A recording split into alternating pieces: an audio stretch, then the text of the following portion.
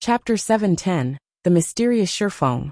Ever since Shifeng's brain activity had improved, his senses had become extraordinarily sharp. The white-robed man before him hid his strength very well. Currently, he felt like the quiet ocean that would accommodate everything. He felt comfortable to be around. In front of this man, Shifeng could not find it in himself to generate any hostility at all. However, it was precisely because of this that Shifeng was afraid of him. He had honed his senses through countless life and death battles in God's domain. Particularly, after his brain activity had improved, it had become a lot harder for others to put his mind at ease. However, the white-robed man's every action easily slipped through his warning senses. If the man before him suddenly decided to strike, the consequences would be dire. Young man, you are really impressive. You have actually become one of Zero Wing's upper echelons at such a young age. Sure enough, Zero Wing has hidden itself quite deeply, the white-robed man said in a very friendly tone as he smiled at Shifeng. Alright, I haven't introduced myself. I'm Yuan Tiexin, an elder of the secret pavilion. Shifeng, haven't you been playing God's domain for some time? Uncle Yuan is an expert of the virtual gaming world's older generation. Although he might not be a match for you in real life, in virtual reality games, he might be even more powerful than you. This is a good chance to ask him for some guidance, Zhao Ruoxi said, her lips unconsciously curling into a smile when she saw Shifeng's surprised expression. Before this, Shifeng had maintained a calm composure. He had always been the one to hold the initiative. Now that she watched something fluster Shifeng, she could not help but feel a little proud of herself. Shifeng was speechless when he saw Zhao Ruoxi's joyous look. Yuan Tiexin was a hidden expert in the truest sense of the word. Both in fighting and gaming, the middle-aged man was far above him. It was a fact that he had played God's domain for more than a decade now. However, one's superiority was not determined by the amount of time one played God's domain. Otherwise, there would not have been so many players stuck at Tier 2. Unable to advance to Tier 3, even after 10 years.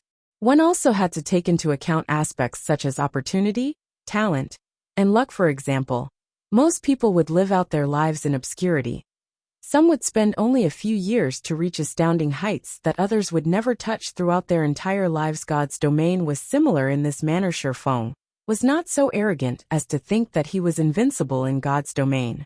He had only utilized his memories to obtain certain opportunities. Little girl, you speak too highly of me. Young man, I was only interested in meeting you after hearing Ruoxi say that she'd bring someone promising, one of Zero Wing's upper echelons, to suggest asking me for guidance.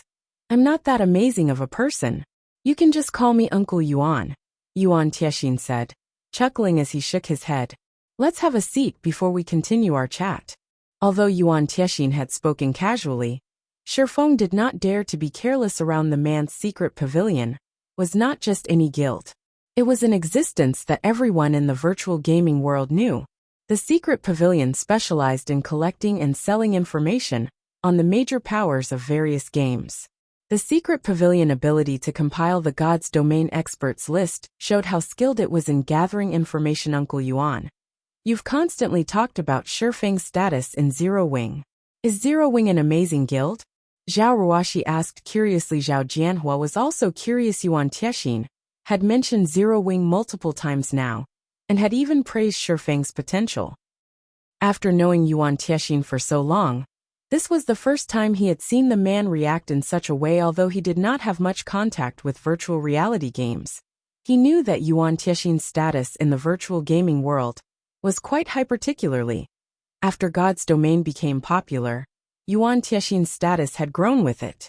Many major international corporations had tried to contact Yuan Tiexin, some going as far as fawning over him. Although their Zhao group possessed some status and wealth in Jinhai City, they were nothing compared to those major international corporations. They were not even on the same level. Yet, such powers fawned over Yuan Tiexin. Although this was Zhao Ruoxi's birthday party, Zhao Jianhua had been surprised that he had convinced Yuan Tiexin to attend. Zhao Jianhua knew Yuan Tiexin's itinerary. Today, he should be meeting with the upper echelons of a major international corporation. Yet he had come here instead. The man had not attended out of respect for Zhao Jianhua. Either he had joined them today to meet Shi Feng. Thinking up to this point, Zhao Jianhua could not help but inwardly sigh. However, he was also pleased you two might not know this since you don't play God's domain.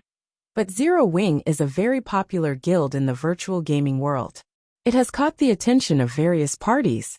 Based on my understanding, even Open Source Corporation has set its eyes on Zero Wing, going so far as to offer a high price to purchase some of the guild's shares.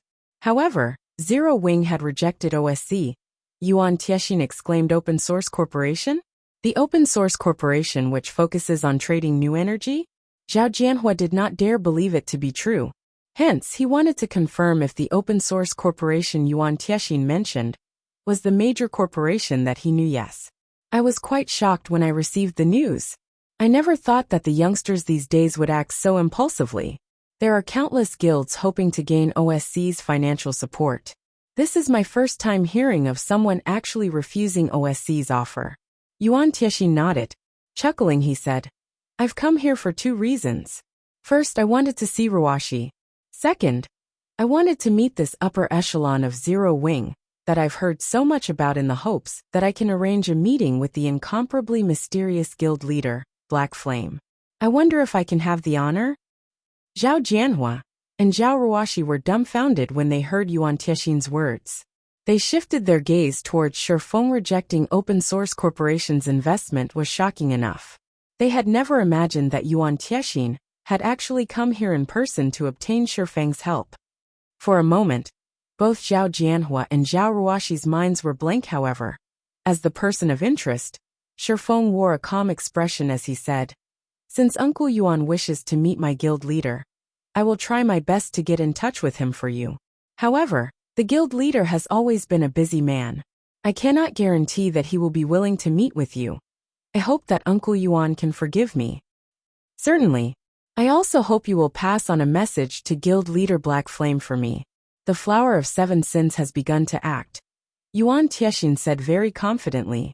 I believe that once guild leader Black Flame receives this information, he will accept my request. When Shi Feng heard the news of the Flower of Seven Sins taking action, his heart involuntarily shuddered. A serious expression appearing on his face. The secret pavilion had obtained this information. There was no need to question its authenticity since Yuan Tiexin had reported that the Flower of Seven Sins was on the move. It meant that Exemplary Willow was willing to pay the Flower of Seven Sins price. Aqua Rose had already told him that the guild's upper echelons were rapidly growing stronger. At this moment, 3 of them had reached the 8th floor, and 7 people had reached the 7th floor. As for everyone else, they were all at the late stage of the 6th floor. The Flower of Seven Sins price was undoubtedly astronomical. Has that woman lost her mind? No matter how Shi Feng thought about it, this was not a worthy trade-off. Unless... Chapter 7:11, Violent Dragon Set. After the birthday party ended, Shi Feng immediately returned to the Greenwater Villa and logged back into God's domain. Yuan Tiexin had already made himself very clear with his words. If Shi Feng wished to find out more about the Flower of Seven Sins, then it would be best if he contacted the man, since the Flower of Seven Sins had already started taking action. Then what he needed to do right now was prepare for the upcoming battle. If he had information on the exact movements of the organization, at the very least, he would not be caught off guard. The Flower of Seven Sins had yet to fail at a job. If the organization truly managed to annihilate Zero Wing's upper echelon, it would deal an irrecoverable blow to the guild. Especially now that the Star Alliance had declared all-out war on Zero Wing. In fact, during the time Shi Feng was at the party, many battles between the two guilds had occurred both inside and outside the Stoneclaw Mountains. Fortunately, though both sides had suffered losses, Zero Wing had the upper hand since it also had help from Ouroboros. Even so, the situation was not looking too good. As the Star Alliance also had many red names and workshops on its side, this situation prevented the members of Zero Wing from focusing on grinding at the Stoneclaw Mountains on the sidelines. Other guilds were quietly eyeing Zero Wing as well. If this situation dragged on, it would be extremely detrimental towards the level and equipment of Zero Wing's members. On top of that, if Zero Wing's upper echelon were to suffer complete annihilation, the blow to the guild would be fatal. Then, The various guilds grinding at the Stoneclaw Mountains would definitely have designs on Stone Forest Town. At that time, if these guilds were to band together with the Star Alliance to deal with Zero Wing. Shifeng did not wish to see such a situation take place. When Shifeng logged back into God's domain once more, he had already been teleported out of the blood refining passage. Appearing at the foot of Mount Sogar, he immediately opened his friends list and chose to add a friend. Shifeng had set his friends list so that it was shielded, which prevented others from adding him as a friend. As for messages and calls, his settings automatically rejected those from strangers. Hence, other than his friends, nobody had any way of contacting him. Yuan Tiexin had told Shifeng that his God's domain ID was Grilled Ironheart. Currently, Shifeng was using his identity as Black Flame to add Yuan Tiexin as a friend. As long as Yuan Tiexin agreed to the friend request, the middle-aged man would be able to contact Shifeng right away. Less than 5 minutes after Shifeng sent out the friend request, the system notified him that Grilled Ironheart had agreed to become his friend. It really has been difficult for the secret pavilion to get in touch with you, Guild Leader Black Flame. Since Guild Leader Black Flame has taken the initiative to contact me, then you must be very interested in the information regarding the Flower of Seven Sins, Yuan Tiexin said slowly. Guild Leader Black Flame, you should know that the secret pavilion thrives on trading information. If you wish to obtain information on something, then you have to pay an appropriate price for it. I believe Guild Leader Black Flame should understand this point, right? I understand what you are trying to say. Without a doubt, you guys must be aiming for the magic crystals in the Stoneclaw Mountains. Yet, it also won't be so convenient for you to obtain them. Hence, seeing as you are trying to make contact with me at this time, you must be hoping to set up a foothold at Stone Forest Town, correct? Initially, Shifeng had felt it strange that a major character like Yuan Tiexin would appear at Zhao Ruoshi's birthday party.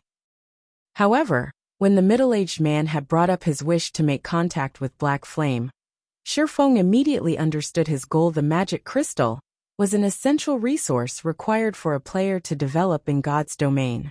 Although the various kingdoms and empires around the continent also had their own regional dungeons that could produce magic crystals, these regional dungeons remained undiscovered. Moreover, even if some countries had activated their regional dungeons, the drop rate of magic crystals there could not compare to the Stoneclaw Mountains. The Stoneclaw Mountains was an Azura mode regional dungeon. A regional dungeon of such high difficulty would naturally have much better drop rates than other regional dungeons. Although the secret pavilion was quite a lofty existence in God's domain, it had yet to reach the standard of an omnipotent god. The secret pavilion might not have much need for coins, weapons, and equipment, but it was a different story for magic crystals after all. If they wished to maintain their status as a lofty existence, strength was still necessary. For example, the current Yuan Tiexin, whom Shifeng was looking at through the video chat, carried a flame-shaped shield and wore spiked scale armor. This spiked scale armor set was the Violent Dragon set, a level 30 dark gold set equipment meant for shield warriors. To obtain the entire set, one had to complete a series of high-level quests that was utterly impossible without a very powerful 100-man team. The difficulty of the quests was only slightly lower than the difficulty of raiding a 100-man team dungeon.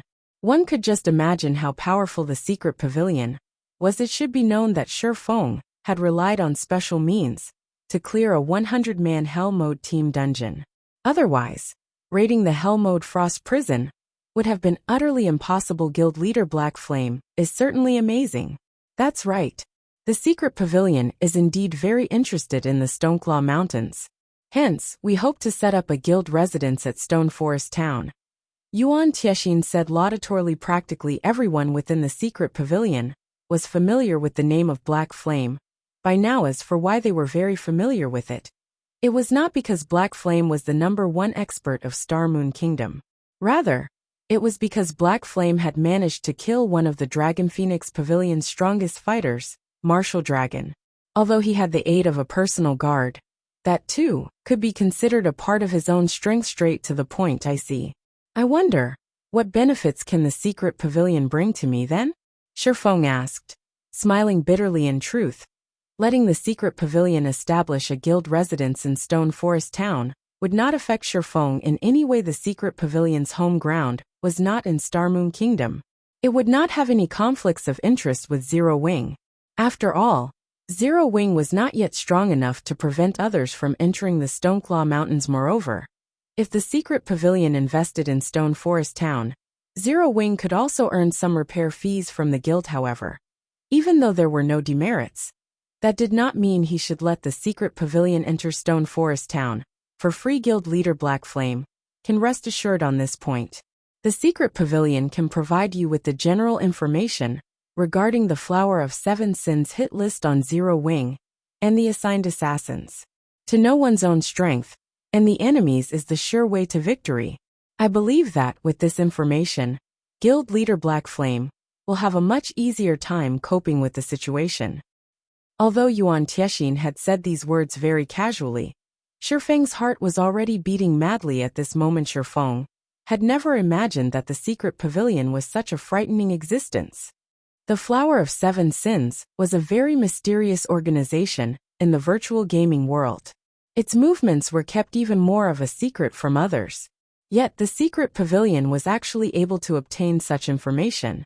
It was simply inconceivable. If I have this information, with Zero Wing's current state, we should be able to cope with the assassinations of the Flower of Seven Sins. Shifeng had some knowledge regarding the jobs carried out by the Flower of Seven Sins. Normally, the organization would send out assassins according to the mission's difficulty.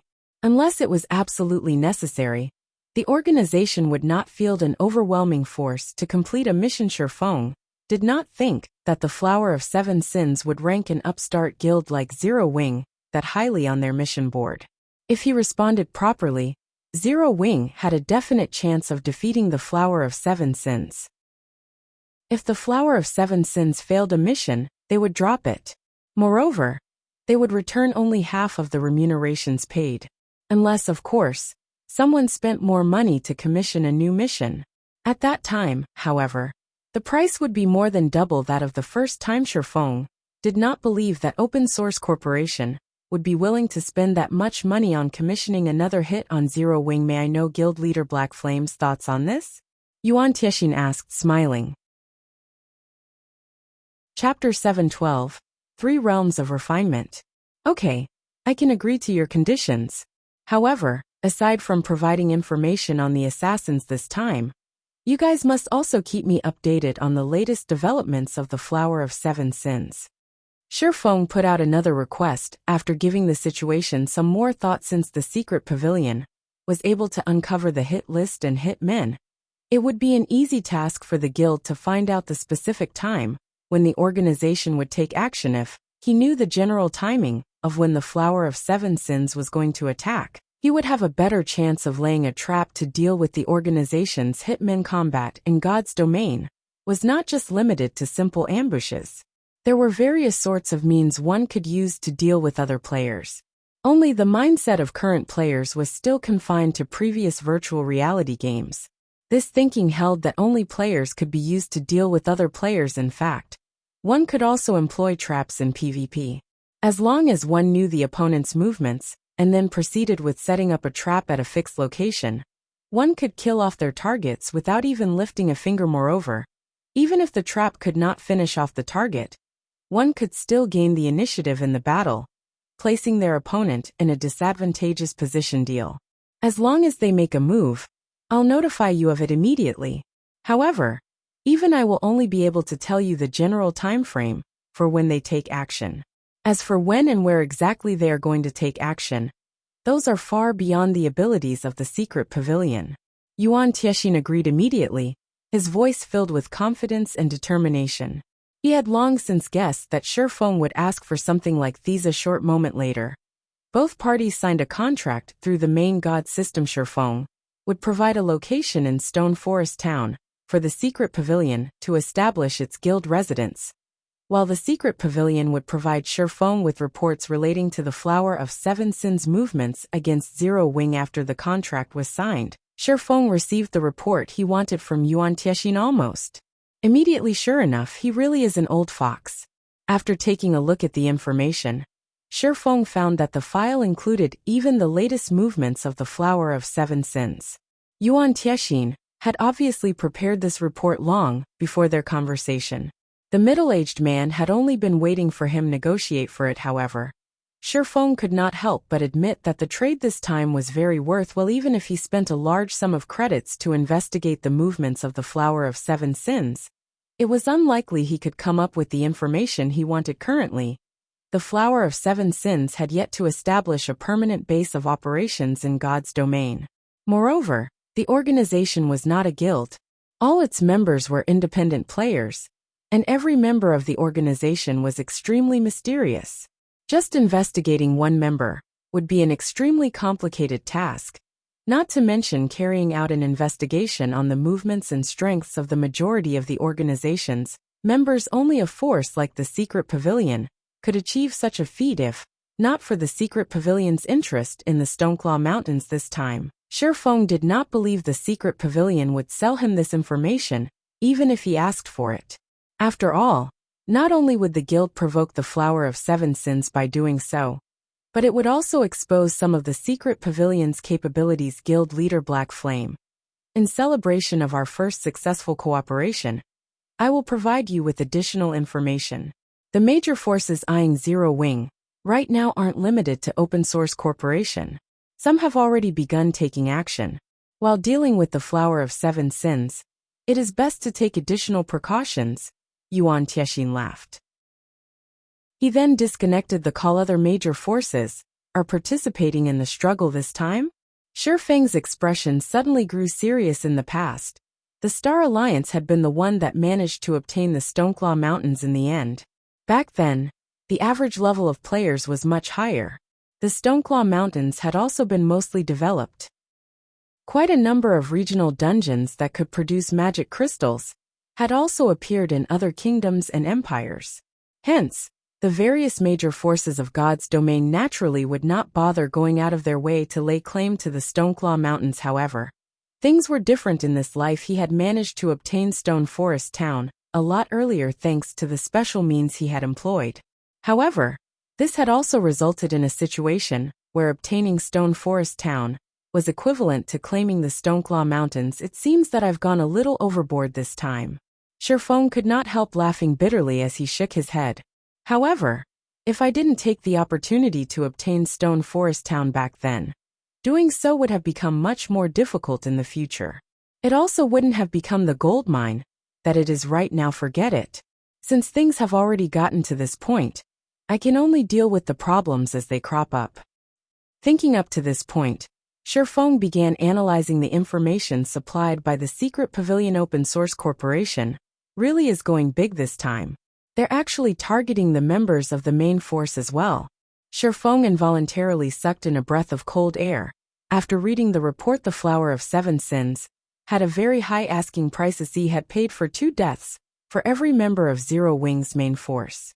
Although that number was much lower than for Zero Wing's upper echelon, for whom OSC had paid for 10 deaths each, it would still weaken Zero Wing's main force significantly. But really though, the people from the Flower of Seven Sins are sure looking down on Zero Wing. They are actually sending less than 50 members to deal with us. Giving the list of assassins a glance, Shifeng could immediately tell how confident the Flower of Seven Sins was. They had not bothered relying on numbers at all, although Secret Pavilion's information was not complete. Judging from what was in the report, every one of these people could be considered a top-tier expert in God's domain. They all were level 33 and above, and even their most inferior equipment was level 30 fine gold set equipment. The Secret Pavilion really is powerful. They even have a general assessment of the combat standards of these people. After carefully looking through the Secret Pavilion's report, Shifeng gained a new understanding of the guild. The Secret Pavilion was simply terrifying compared to the level of detail in this report. The information the Secret Pavilion published on the God's Domain experts list was child's play. However, the Flower of Seven Sins was indeed as frightening as the rumors made it out to be of the assassins the organization sent. Over 30 people had already set foot into the refinement realm. No matter which guild these experts were in, they would surely rank among the top of the guild. Yet the Flower of Seven Sins had actually managed to dispatch over 30 of such people. Among these 30-plus people, 7 had even managed to reach the next stage of the refinement realm. The flowing water realm, however, the most powerful assassin sent by the Flower of 7 Sins, was not one of those 7 flowing water realm experts. Instead, it was an expert who had reached an even further realm. The categorization of a player's combat power, using combat standards, such as the refinement realm, was a concept that had existed even before the launch of God's domain. Moreover, it had existed for a very long time already, so the theoretical setup behind the concept had long since been perfected. The system was not unique to God's domain. Only God's domain had made the concept of the refinement realm known to the general public back then. Shifeng had learned of the combat realms dividing expert players only after coming in touch with God's domain. There were a total of 3 realms of refinement: the refinement realm, the flowing water realm, and the void realm. Of these 3 realms, the latter was higher than the former. Meanwhile, only those who managed to enter the refinement realm were considered true top-tier experts of God's domain. Each one of these experts was capable of going up against an entire army of players by themselves. Meanwhile, above the realms of refinement would be the domain. However, the monsters that had managed to achieve a domain were as rare as a phoenix's feather. One such existence was Martial Dragon. If Shifeng had not relied on his attributes to suppress Martial Dragon back then, in addition to having the assistance of his personal guard Kite, defeating Martial Dragon would have been utterly impossible. Had the fight dragged on, Shifeng would have been the loser. Instead, currently, although Shifeng still had the advantage in equipment, this advantage was continuously shrinking. It seems that this void realm expert has been prepared to deal with me. Shifeng could not help but inwardly guess, even if he could successfully deal with his opponent, the other members of the guild. Chapter 713 Silver. Firewing Empire, Firewing Imperial Capital. Tiexin, were your negotiations successful?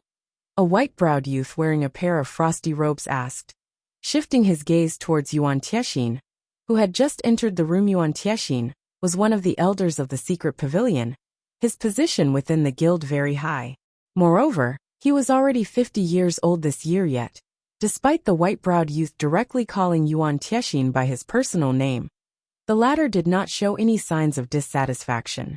On the contrary, Yuan Tiexin carefully handed over the contract he signed with Shifeng to the youth in a very respectful manner, and said seriously, just like guild leader has surmised, Black Flame was very incisive in making a decision. We can now begin constructing our guild residence at Stone Forest Town immediately. If Shifeng were here right now, he would definitely be shocked. After all, the secret pavilion's guild leader was actually a young man. Thanks for your hard work. Have Wen Yao bring the kids there then. This time, we can let those kids get a chance to widen their horizons a little.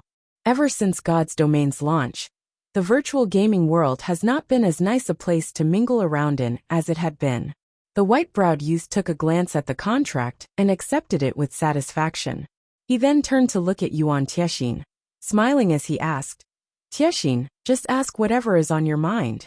Guild leader, the Flower of 7 Sins has already targeted Zero Wing. If we include those other people as well, there is simply no chance for Zero Wing to protect Stone Forest Town. Aren't we just making an unnecessary move with this? Yuan Tiexin could not help but ask, this can't really be considered an unnecessary move. I am simply hoping to have Zero Wing test out the Flower of 7 Sins. If we can get the others to expose themselves as well, we will have profited in this exchange, the white-browed youth replied, laughing. He then took out a document and placed it before Yuan Tiexin, saying, You'll know once you take a look at this. Yuan Tiexin was inwardly very confused at the youth's words. He promptly began flipping through the document. How could this be? Yuan Tiexin was shocked. That silver has appeared? Is there some sort of mistake here? Zero Wing is merely an upstart guild. Although that Black Flame indeed possesses some ability, it is not to the degree where it is necessary for Silver to take action, right? Whether Silver will be taking action personally or not, I am not sure. However, it is certain that he will be going with the group that's going to attack Zero Wing. If he is willing to take action, this will be the perfect opportunity for us to gather some information on him. the white-browed youth said, shaking his head. Silver was part of the upper echelon of the Flower of Seven Sins. Even for the secret pavilion, obtaining information on silver was extraordinarily difficult. Meanwhile, a perfect opportunity to do so had just appeared before them, and he did not wish to let the others from the Flower of Seven Sins ruin this opportunity. If the other members of the Flower of Seven Sins defeated Zero Wing swiftly, then a superior like Silver would naturally not take action, because Zero Wing simply did not possess this qualification. However, if Zero Wing could force the Flower of Seven Sins into a bitter battle, the possibility of Silver taking action would be much higher. Guild leader, can I go as well? Yuan Tiexin, who was usually calm and collected, currently had a hint of excitement in his eyes. Silver was an existence akin to a legend in the virtual gaming world. Every time he took action, he would cause an earth-shattering sensation. However, the people who knew of him were extremely few, as the various major powers would take the initiative to keep this information hidden, giving ordinary powers no chance to learn about Silver at all. Go if you want to, but don't arouse any suspicions. It will be best if you go in disguise, the white-browed youth replied. He then took out a dark gray ring with purple elvish words engraved on it, the ring itself giving off the glow effect unique to dark gold items. I understand. Yuan Tiexin's heart began beating madly when he heard the youth's words. He then picked up the ring and hurriedly left the guild leader's office. The top of the world, the Dragon's Maw. The Dragon's Maw was a map filled with steep and winding paths, and these paths extended down towards a bottomless crater. The crater looked just like a massive mouth that was trying to devour everything at this moment. Shifeng was standing at the entrance of a small path, looking down at the sight before him. No wonder this place is called the Dragon's Maw. It's simply impossible to see the bottom of this crater from out here. Everywhere around this place is sending my alarm bells ringing. This really isn't a place for ordinary people. As Shifeng took a look at his surroundings, he could feel a premonition of death coming from all around the Dragon's Maw. Yet, strangely enough, he could not see any signs of danger here. There was not a single monster present within his field of vision. Nevertheless, his intuition was warning him that he might lose his life at any given moment, should he set foot on the path before him this time.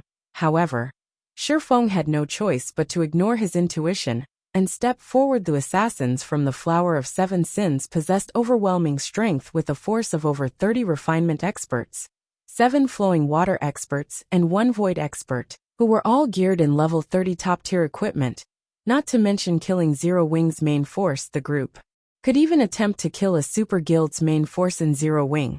Aside from Shifeng himself being a flowing water expert, there was nobody else within the realms of refinement.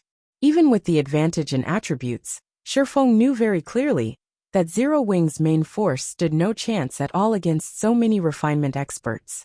The outcome would be the same even if they had the power of darkness. After all, if even the members of Zero Wing's main force possess berserk skills, how could it be possible for these refinement experts not to have obtained one for themselves? Even if not everyone from the Flower of Seven Sins had managed to get their hands on a berserk skill, as long as there were a few who had, these few people could easily annihilate Zero Wing's entire main force, whether it was Aqua Rose, Violet Cloud, or Fire Dance. All 3 of these girls possessed massive potential. Unfortunately, having potential did not necessarily mean they were strong right now if they had several years' time to grow. No, even if it were just half a year's time, if he properly guided them and helped them fully realize their potential, no doubt they would be able to cream these experts. However, there was simply not enough time right now. From the report of the secret pavilion, Shifeng knew that the Flower of Seven Sins was still in the process of making preparations, which might take anywhere from 3 to 5 days. Hence, it was highly possible for them to take action within these 3 to 5 days. However, he did not possess a method to improve everyone's strength significantly within such a short time span. The improvement of combat techniques required time and accumulation of experience, not to mention setting foot into the unfathomable realm of refinement. Despite Fire Dance and Violet Cloud being just a thread away from entering the refinement realm, no matter what they did, they were unable to achieve a breakthrough. Even Shifeng had no methods to assist them in breaking through. Otherwise, The refinement realm would not have become the great divide that differentiated ordinary experts from top-tier experts in God's domain. Even super guilds would find it very difficult to nurture a refinement expert, although there was the option of bringing Fire Dance and the others to level up. The possible improvements through this method were limited. Within 4 or 5 days, the most he could do was help everyone in the main force gain 2 more levels. The first reason for this was because everyone was already high-leveled now.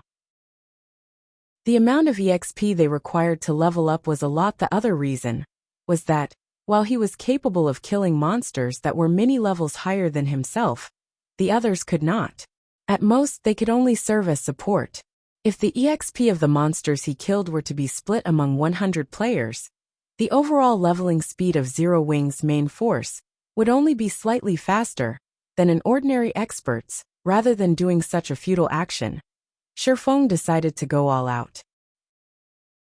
Although Solomon's sword had been broken into 5 parts, even the weakest fragment could improve a person's strength to a very frightening degree as long as he could obtain the weapon hidden inside the dragon's maw. It might be possible for him to pull off an upset in the upcoming battle with the Flower of 7 Sins. As Shifeng walked deeper into the crater along the small path, he used the magic amplification scroll once more to summon a level 52 tier 3 demon to deal with unexpected situations. However, even after walking for more than 3 hours, Shifeng did not encounter a single monster. His surroundings were deathly silent. Occasionally, he could also hear agonizing screams, as if an invisible ghost were standing right beside him. Not wishing to waste too much time, Shifeng activated Wind Rider and quickly descended the path. Finally, after traveling for another 2 hours or so, he arrived at the bottom of the crater statues. At the dark bottom, Shifeng discovered many lifelike stone statues carved in the form of various creatures: humans, elves, half-orcs, and many more. Every single one of these statues had an expression of horror on their faces. It was as if they had seen something extremely terrifying before Shifeng could further analyze these statues. The sounds of stone shattering entered his ears. He quickly shifted his eyes towards the source of the sounds, discovering more than a dozen black shadows moving about. These black shadows were tiny, roughly the size of an ordinary person's fist. However, their speed was horrifying. It was practically impossible for the naked eye to keep up with them. Most importantly, every single one of these shadows gave Shifeng a heavy sense of dread. Meanwhile, these black shadows were currently approaching Shifeng at lightning speed. Chapter 714, Engineering Tool. The floor of the crater was very dark. As a result, Shifeng was caught completely by surprise when the dozen or so shadows suddenly appeared. He did not have time to direct the Tier 3 demon to protect him, seeing 3 fist-sized shadows fly straight at him. Shifeng immediately switched the 7 luminaries' rings aura of wind to the aura of earth and activated absolute defense. Suddenly, a pale yellow glow surrounded Shifeng's body. The black shadows created massive tremors when they crashed into the golden barrier. The powerful impact Shifeng sent flying more than 10 yards away. After receiving the bombardment, Shifeng managed to uncover the black shadow's true identity: quartz worm, special elite. Level 60. HP 420, 000/420, 000. These quartz worms were made of black quartz crystals. In addition to their small bodies and astounding speed, they were extremely difficult to detect in this darkness. Although these special elites had low HP, their attack power was frighteningly high. So many quartz worms would even kill a Tier 2 player instantly. Fortunately, Shifeng had absolute defense. Even though these quartz worms were level 60 special elites, they could not break through the aura of Earth's activatable skill. However, as the seconds ticked by, more quartz worms started to appear in the blink of an eye. Nearly 60 quartz worms had surrounded Shifeng. He could not help but shiver as he felt the numerous beady, bright red eyes on him. These quartz worms gave Shifeng no opportunities to escape as they surrounded him and barraged him with a stream of attacks. As each second passed, Shifeng could hear several dozen crashes. It felt as if someone were firing an automatic rifle at him. Shifeng had no resistance to offer whatsoever. When absolute defense's duration came to an end, Shifeng would die. The quartz worms here could drown a player to death. Shifeng was relieved that he possessed a skill such as absolute defense.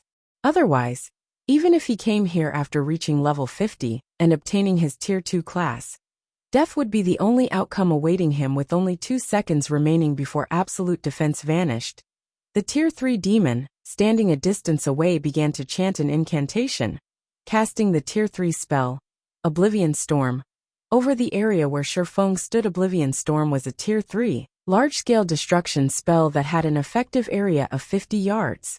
It could easily envelop Shifeng and the quartz worms. Suddenly, a massive blue magic array appeared in the air. A massive tornado then descended from the magic array. They were all, Shifeng and the quartz worms, sucked into the tornado and assaulted by countless wind blades from every direction. Immediately, the quartz worms' HP decreased at a rate visible to the naked eye.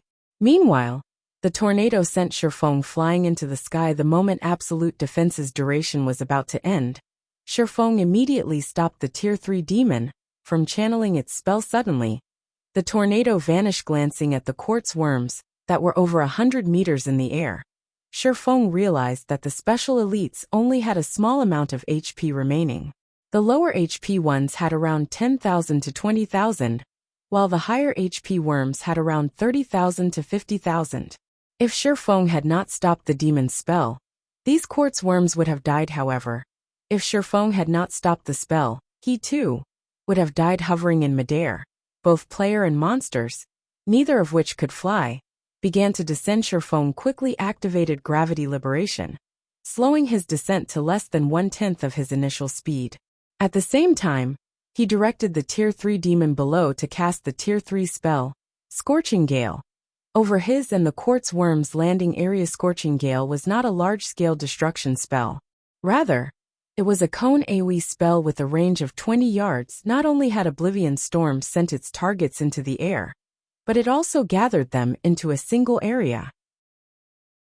Hence, Scorching Gale could easily envelop the landing zone. However, due to the difference in their speed of descent, the quartz worms had landed while Shifeng still floated down. Suddenly, the Tier 3 demon fired countless flame blades from its hands, the burning attack devouring the quartz worms. 104, 189-110, for 67. Damages over -100,000 appeared above the quartz worms.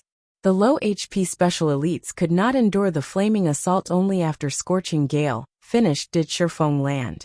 Loot and quartz worm corpses littered the ground. Meanwhile, Shifeng's experience bar rose rapidly. The quartz worms were level 60 special elites. Although the EXP they rewarded was less than what ordinary level 60 special elites offered, it was still a lot more than level 60 elites. Moreover, Shifeng was only level 35 right now. The bonus EXP he obtained from fighting monsters that were 25 levels higher than him was impressive. However, the bonus EXP one could obtain through killing monsters of a higher level was not without limit, capping at 20 levels.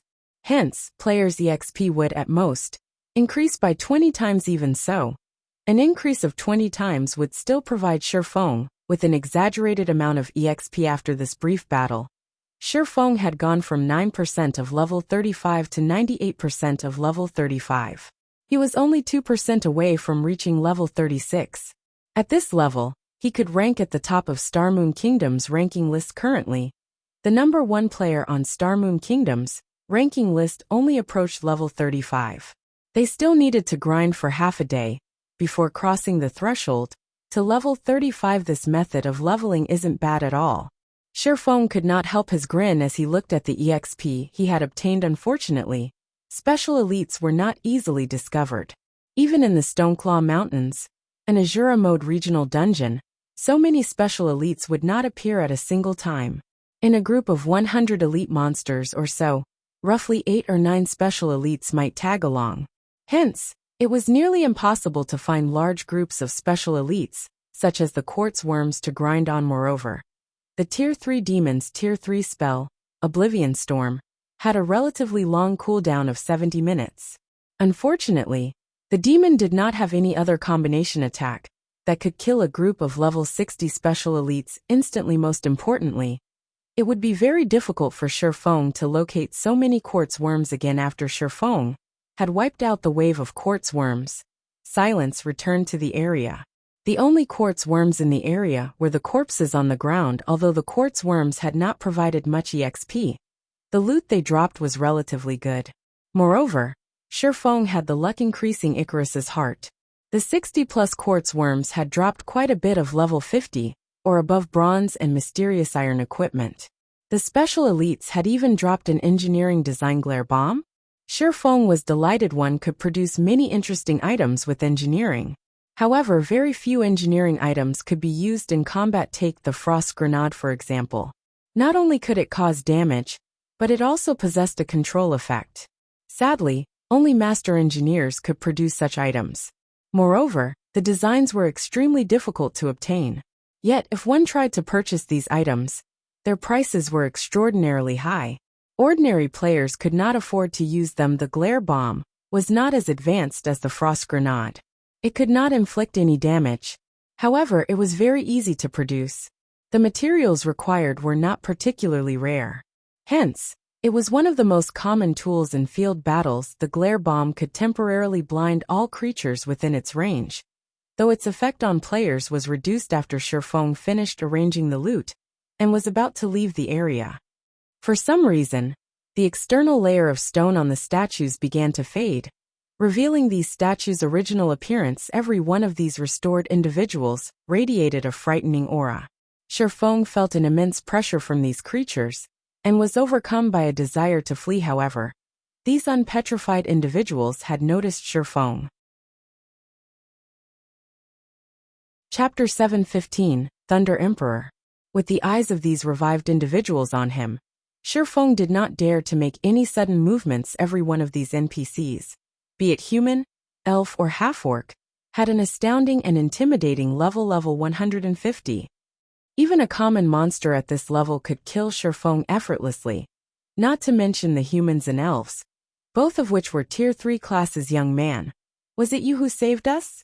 A middle-aged human male asked as he turned to Shifeng, his previous aura vanishing suddenly. This middle-aged man was a tier 3 great mage. Even in White River City, he would be considered an incredibly powerful individual. Players would find it difficult to gain an audience with such a character. I am not really sure. I merely cleared out the quartz worms residing here, Shifeng said truthfully, calming after seeing no evil intent among these NPCs. Hearing Shifeng mention the quartz worms, these level 150 NPCs examined their surroundings, bewilderment appearing on their faces. It was obvious that they, too, were unsure of the situation. After these NPCs had a quiet chat among themselves, the tier 3 great mage, named Carrion Walker, walked up to Shifeng. Although we are not sure of what happened exactly, we're certain that your actions saved us. As a show of our gratitude, we've unanimously decided to gift you this item, Carrion Walker said.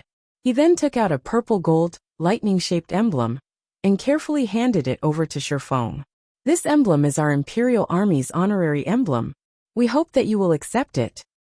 Shifeng accepted the emblem. When he inspected the information, he was shocked. Thunder Emperor's emblem. This is the honorary emblem of the Thunder Beast Empire.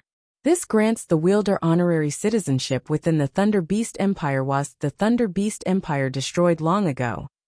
Shifeng knew quite a bit about God's Domain's history. The Thunder Beast Empire had been one of the extremely powerful empires in God's Domain. During its peak, its territory encompassed over a dozen kingdoms. On the continent of God's Domain, not a single kingdom or empire dared to act against it. The ruler of the Thunder Beast Empire had been the Thunder Emperor Kaiser. However, according to God's Domain's historical records, to pursue eternal life and become a god, Kaiser had broken many taboos. As a result, his actions had earned the anger of the gods, as the imperial capital had suddenly disappeared. Following the capital's disappearance, the Thunder Beast Empire had split into multiple kingdoms. At this point, the Thunder Beast Empire had long since faded from existence naturally. This Thunder Emperor's emblem also held no meaning whatsoever. Young adventurer, although we have been freed, we have many companions still living under the curse. We hope that you can save them. If you succeed, we will present to you the Empire's greatest treasure, Carrion Walker said as he looked at Shifeng, his clear expectation reflecting in his eyes. Are you not coming with me? Shifeng could not help but ask. Carrion Walker shook his head and said, "Our time in this world has long since run out. Although the curse has been lifted, our strength wanes. Moreover, as we approach that place, we lose strength faster. At this point, only you can save our companions." "All right then. I promise you. Where do I have to go to save your companions?"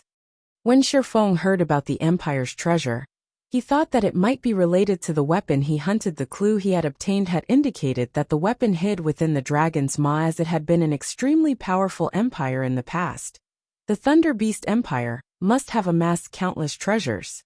The weapon he looked for might very well occupy the Empire's treasury. Rather than searching for the weapon blindly, he might as well accept this quest. We are merely people who had escaped the Imperial capital.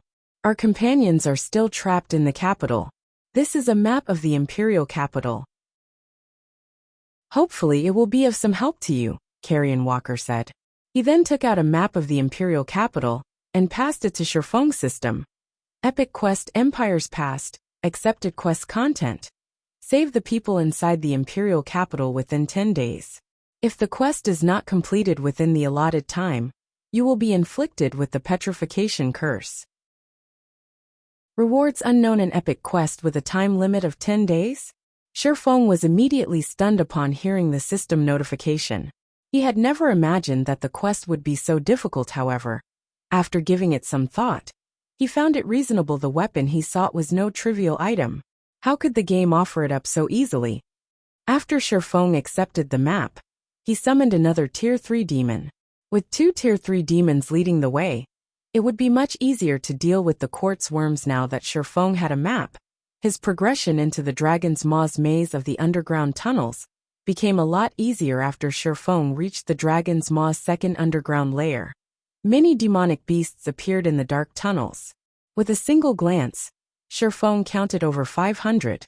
The monsters squeezed tightly together as they blocked Shifeng's path. Giant petrified rat, demonic beast, elite rank. Level 60. HP 300, 000/300, 000.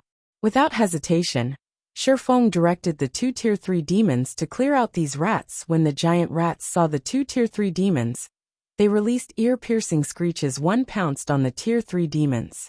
They showed no fear of the 2 Tier 3 demons. Normally, even monsters would fear a powerful enemy.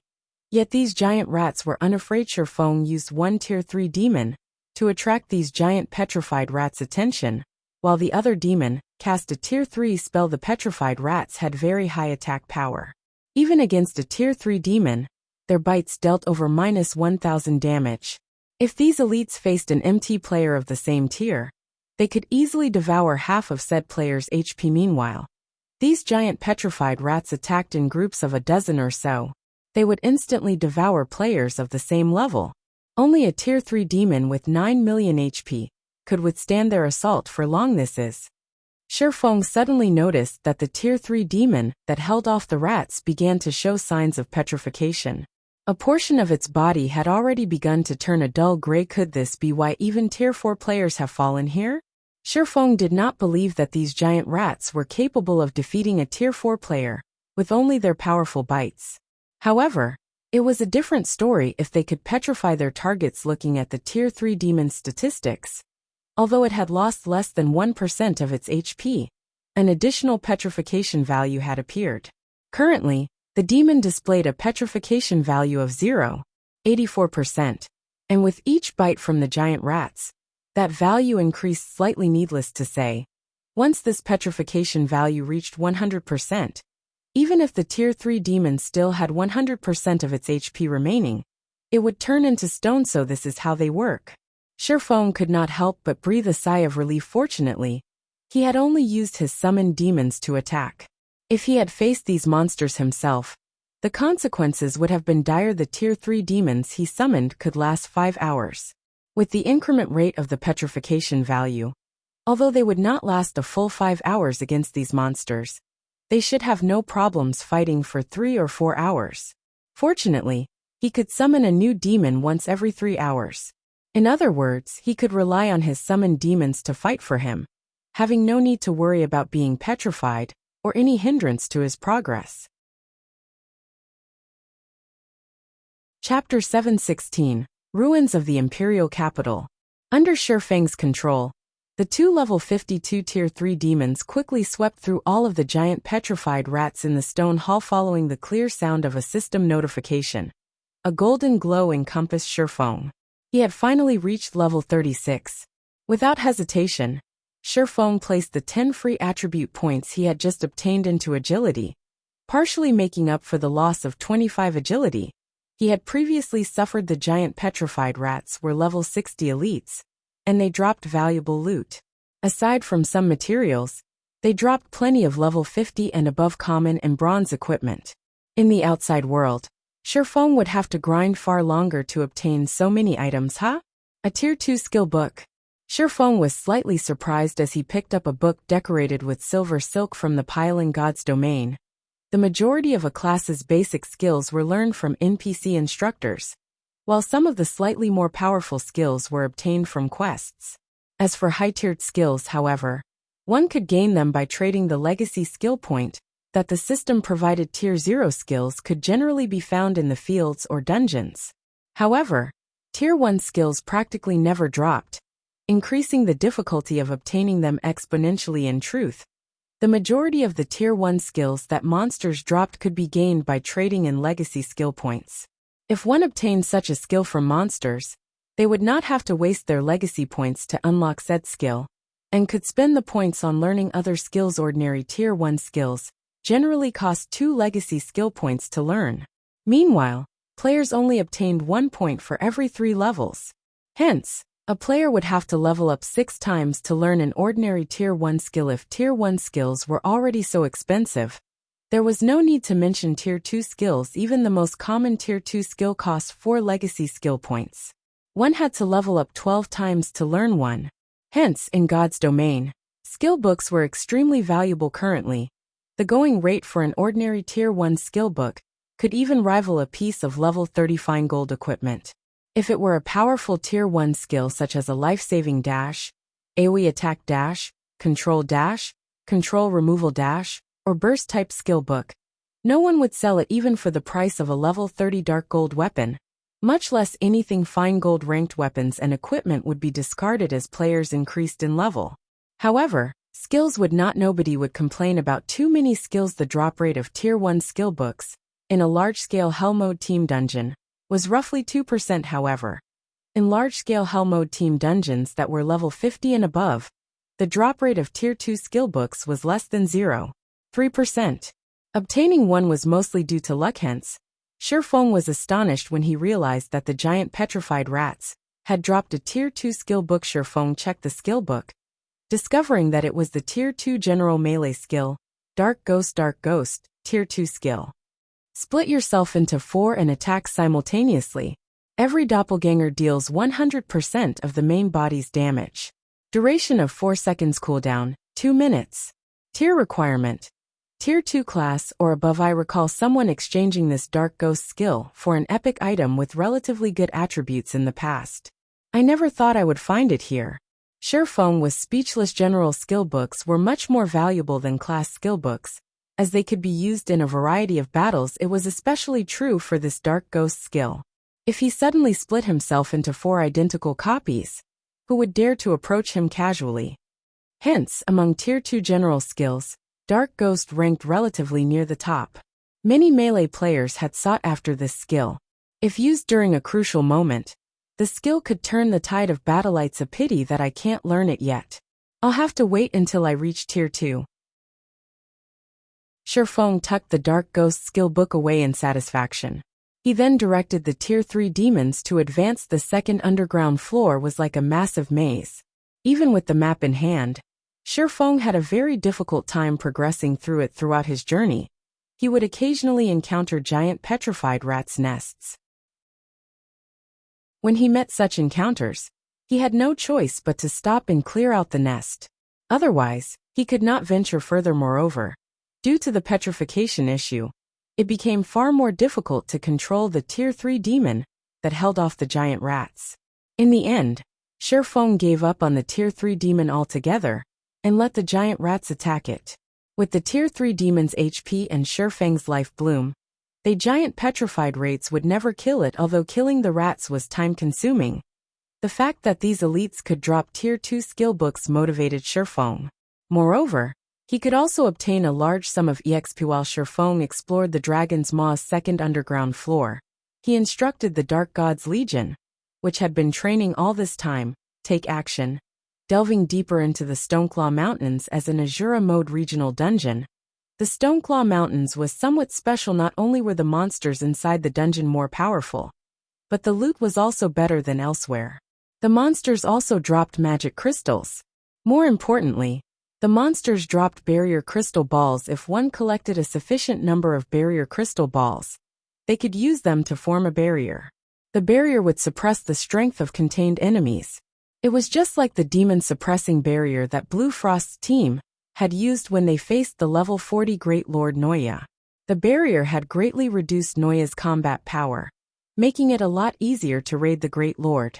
The barrier crystal balls were similar in this aspect only. The barrier crystal balls were somewhat different from magic scrolls. Generally, magic scrolls were one-use items. Barrier crystal balls, however, could be used multiple times. Only, each use would expend a lot of magic crystals during God's Domain's initial stages. Players were both low-leveled and low-tiered. Hence, most felt helpless against even High Lord-ranked monsters, not to mention Great Lords. Raiding these monsters simply required too much from players at this stage of the game. Perhaps the main God system had taken this into consideration. Since a player's strength was limited, the only other way to defeat these Grand Lord-ranked bosses was to suppress their strength. However, aside from quests, there were practically no methods or tools that could suppress boss-level monsters. Bosses of large-scale team dungeons had been a roadblock for many large guilds.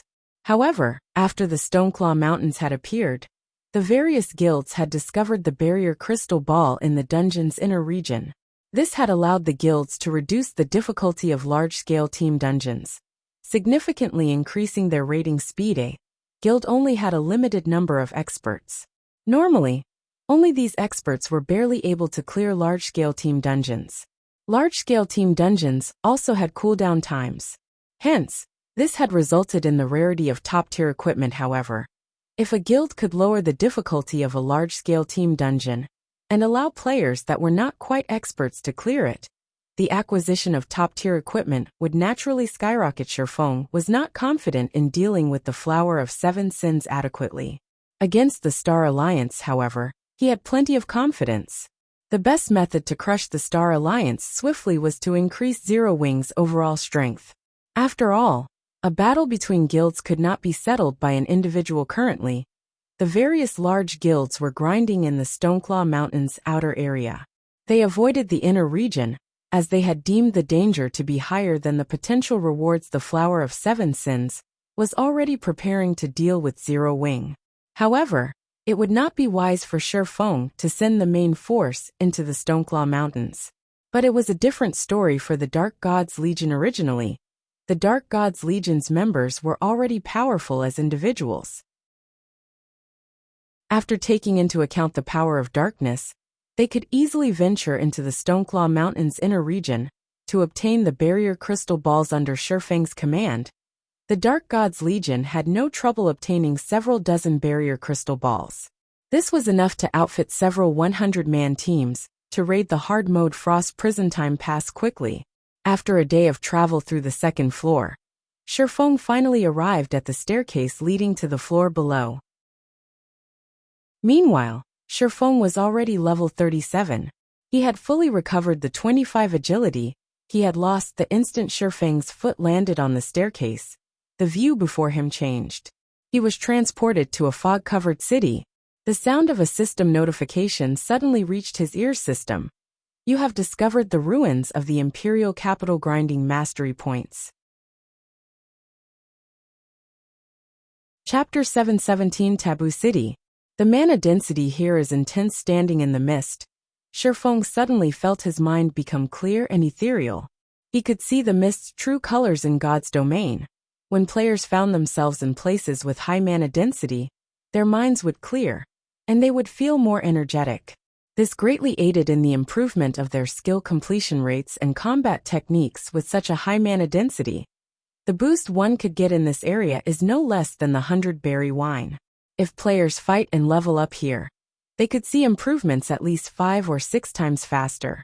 It's a pity that this area isn't easy to access. When Shifeng opened his system interface, he discovered that he could not contact with the outside world at all. He had also discovered undead roaming down the lifeless city streets.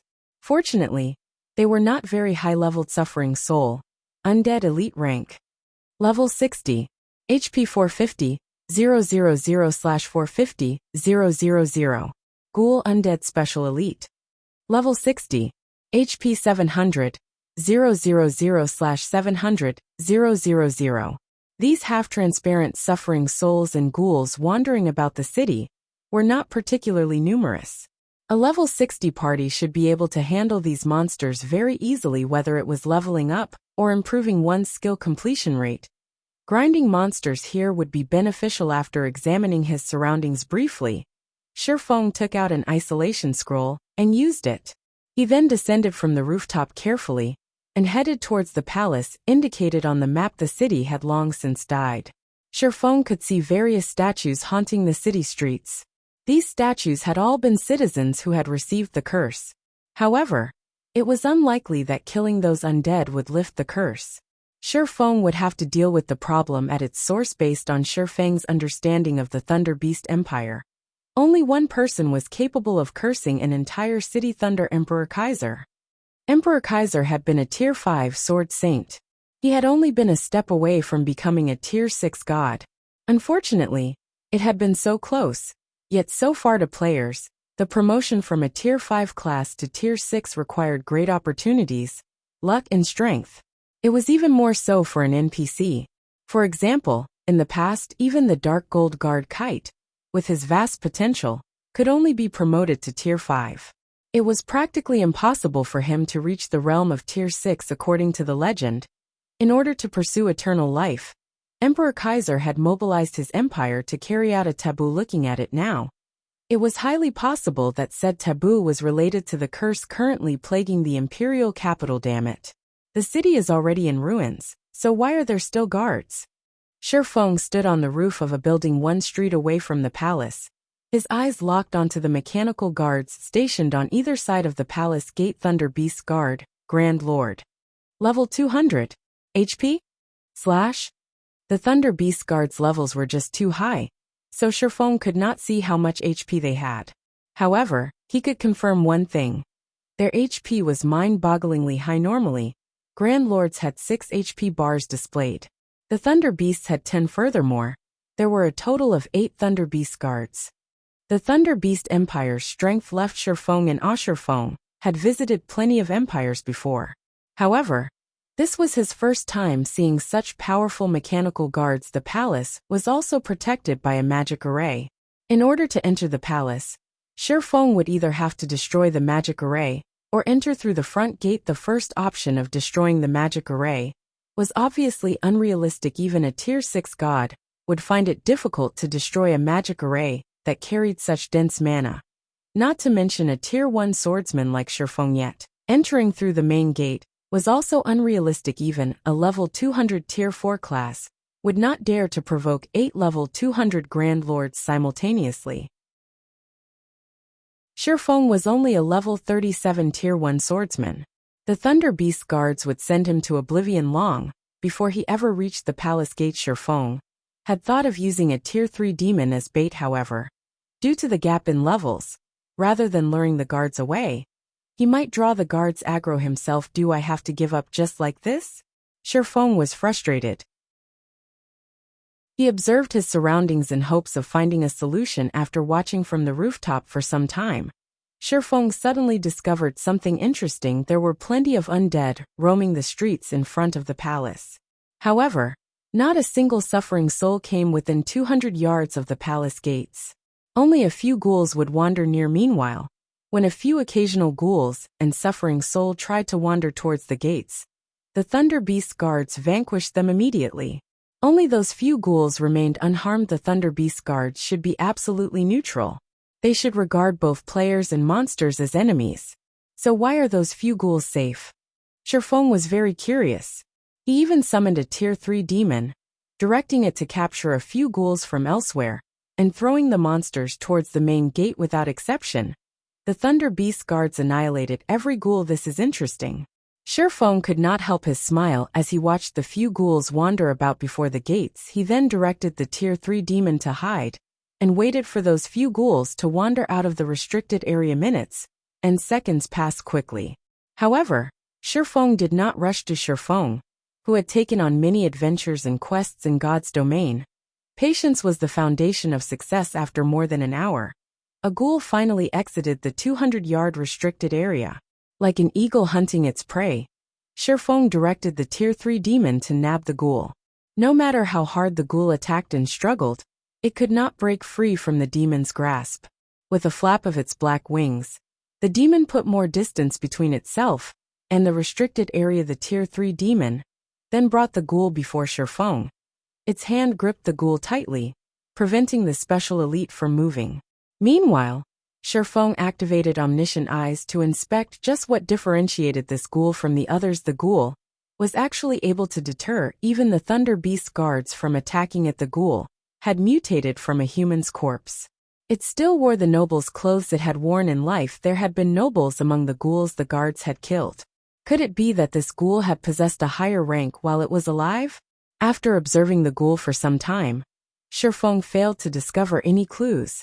However, he did not believe that the main god system would have him complete this high-level quest for no good reason. For a quest in a level 60 map, even a legendary quest, level 60 players should be able to complete it. However, even level 200 players would not be able to get past the Thunder Beast guards before him, much less level 60 players. At the very minimum, it would take a team of 10 level 200 tier 4 players to defeat them. Forget it. Let's kill it as an experiment. In any case, there are a few more ghouls I can experiment with. In the end, failing to discover any peculiarities, Shifeng had the Tier 3 demon finish off this ghoul. When the ghoul died, it transformed into a bundle of meat and green liquid. It also dropped a few silver coins and some other items. Its loot was no different from the ghouls Shifeng had killed before. This is Chapter 718, Grinding Mastery Points. Among the ghouls' loot, Shifeng found an item that he was relatively familiar with: Mastery Book. This item was extremely rare and would provide players with free mastery points. Normally, it could only be obtained from treasure chests or quests. This was the first time Shifeng had seen this item drop from a special elite. Shifeng's one-handed sword mastery had already become a basic sword master, the mastery increasing his damage with the one-handed sword by 30% at this stage of the game. Even for powerful experts, being an advanced swordsman was impressive, receiving a 20% damage increase. The majority of the expert players in God's domain were currently stuck as intermediate swordsmen. A bronze mastery book? Shifeng was somewhat disappointed after he checked the mastery book's information. If it were a mysterious iron mastery book, he might be able to become an intermediate sword master this instant when used. A bronze mastery book could provide players with anywhere from 5 to 25 free mastery points, significantly fewer than a mysterious iron mastery book's 10 to 50 points. Basic sword master required 150 mastery points. Intermediate sword master required 200 mastery points if he were lucky with a mysterious iron mastery book. After including his previously accumulated free mastery points, he might have achieved the promotion to the intermediate sword master right away. At intermediate sword master, the mastery would increase Shifeng's damage with the one-handed sword by 40%. This was a significant increase to any player, not to mention Shifeng then used the bronze mastery book, obtaining 9 free mastery points. Adding this to what he had already accumulated, he had 177 mastery points.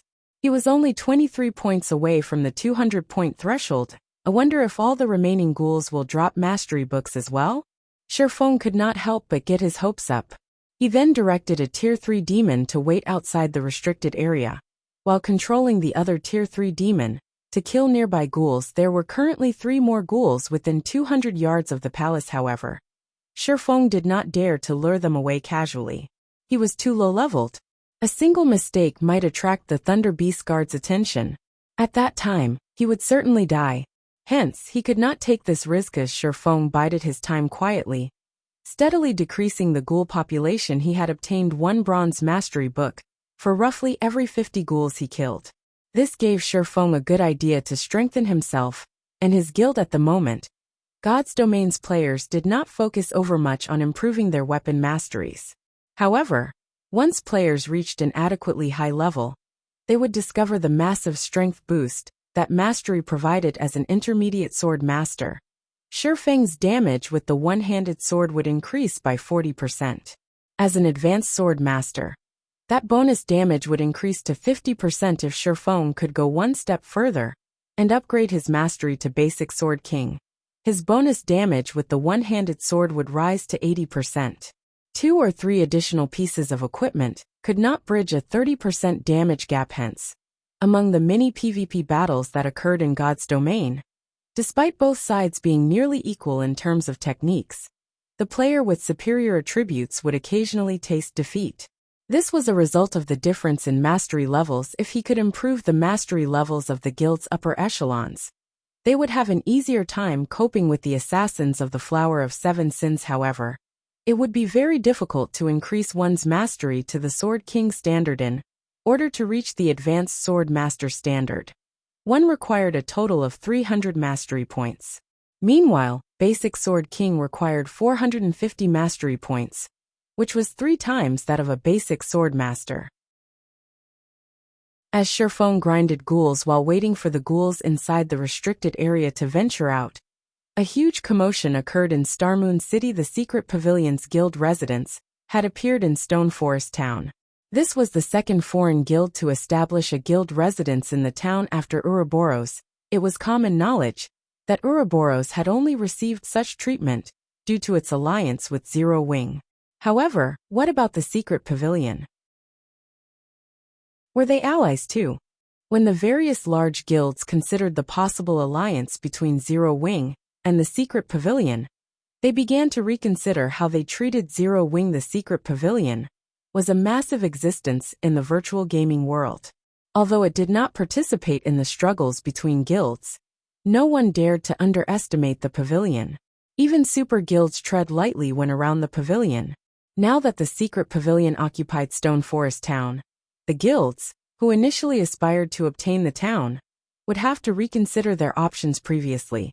Since a first-rate guild like the Star Alliance had taken the lead, the various guilds in Starmoon Kingdom had gained some confidence in facing off with Zero Wing. However, there was a massive difference between the Star Alliance and the secret pavilion. Contesting over Stone Forest Town with the secret pavilion would be suicide. Inside the Star Alliance's guild residence, Purple, have you investigated the matter regarding the secret pavilion? Just what kind of relationship does Zero Wing have with the pavilion? Galaxy Past, who occupied the guild leader's throne, asked as he turned to Purple Eye. Originally, Galaxy Past had been in a merry mood as he had recently accepted a high-level rare quest. Just as he prepared to complete it, however, he had received this very distressing news. Hence, to get to the bottom of this situation, he had called for an emergency guild meeting. Aside from being one of the Star Alliance's top fighters, Purple Eye was also one of the guild's information managers. Purple Eye also possessed some special connections of her own, which allowed her to obtain information that even the Star Alliance could not get its hands on. Hence, Galaxy Past asked Purple Eye directly. According to the investigation, the secret pavilion is not in an alliance with Zero Wing, Purple Eye said softly. However, the pavilion seems to have conducted an internal trade with Zero Wing. As to what the two guilds have exchanged, even my sources could not uncover that. A trade? Galaxy Past frowned. Black Flame really knows how to surprise people. The secret pavilion does not trade with others easily. Just in case, slow down our actions against Zero Wing. From now on, we should be more careful when dealing with Zero Wing. Let Open Source Corporation deal with them. Although the Star Alliance had the OSC's financing, that did not mean the guild would sacrifice itself for the corporation. In the Stoneclaw Mountains outer region, snow, Now that the secret pavilion has established a guild residence in Stone Forest Town, Galaxy Past must be pretty annoyed. Zhao Yueru could not help but smile when she read the report she had just received. It really makes you wonder just how Big Brother Black Flame managed it. He actually roped in the secret pavilion. As long as the pavilion intervenes, the Star Alliance will be powerless in the Stoneclaw Mountains. It is still too early to determine anything. No one knows exactly what the secret pavilion exchanged with Zero Wing. If the secret pavilion is really willing to help Zero Wing, it would have already declared Zero Wing to be its ally, rather than let the situation remain uncertain. However, my guess is that the Star Alliance will not act drastically anytime soon due to its fear of the pavilion. We can use this opportunity to snatch some of the high-resource areas the Alliance currently occupies. Gentle Snow expressed her intentions after examining the report due to the open source corporation's financing.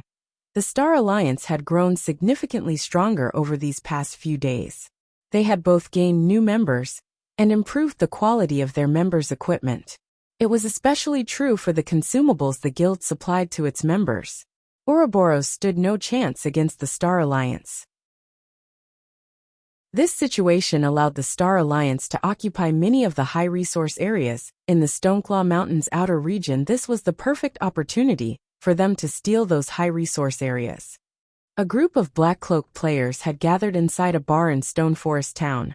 These players were all very high-leveled, with the lowest among them being level 34.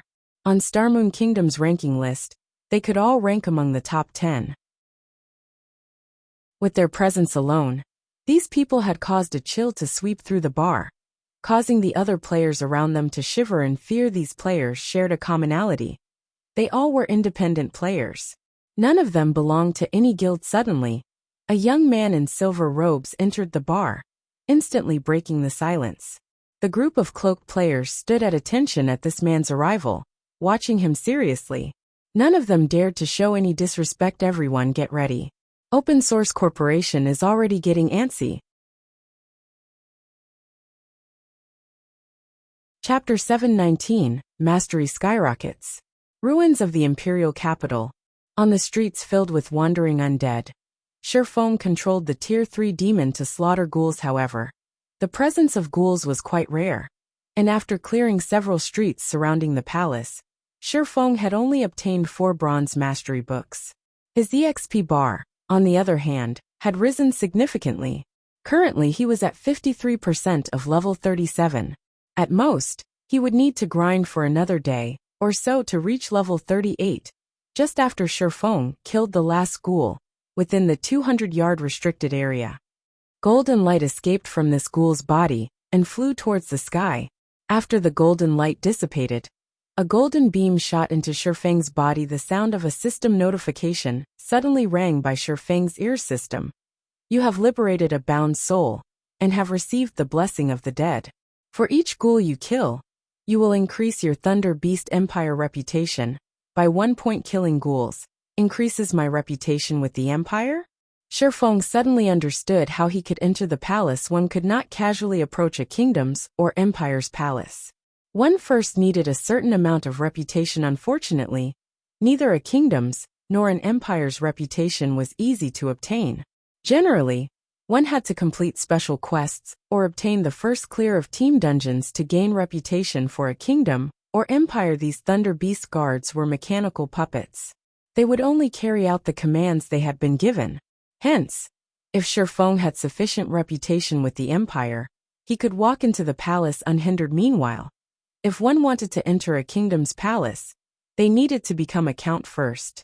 As for an empire's palace, one had to become a marquis. Becoming a marquis required 5,000 reputation points. Normally, it would be exceedingly difficult to accumulate so much reputation. Now, however, Shurfeng only needed to kill ghouls. With this, it would be much easier to rise to the rank of marquis. No wonder this quest has a time limit of 10 days.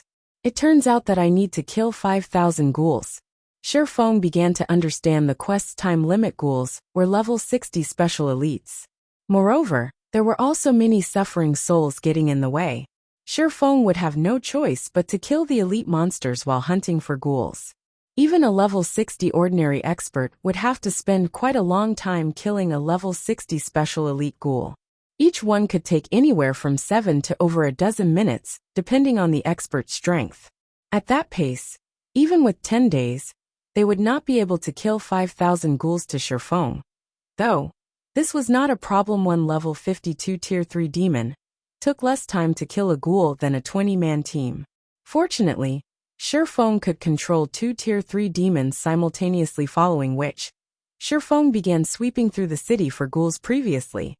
As he had to wait for the ghouls in the restricted area to wander out, Shifeng's range of activity had been limited. Hence, his grinding efficiency had been very low. Now that this restriction was gone, he could move from one end of a street to the other, slaughtering everything without pause as one ghoul after another fell. Shifeng's reputation rose. System: you have killed a ghoul. Reputation in Thunder Beast Empire +1 system: you have killed a ghoul. Reputation in Thunder Beast Empire +1 system: you have killed a ghoul. Reputation in Thunder Beast Empire +1. After 3 hours, Shifeng's reputation had increased to 207 points.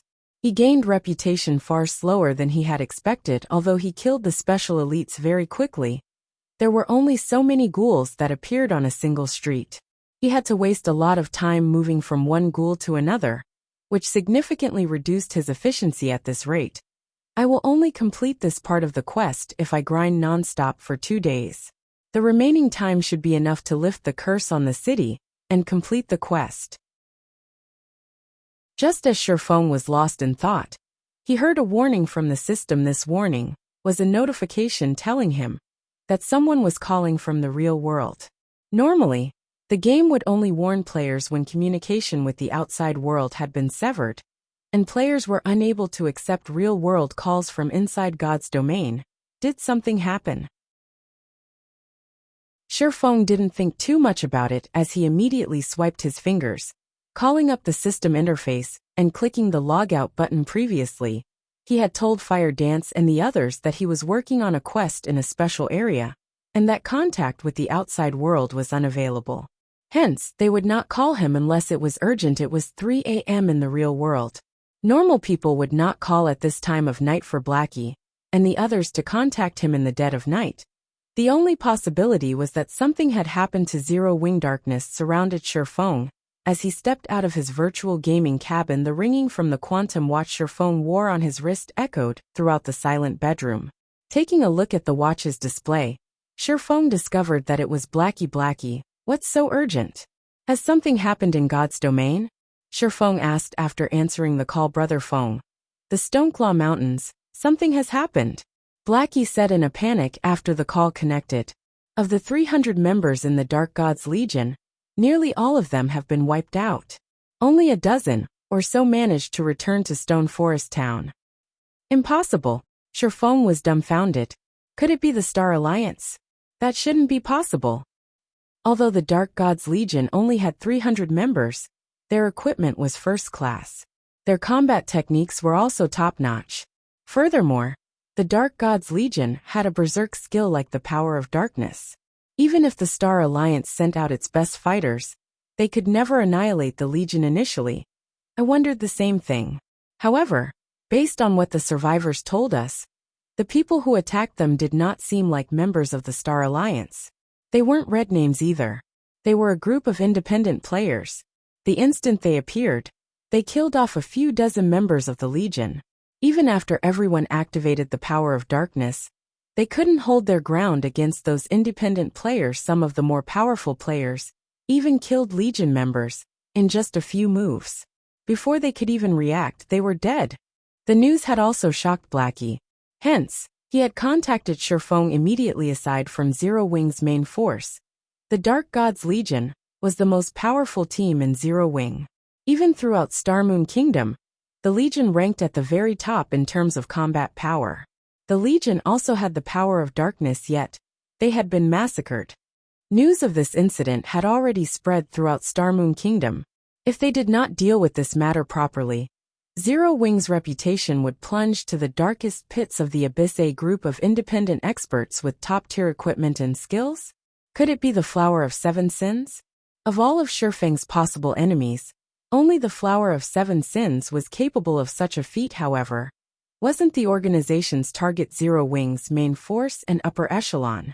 Hearing Shifeng suggest that it was the Flower of Seven Sins doing, Blackie was momentarily stunned. Blackie agreed with Shifeng's deduction. Only, he never imagined that the Flower of Seven Sins would be so powerful initially. He had doubted that any power could easily defeat Zero Wing's Dark God's Legion. Even if the Flower of Seven Sins took action, the organization would have to expend a lot of effort to take the Legion down. In the end, however, he had been sorely mistaken. If the Dark God's Legion had already suffered such a fate, Zero Wing's main force was in trouble. Brother Feng, what should we do? Blackie asked, panicking. Chapter 720 Marquis. Shifeng fell silent at Blackie's question. He had never expected the Flower of Seven Sins to take action so quickly. Not only had the organization made its move several days earlier than estimated, but their targets had also not been Zero Wing's main force, or upper echelons. The loss of EXP from the Dark God's Legion's annihilation was a small matter. However, it would not be easy to recover the lost equipment. Blackie, tell Aqua and the others that they are already being targeted immediately, and try to stay within city limits as much as possible. Have them focus on improving their techniques in the Divine Colosseum. We'll deal with the Flower of Seven Sins once I return, Shifeng said after giving it some thought. The best decision right now would be to have Aqua Rose and the others avoid the Executioner's Blade. With so many refinement experts, Aqua Rose and the others would have no chance of victory in their current state. Right, also have Melancholic gather some materials for me. I'll need them once I return. In God's domain, with players' current strength, it was impossible to commit murder in the cities or Stone Forest town and get away with it. Although the Flower of Seven Sins was powerful, they would throw away their lives and suffer in jail for a time if they killed another player. Within a city, the Flower of Seven Sins would most likely avoid such a raw deal. If they wanted to deal with the Flower of Seven Sins, their best option was to wait for his return and set up a trap for the organization's assassins. Only then would they have a chance of victory. Anything else would just add bodies to the growing mound of corpses. I understand. Blackie nodded solemnly. Although he was frustrated, this was all he could do right now. After the call ended, Shifeng busied himself refilling the gaming cabin's nutrient solution. He needed to give it his all and complete this epic quest of his as soon as possible. Now that he was halfway through the quest, he could not turn back to seek for help. The penalty for failing an epic quest was no laughing matter, taking too much time to kill the ghouls. I need to work faster. After Shifeng logged into the game, he opened the Imperial Capital's map and searched for the location with the highest density of monsters. Although the area around the palace is crowded, it's not the most populated area. Generally, the trade area has the most NPCs. After deciding on a destination, Shifeng activated Wind Rider, leading his 2 Tier 3 demons as he charged towards the Thunder Beast Empire's commercial district. At the same time, something was happening in Starmoon Kingdom. The news about the near annihilation of Zero Wing's Dark God's Legion had already appeared on Starmoon Kingdom's forums, and many players chatted about this latest drama. Aren't there a ton of experts in Zero Wing's Dark God's Legion? How did they get wiped out? I heard they were done in by a group of independent players. I used to think that Zero Wing was very powerful. It seems that they only amount to this much. Indeed, others keep saying how powerful Zero Wing is, and how the guild has so many experts. In the end, a group of independent players slaughtered them. As expected, everything was just a bunch of rumors. As news about Zero Wing's defeat spread, the guild's reputation began to sink. As a result, many players who had intended to join Zero Wing began to hesitate.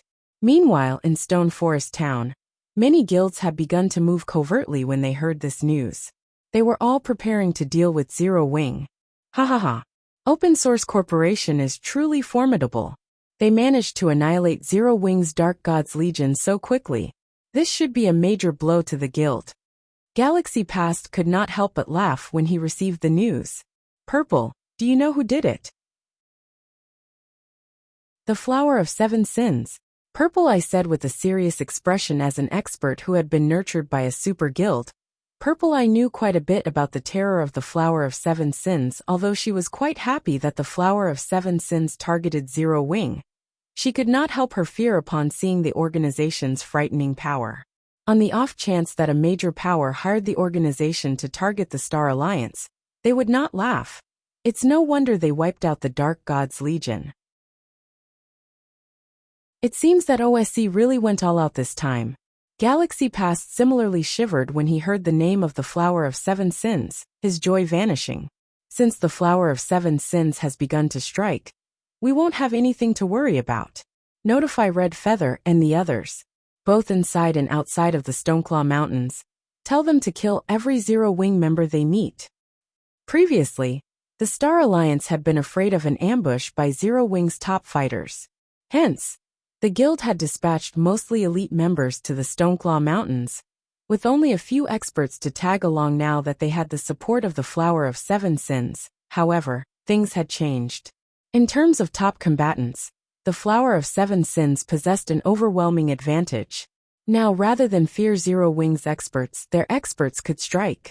That way, the Flower of Seven Sins could obliterate all of them in one go, burning Zero Wing's prestige to the ground. I'll get it done. Purple, I left to put the plan into action. As the Star Alliance's experts began to move, Zero Wing, which had dominated the Stoneclaw Mountains, was suddenly at a disadvantage in the regional dungeon, its members having to take precautions. Vice Leader Aqua. Many guild members have begun complaining about our inaction. If you keep having us train in the Divine Colosseum, and ignore the situation in the Stoneclaw Mountains, I'm afraid that morale will start to fall. Vice Leader, why don't you let us deal with those bastards from the Star Alliance? The Dark God's Legion will put fear into their hearts, and the Alliance won't dare set foot in the Stoneclaw Mountains ever again. Many of Zero Wing's core members were annoyed with the Star Alliance's actions, eager to participate in the battles in the Stoneclaw Mountains. Rejected. I understand your sentiments, and I feel the same, but we will only fall into the Star Alliance's trap by doing so. Guild leader has already ordered us to put everything aside until his return, Aqua Rose said, shaking her head. As for the Stoneclaw Mountains, everyone should just go elsewhere to level up for now. Previously, roughly a dozen of the guild members had attacked without authorization in the hopes of teaching the Star Alliance a lesson. In the end, they died before they had even arrived at the transfer gate to the Stoneclaw Mountains. The dozen or so main force members had been defenseless. Moreover, the enemy even had fighters at the time. Launching a counterattack right now would be the equivalent of gifting their equipment to their enemies. For now, they could only give up on the resources in the Stoneclaw Mountains. Meanwhile, inside the ruins of the Imperial capital, after luring and killing monsters in the trade area for more than a day, Shifeng finally managed to kill 5,000 ghouls, reaching level 38, and becoming a marquis of the Thunder Beast Empire. However, Shifeng was more excited about the mastery books he had obtained. Although the drop rate in the trade area was much lower, the 5,000 ghouls Shifeng killed had yielded him a total of 31 bronze mastery books. After killing 5,000 ghouls, Shifeng had killed practically every ghoul in the trade area. The ghouls in the Imperial capital were different from the monsters in the outside world. They did not respawn after they died, so there would be one ghoul less with each kill. Hence, no one else would ever grind here for mastery books again. With so many mastery books, I wonder just how many mastery points I'll obtain? Hopefully my luck won't be too bad. Shifeng then took out a mastery book from his bag and clicked to use it. Chapter 721, Promotion to Sword King. After Shifeng clicked use, the mastery book transformed into a silver light and vanished. A half-transparent prize will then appear before Hema. Bronze mastery book offered a player anywhere from 5 to 25 free mastery points. A player's luck attribute had no effect whatsoever on this type of prize wheel. The needle of the prize wheel would only stop spinning when the player shouted stop. However, the prize wheel was not divided into equal sections. The higher the number of free mastery points a section provided, the smaller its area was on the wheel. For example, the 5-point section occupied 25% of the wheel. It was easy to land on, Meanwhile, the 25-point section occupied less than 1% of the wheel. As for relying on one's eyesight for a better outcome, it was simply impossible. The naked eye could not keep up with the spinning needle. There was no way to determine when one should stop the needle after Shifeng yelled stop. The needle slowed. The needle stopped at the 6-point section. Sure enough, it won't be easy to land on a high-point section. Fortunately, I have 35 mastery books with me. I should gain enough points to become an advanced sword master.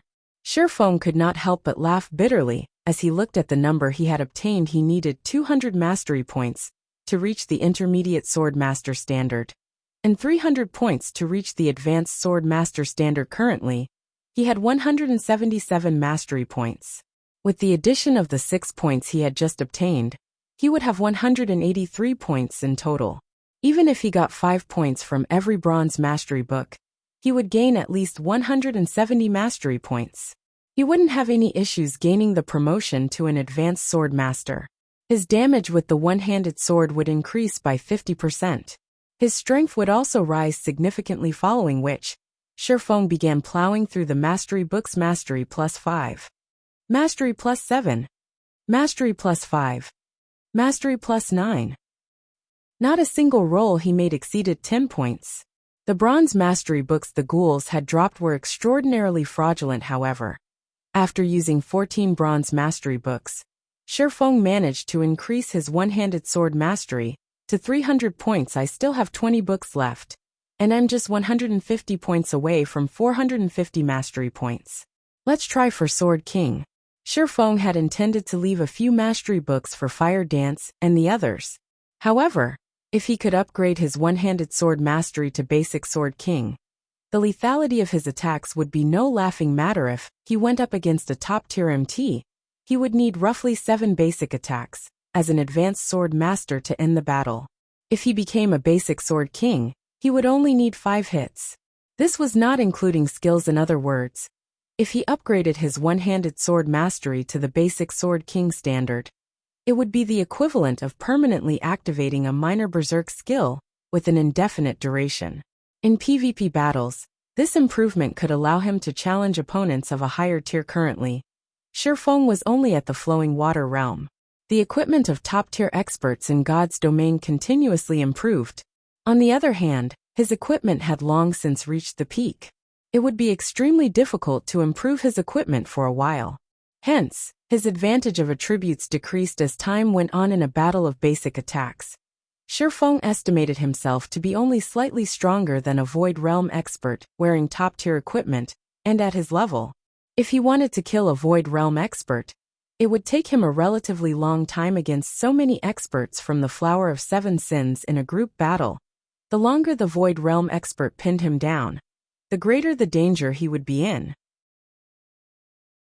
However, if he could become a basic Sword King, killing a Void Realm expert would become much easier. Hence, it was imperative for Shifeng to become a basic Sword King. Shifeng then continued using the bronze mastery books. 1 book, 2 books, 3 books.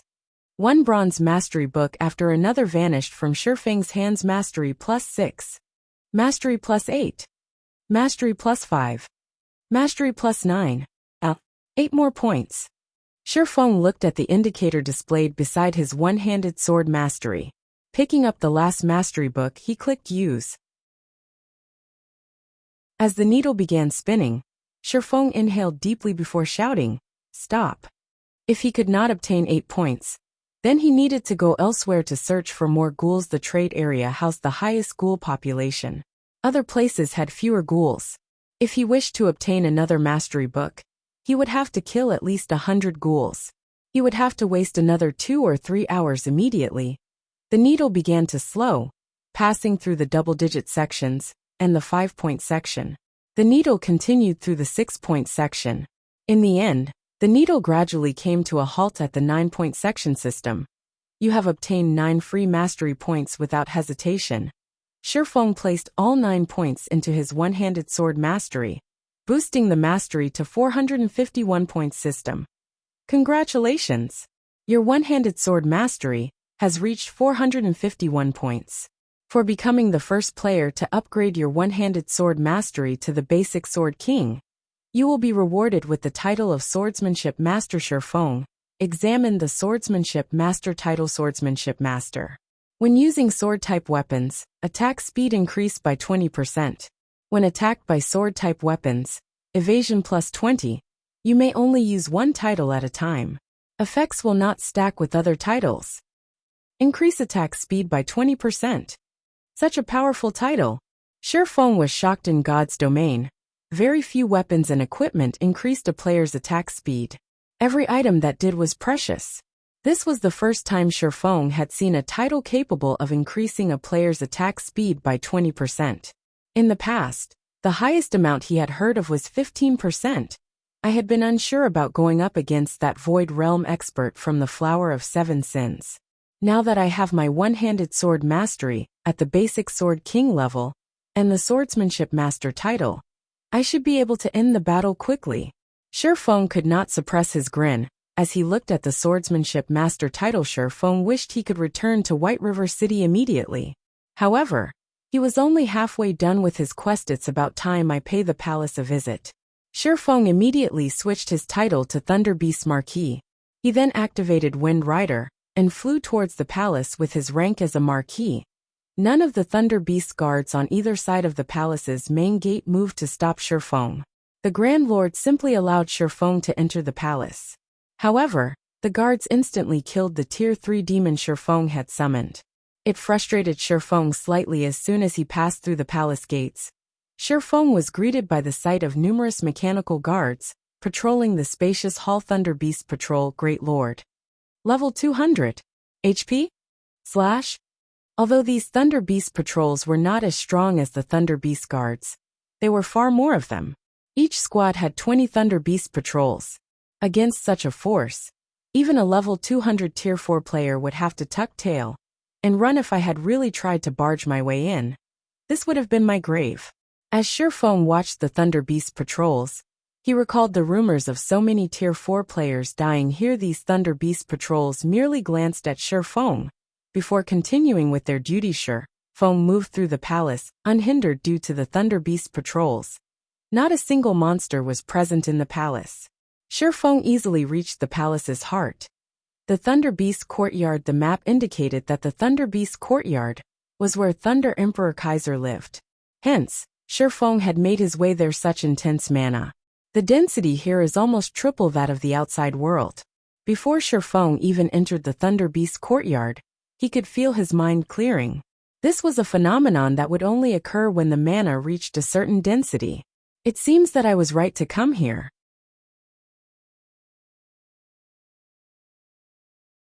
Chapter 722. Demigod. A curse that could plague the imperial capital would require an immense amount of mana to sustain. Hence, places with high mana density had a higher likelihood of holding the curse's source. Shifeng entered the Thunder Beast Courtyard. At this point, the once splendid courtyard had become a dilapidated ruin. Meanwhile, a five-fold magic array enveloped something in the courtyard center. Shifeng could faintly see a bottomless pit in the center of the courtyard. This pit released a continuous stream of mana. However, unlike the mana Shifeng usually saw, this felt violent and cold. Just looking at sent chills down his back. Shifeng could not imagine what would happen if someone stayed near this mana for too long. If not for the five-fold magic array before him suppressing the mana, Shifeng did not doubt for a second that this mana would surge and flood the imperial capital in the blink of an eye. Could Emperor Kaiser have attempted to open the Endless Abyss? Shifeng suddenly recalled the Endless Abyss when he felt this cold, violent mana. The Endless Abyss had a vile environment, yet its mana density was astounding. With the combination of these two aspects, it birthed many horrifying monsters. There were some monsters that even gods feared. Hence, the gods had sealed the Endless Abyss. These frightening monsters wanted to claim God's domain as their own. Hence, the war between the human race and the Endless Abyss had never ceased. Rumors had it that Emperor Kaiser had reached the pinnacle of Tier 5 and was only a thread away from becoming a Tier 6 god. Shifeng could empathize with Emperor Kaiser. Although there was only a difference of one tier between Tier 5 and Tier 6, the power gap was like the difference between heaven and earth. One side was doomed to be devoured by the river of time, while the other was free of any bindings to an emperor. Nothing was more tempting than eternal life. Hence, there was nothing surprising about Emperor Kaiser trying to open a path to the endless abyss in search of a breakthrough. As Shifeng approached the bottomless abyss and was about to take a closer look at it, a chilling aura bound him, preventing him from moving. "Who are you? Why have you come here?" A cold voice dripping with power echoed from the bottomless pit. The voice was void of any emotion. "I am an adventurer. A great mage called Carrion Walker sent me here to lift the curse on the imperial capital, saving the suffering people within the city," Shifeng said slowly and truthfully, showing no resistance towards the person questioning him. "Carrion Walker?" the voice said with a hint of surprise.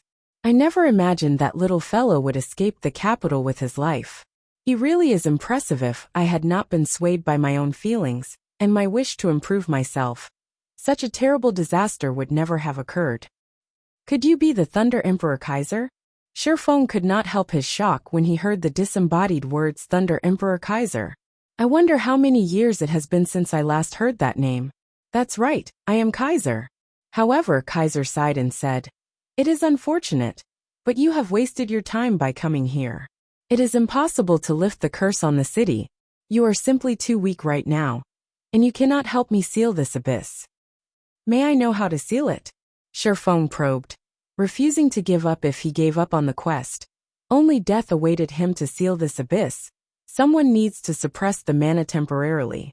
That way, I can form a new magic array to close off the endless abyss." Although Shifeng knew that he was not nearly strong enough, he gritted his teeth and asked, "May I know how powerful I need to be to suppress this mana temporarily?" "You must be a demigod," Kaiser said straightforwardly. When Shifeng heard the word demigod, he was confused. In God's domain, Tier 5 classes were considered saints, whereas Tier 6 classes were considered gods. What was a demigod? This was the first time Shifeng had heard this term. In God's domain, it should be known that even if players at the very peak of Tier 5, or Tier 5 NPCs, that could rival Tier 6 gods, nobody had ever been referred to as a demigod. You are too weak, so it is expected that you do not know about demigods. As if he understood Shifeng's doubts, Kaiser began explaining, "The difficulty of crossing the threshold of Tier 5 and becoming a Tier 6 god is much greater than you imagine. Not only must you undergo a transition in your life orders, but you must also possess the immortal brilliance. A demigod has only reached Tier 6 in their life order, but does not possess a brilliant will. Hence, they are limited as demigods." Transition? Brilliant will? Is this the requirement to become a Tier 6 class? This was the first time Shifeng had heard details about becoming a Tier 6 classes. Although he had played God's domain for over a decade, he had never reached Tier 5. He had no authority to speak on Tier 6.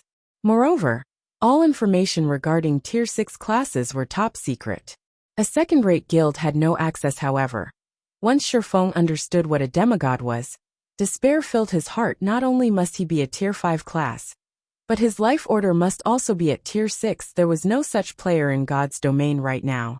As for the NPCs, one could probably count them on one hand. He could not simply meet with one, because he wanted to, not to mention getting their help. "Are there no other methods?"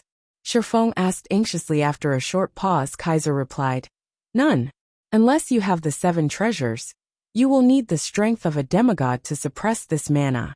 However, the 7 treasures have been lost for hundreds of years. Locating them would be far more difficult than finding a demigod." Shifeng knew of the 7 treasures. In fact, he had a quest to search for them. He even had the golden stigmata to assist him in locating the 7 treasures.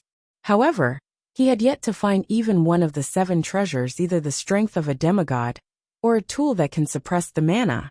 Shifeng racked his mind for any relevant information when considering NPCs that might be demigods. Shifeng could think of a few candidates, one of which was Faust, whom he had met in Star River Valley. Faust had once managed to seal a Tier 5 Great Demon King. He had also survived an exchange with a god. He was a mythical character who had lived for over 300 years. Another candidate would be the City Lord of Blackwing City. Even kingdoms and empires feared the City Lord. He was not an ordinary Tier 5 NPC. There was also Hell's Gatekeeper Christie, That NPC guarded the most dangerous God Mode regional dungeon throughout God's domain. The final boss of the God Mode regional dungeon was a Tier 6 god. One could just imagine how powerful Christie was. The NPC was not a simple Tier 5 class either, however. None of these NPCs were easy to contact. Aside from these human NPCs, Shifeng had also encountered several monsters with the strength of a demigod. The fallen angel Serena fallen angel's life order was very high. They were only inferior to gods. At Tier 5, they should be as powerful as a demigod, right? How could I forget? Demons are on the same level as fallen angels. Shifeng suddenly remembered the Bible of Darkness. He possessed the original version of the summoning book. Even though it was only a fragment, it could still summon a Tier 5 Great Demon King. A Great Demon King was much stronger than a Tier 5 human. The only problem was that he wasn't strong enough to summon a Great Demon King. Maybe Kaiser could.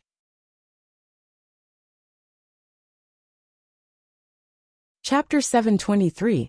Power of the Bible of Darkness. The Bible of Darkness was a treasure created by the Lord of Destruction. It possessed the power to rule over all demons, allowing one to become the Lord of Demons since ancient times. Abyssal demons were one of the top races in the Endless Abyss, and were one of the human race's greatest enemies. Even Tier 6 demons wandered in the Endless Abyss, not to mention Tier 5 demons through the power of space-time. The Bible of Darkness could summon a demon from the Endless Abyss. However, the Bible of Darkness had already been destroyed, so it could not exert its true power. Summoning a Tier 5 Great Demon King was its limit. Your Imperial Majesty, may I know if this will be of some help? Shifeng took out the thick, heavy Bible of Darkness. The dense power of darkness that radiated off the Bible was more than enough to instill fear. NPCs that were not quest-related could not steal items from players. Hence, Shifeng was not worried about Kaiser snatching the Bible of Darkness. Although NPCs could not steal a player's items, they could use them. However, Shifeng was not sure if Kaiser could use the Bible of Darkness, as he was now the Bible of Darkness. Kaiser recognized the thick book immediately, shock appearing on his face. I had never expected a little guy like you to have such a treasure. It's unfortunate that the Bible has been destroyed and cannot exert its true power. Otherwise, with this book's original strength, it could seal the passage to the Endless Abyss easily. Shifeng was stunned. The passage to the Endless Abyss could not be opened and closed as one wished. Otherwise, the War God Temple would not have tried so hard to search for the 7 treasures to suppress the passage between the two worlds. However, listening to Kaiser, the Bible of Darkness actually possessed the power to open and close the passage. In other words, the completed form of the Bible of Darkness was as powerful as the 7 treasures. Although the Bible of Darkness has been damaged, it could be of some help, Kaiser said. In the next moment, the Bible of Darkness flew out of Shifeng's hand and fell into the bottomless pit. Little guy, back away. At Kaiser's warning, Shifeng did not dare remain where he stood. Immediately, he turned and ran out of the Thunder Beast courtyard. The pressure exuded by a demigod-level existence was no laughing matter. Previously, Kaiser had used his aura to bind and render Shifeng immobile. If a demigod like Kaiser flicked his finger, Shifeng would likely turn to dust. After Shifeng fled the Thunder Beast courtyard, the mana density began to rise rapidly. In the next moment, a massive pair of gates made of bone appeared above the courtyard. Compared to the demon gates that appeared when Shifeng summoned Tier 3 demons, this demon gate was colossal.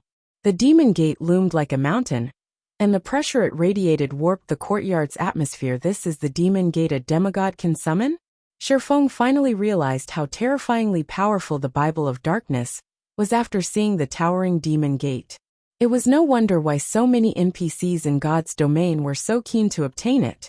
The power he could currently exert with the Bible was just the tip of the iceberg. If the wielder could summon an army of demons during battle, who could stand against them? It was uncertain whether a Tier 5 player could even defeat a Tier 5 Great Demon King, not to mention a group of them. Moreover, said player would also have to face the summoner, who was also a Tier 5 class. This alone allowed the Bible's wielder to defeat Tier 5 classes if the Bible were complete. Even at Tier 5, one could challenge Tier 6 God-ranked players and Tier 6 gods. As the gates slowly opened, a one-horned demon that was over 30 meters tall emerged. The demon's body was pitch black, and it wielded a sword covered in emerald fire. Shifeng felt his breath catch in his throat as the demon's dark eyes swept over him. Shifeng tried to appraise this one-horned demon's statistics. However, all he found was unknown. Since the demon's information was hidden from normal observation, he would have to move closer to use omniscient eyes. Despicable human! You have the gall to summon me, the great demon king Andos. Prepare to die. Andros bellowed, glaring at the bottomless pit. The fire devouring his massive sword suddenly blossomed into a raging inferno. One swing was all it would take to destroy the Thunder Beast courtyard. So powerful. This is definitely the most powerful Tier 5 monster I have ever seen. Shifeng was shocked as he watched the great Demon King. Despite standing so far away from the Demon King, its aura left him unable to move. This strength was so close to that of a true god. Of course, it was also possible that Serena, the Tier 5 fallen angel he had encountered before, had not displayed her true strength. Just as the emerald fire was about to descend, countless blue chains suddenly shot out of the bottomless pit, binding Andros and his emerald fire. Andros, don't try to resist. I have the Bible of Darkness. Even if you are as strong as I am, under the power of the Bible, you cannot strike against me. The Thunder Emperor threatened the demon in a low growl. Andros moaned painfully. You demons are born with a higher life order than humans. However, there are also constraints on your power. If you submit now, I can allow you to retain your will. Otherwise, I will turn you into a puppet. I submit. In the end, the great demon king Andros agreed reluctantly. Demons originated from the Bible of Darkness. They were born without the ability to resist the Bible. Although the Bible had been damaged, it contained enough power to compel a great demon king. Currently, only Tier 6 demon gods had the power to resist the Bible's restrictions. Suppress the mana from the abyss for me, Kaiser ordered. Not wasting any time with nonsense. Having no other choice, Andros controlled his endless emerald fire to seal the bottomless pit. Suddenly, the mana from the abyss was contained. The Thunder Emperor Kaiser then flew out of the pit. Shifeng could finally see the true Thunder Emperor Kaiser. The Emperor wore a suit of golden armor with a set of white robes. Electric arcs were faintly visible as they surrounded Kaiser. Two sacred swords hung from the Emperor's waist, one red and one blue. His smooth golden hair and young face left one speechless. Female players would consider this man to be a god of male beauty. Kaiser, Thunder Emperor, human sword saint. Level? HP? / After Kaiser emerged from the pit, he unsheathed his two sacred swords. As the blades left their scabbards, the surrounding space froze. It was as if the connections between the space around the swords and the outside world had been severed. What are those weapons? They can freeze the world around them. Shifeng's eyes nearly fell out of their sockets when he saw those sacred swords. Could one of them be one of the 5 fragments I am looking for? Just as Shifeng fantasized about the weapons, Kaiser used the twin swords to draw divine runes in the air before him. Divine runes of the highest quality formed, line after line. A short moment later, the Emperor had drawn over 100 lines of runes. The spell Kaiser was casting was far more complex than any Tier 5 spell Shifeng had seen before. Seal. God Banishing Domain. With a shout, Kaiser brandished his two swords. A golden, 6-fold magic array appeared above the palace. This magic array wrapped around the palace, sucking in the mana of the abyss like a hungry beast. This was the first time in his life Shifeng had seen anything so magnificent.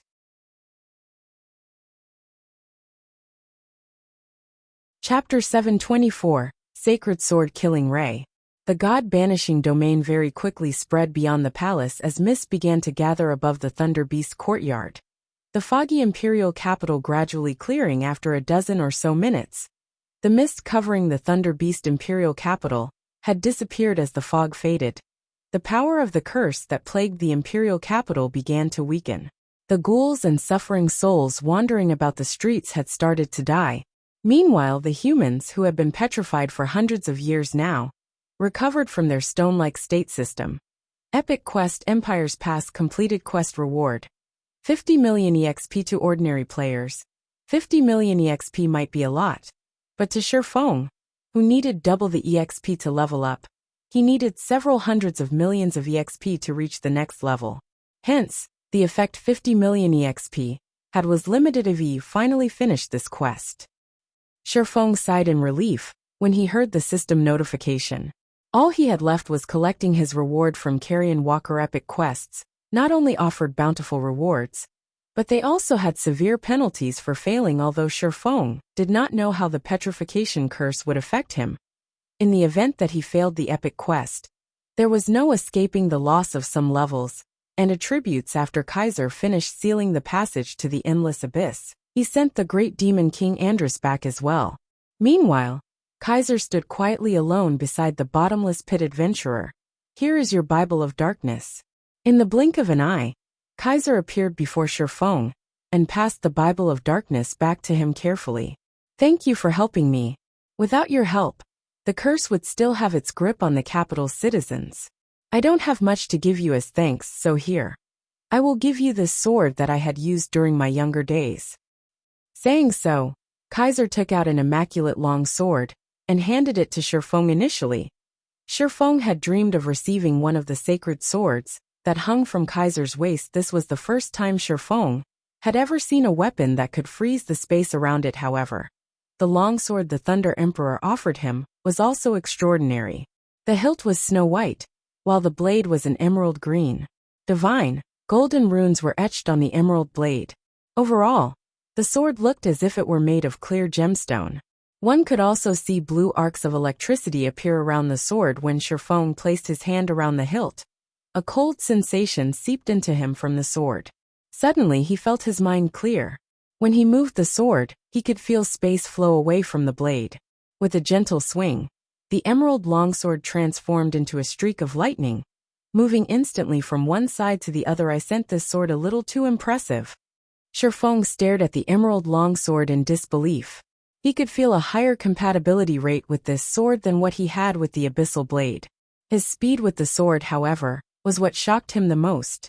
Even when he achieved maximum speed with the abyssal blade, the magic weapon was still significantly slower than this sword. It was as if this sword could enhance his speed. He happened to come across this sacred sword while exploring an ancient ruin. The sword's name is Killing Ray. I ask that you cherish it, Kaiser said.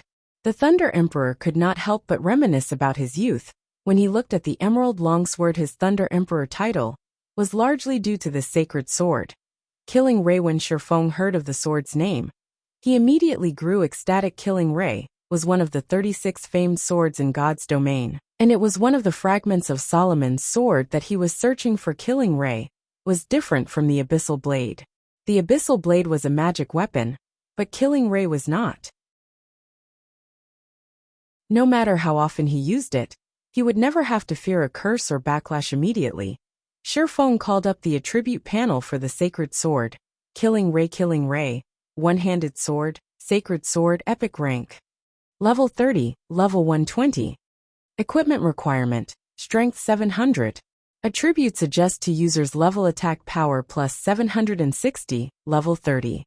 Strength plus 70, agility plus 64, endurance plus 55. Strength increased by 10%, agility increased by 10%. Attack speed plus 20. Attack speed increased by 10%, ignore 20% of the target's defense. All sword skills plus 2 levels. Ignore levels plus 20. All item level requirements reduced by 5 levels. Attacks have a 40% chance to trigger lightning, setting the initial attack speed as 50% of total attack speed, and increasing damage by 240%. Additional skill 1 dash. Summon lightning. Summons lightning to deal 400% lightning damage to enemies within a range of 15 yards, and inflict the numb effect for 5 seconds. Afterward, attack range increased by 20 yards for 30 seconds. Cooldown, 5 minutes. Additional skill 2 dash. Thunder God's Descent. Become immune to all control skills. Movement speed and attack speed increased by 150%. Damage increased by 50%.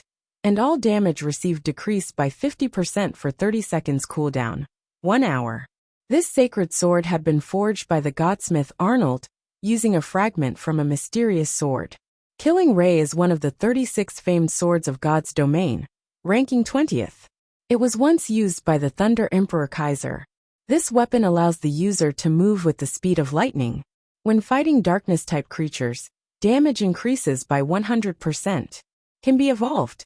Cannot be destroyed. Such powerful attributes. Shifeng was stunned speechless as he examined Killing Ray's attributes. No wonder it ranks 20th among the 36 famed swords. Sure enough, it is even stronger than the Abyssal Blade regarding attack power or basic attributes. Killing Ray was much stronger than the epic weapon Petrified Thorn he had previously obtained. However, the Sacred Sword's attributes were not its most amazing aspect.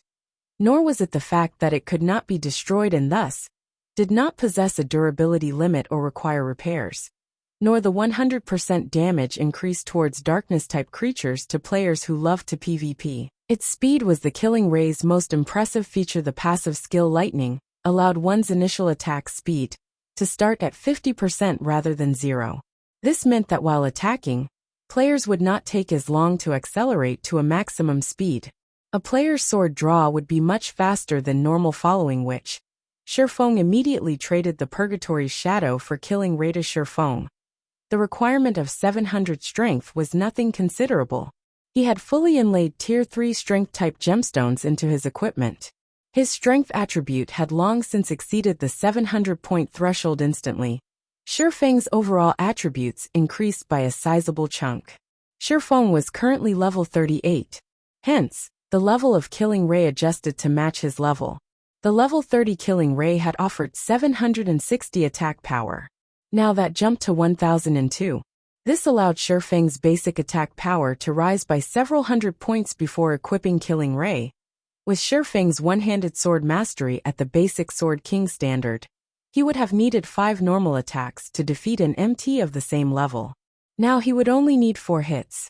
If he triggered consecutive critical hits, he could end the battle in 2 hits. So much strength. Shifeng could not suppress his shock after wrapping his hand around Killing Ray's hilt. With this strength, he was even more peerless with the magic weapon, Abyssal Blade, in one hand, and the sacred sword Killing Ray in the other. Shifeng felt like he could even rival a strength-type chieftain of the same level. He also had a passive skill like lightning even against a Void Realm expert. Unless said expert was also astonishingly fast, Shifeng was confident of ending the battle in just a few moves.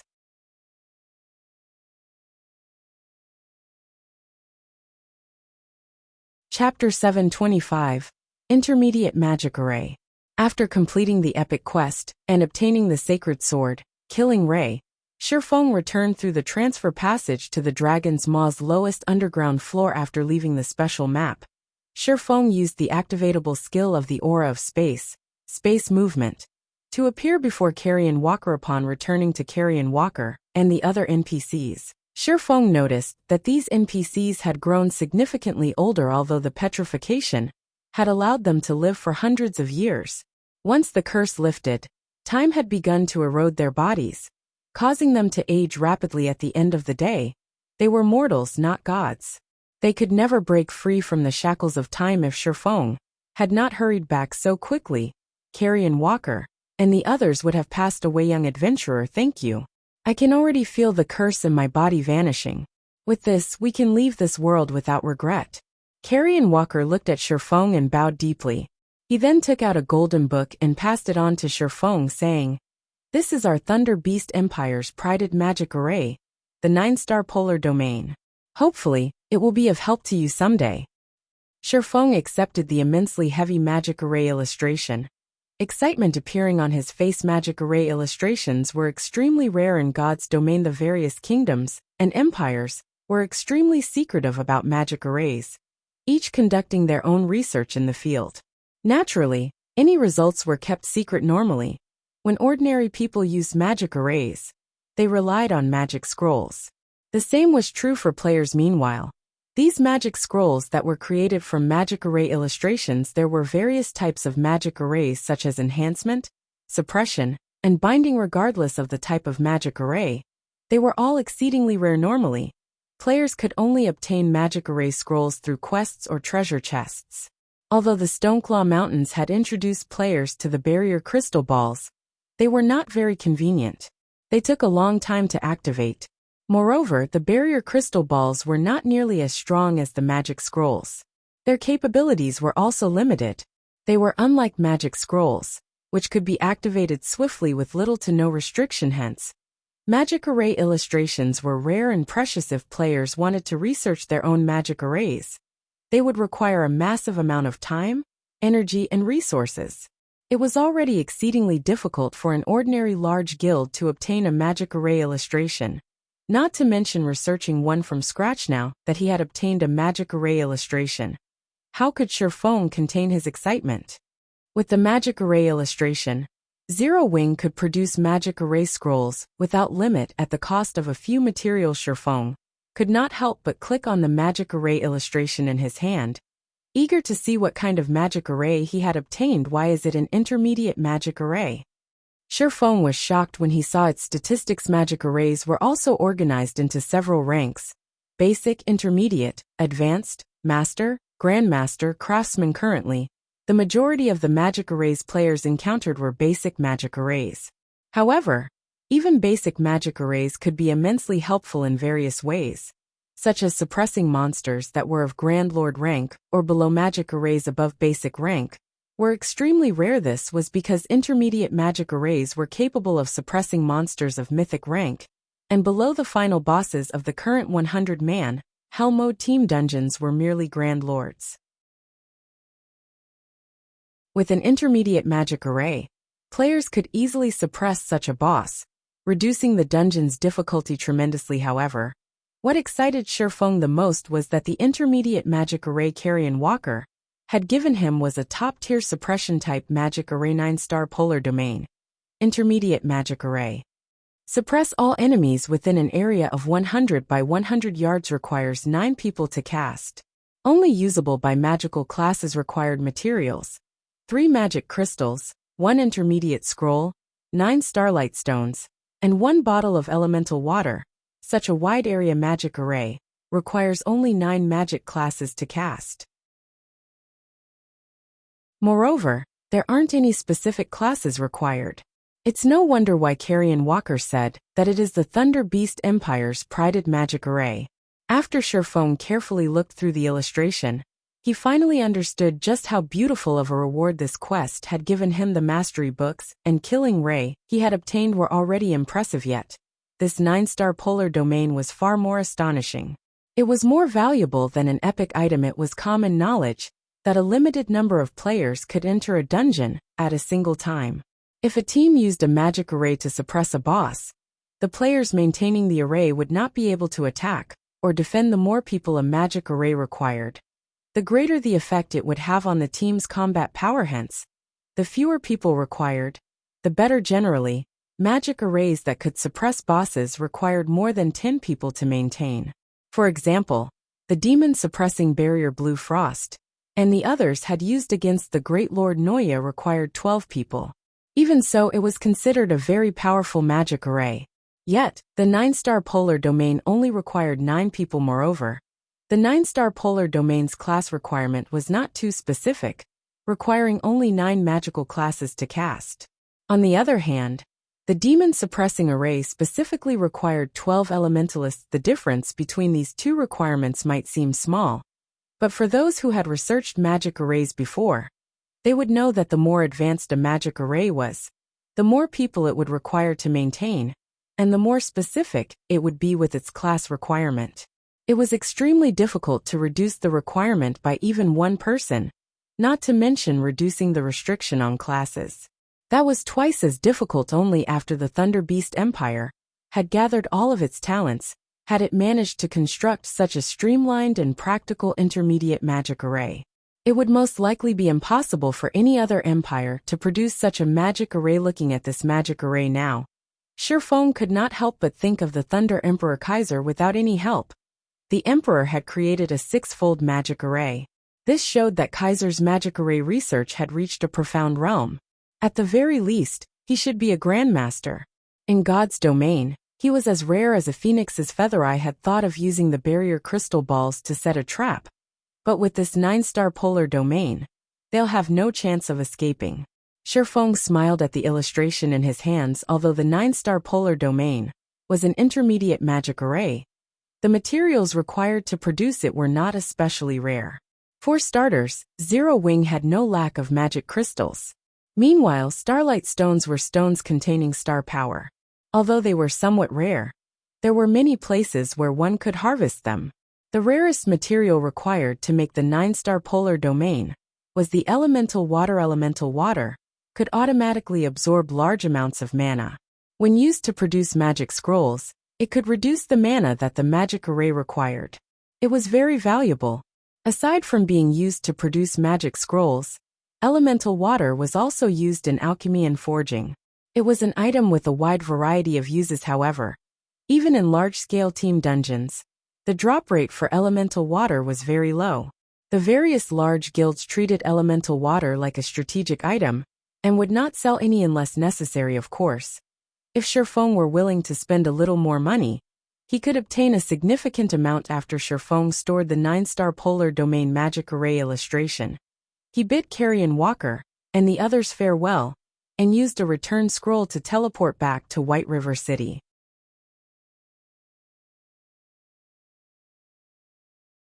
Chapter 726 Guild War.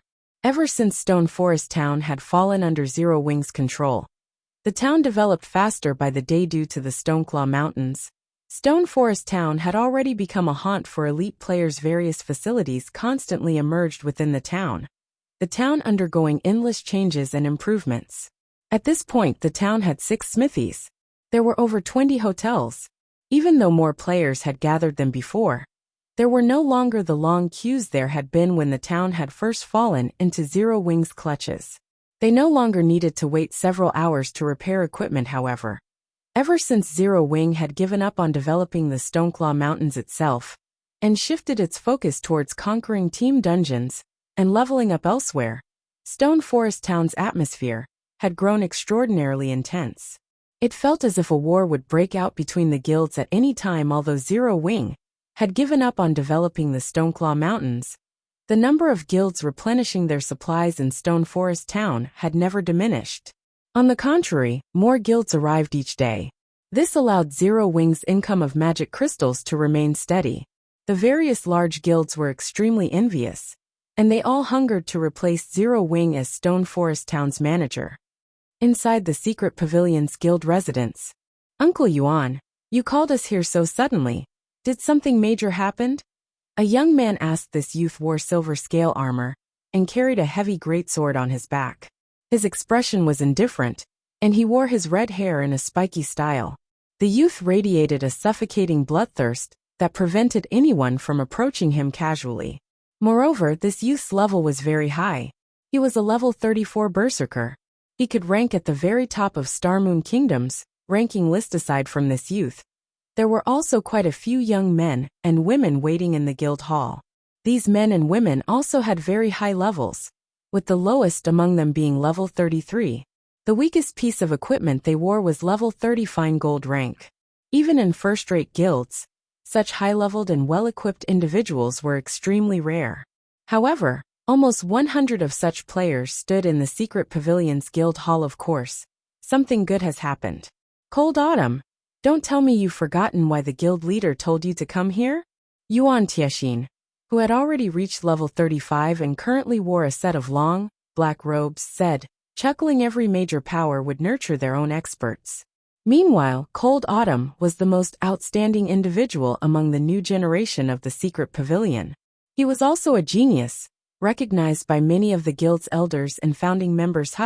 Has the Flower of Seven Sins finally started to take action? Cold Autumn asked excitedly to let them, the guild's new generation, learn the strength of the Flower of Seven Sins.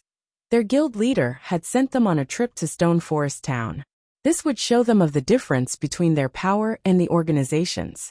At the very least, they would not remain ignorant like frogs at the bottom of a well. Although the secret pavilion was a powerful force in the virtual gaming world, compared to the incomparably mysterious Flower of Seven Sins, the pavilion was almost nothing. After all, the Flower of Seven Sins was an organization that struck fear even in the hearts of super guilds. However, I've heard that after sustaining several attacks from the Flower of Seven Sins, Zero Wings members have become more cautious and have kept a low profile. Both the guild's main force and the Dark God's Legion either held themselves up in the Divine Colosseum or went out to complete quests after disguising themselves. They have stopped forming teams to level up in the fields. Even the Flower of Seven Sins could not find an opportunity to attack. How could the organization have found a chance to make a move now? Could they be planning to trade their lives, ignoring their safety to kill their targets? Cold Autumn asked, wondering aloud. They had seen a few battles between Zero Wing and the Flower of Seven Sins assassins. However, Zero Wing's members had been defenseless. Before the organization's assassins could exert their full strength, the players from Zero Wing had died. However, Cold Autumn had to admit that there were some powerful experts among Zero Wing. In the last secret battle between the two organizations, Zero Wing had 10 members on their side. On the other hand, the Flower of Seven Sins had sent a party of 6 to ambush Zero Wing. During that battle, the assassin named Fire Dance had performed magnificently. She had fought the assassin's party leader to a standstill. In the end, she had activated a berserk skill, killing one of the assassins and escaping with her life. However, at the end of that battle, Zero Wing had suffered 9 deaths, while one from the Flower of Seven Sins had died.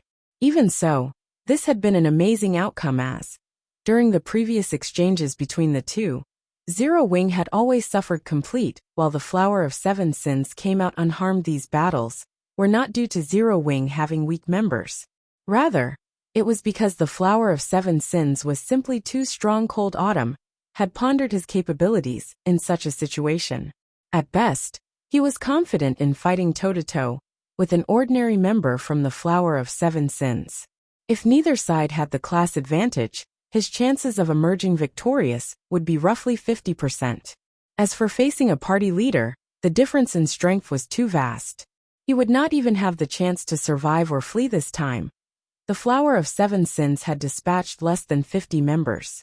Meanwhile, those capable of becoming a party leader in the organization would be, at least, a Flowing Water Realm expert. Cold Autumn himself was merely a half-step Refinement Realm expert.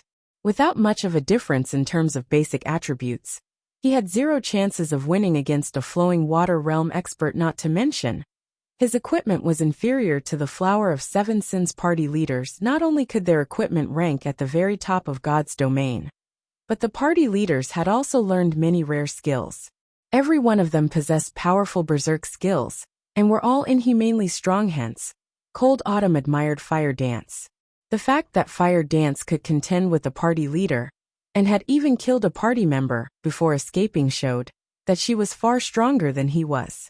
However, part of the reason that Fire Dance could achieve this feat was due to her attributes surpassing the Flower of Seven Sins party leader. She even had a berserk skill, with a lengthy duration of 10 minutes. Without these advantages, she, too, would have shared the same fate as her team members. It's not the Flower of Seven Sins. It is the Star Alliance, Yuan Tiexin said, shaking his head. Has the Star Alliance been focusing on developing the Stoneclaw Mountains? Why would they suddenly want to conquer Stone Forest Town? Cold Autumn did not believe that any power in God's domain was capable of occupying Stone Forest Town against current players. Level 150 NPC guards only needed 1 hit to finish the fight. Plenty of high-tiered NPC guards also protected the town. You'll understand once you see the official forums, Yuan Tiexin said. Cold Autumn immediately opened Starmoon Kingdom's forum. Sure enough, at the very top of the front page, massive letters attracted attention to a specific post. Moreover, the post had been created by none other than the Star Alliance's guild leader. Galaxy Past. The Star Alliance officially issues a challenge to Zero Wing. We will wait in the Stoneclaw Mountains. Do you dare accept? If Zero Wing does not have the courage to accept this challenge, you can hide in Stone Forest Town for the rest of your lives. Although the post had just been issued, the Star Alliance's many members had constantly upvoted it. They had also disparaged Zero Wing in the comment section. Zero Wing, supposed to be impressive? Do you guys dare accept our challenge? Black Flame, aren't you Starmoon Kingdom's #1 expert? If you're strong enough, stop hiding and fight me. Let's show the world how I beat you up into a pulp. Sure enough, Zero Wings members are all cowards. The only thing they know how to do is to hide in the safe zone. So this is the case. Cold Autumn immediately understood what was going on. It seems that the Star Alliance is not doing too well right now either. Without the supplies that Stone Forest Town offers, even with funding, the Star Alliance's development in the Stoneclaw Mountains has lagged behind the other guilds. Naturally, the guild cannot allow this to continue. Now that the Flower of Seven Sins is dealing with Zero Wings experts, it is the perfect chance for the Alliance to deal a massive blow to the guild.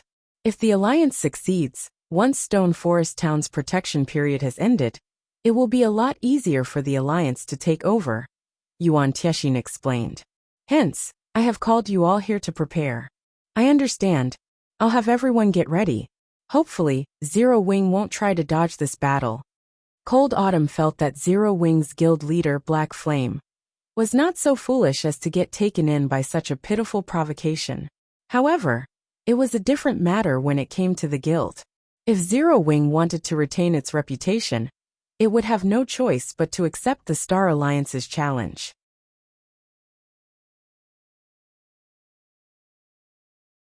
Chapter 727 War. White River City, Zero Wing's guild residence. Due to the Star Alliance's sudden provocation, Zero Wing was in disarray previously. The guild's lack of response towards the Dark God's Legion's annihilation had caused many members within the guild to feel dejected. If not for Aqua Rose holding everyone back, many members would have rushed to the Stoneclaw Mountains to seek revenge now that the Star Alliance had launched such a challenge as well. How could they contain their anger? As it was difficult to locate a small number of independent players, they could have ignored the previous assault. However, it was a different story with the Star Alliance. Their enemy had even prepared a battlefield. Even if the Star Alliance was a first-rate guild and had set up a trap, they needed to show everyone that Zero Wing was not a guild to provoke. At worst, they'd just have to die once Vice Leader Aqua. Everyone in the guild is ready to fight. If you give the word, we'll leave immediately and annihilate the Star Alliance. Many core members stepped forward and declared Zero Wing was no longer the weak upstart guild it had been before.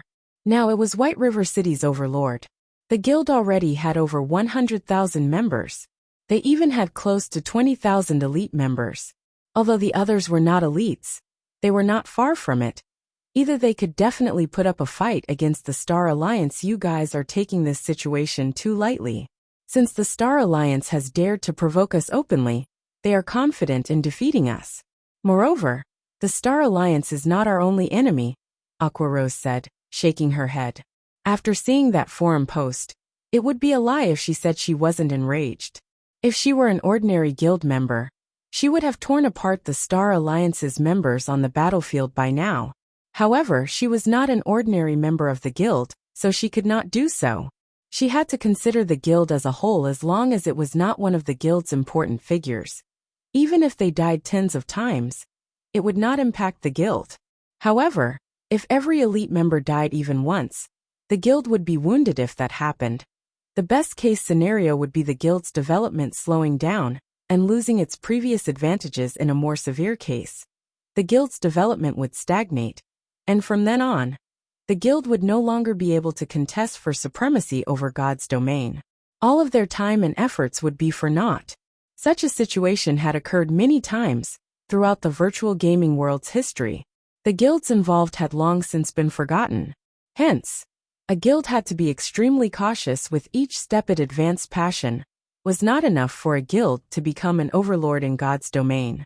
Otherwise, there would not be so few first-rate guilds yet. If Zero Wing, the overlord of White River City, did not respond to the Star Alliance's provocation properly, then any prestige the guild had gained would vanish like smoke.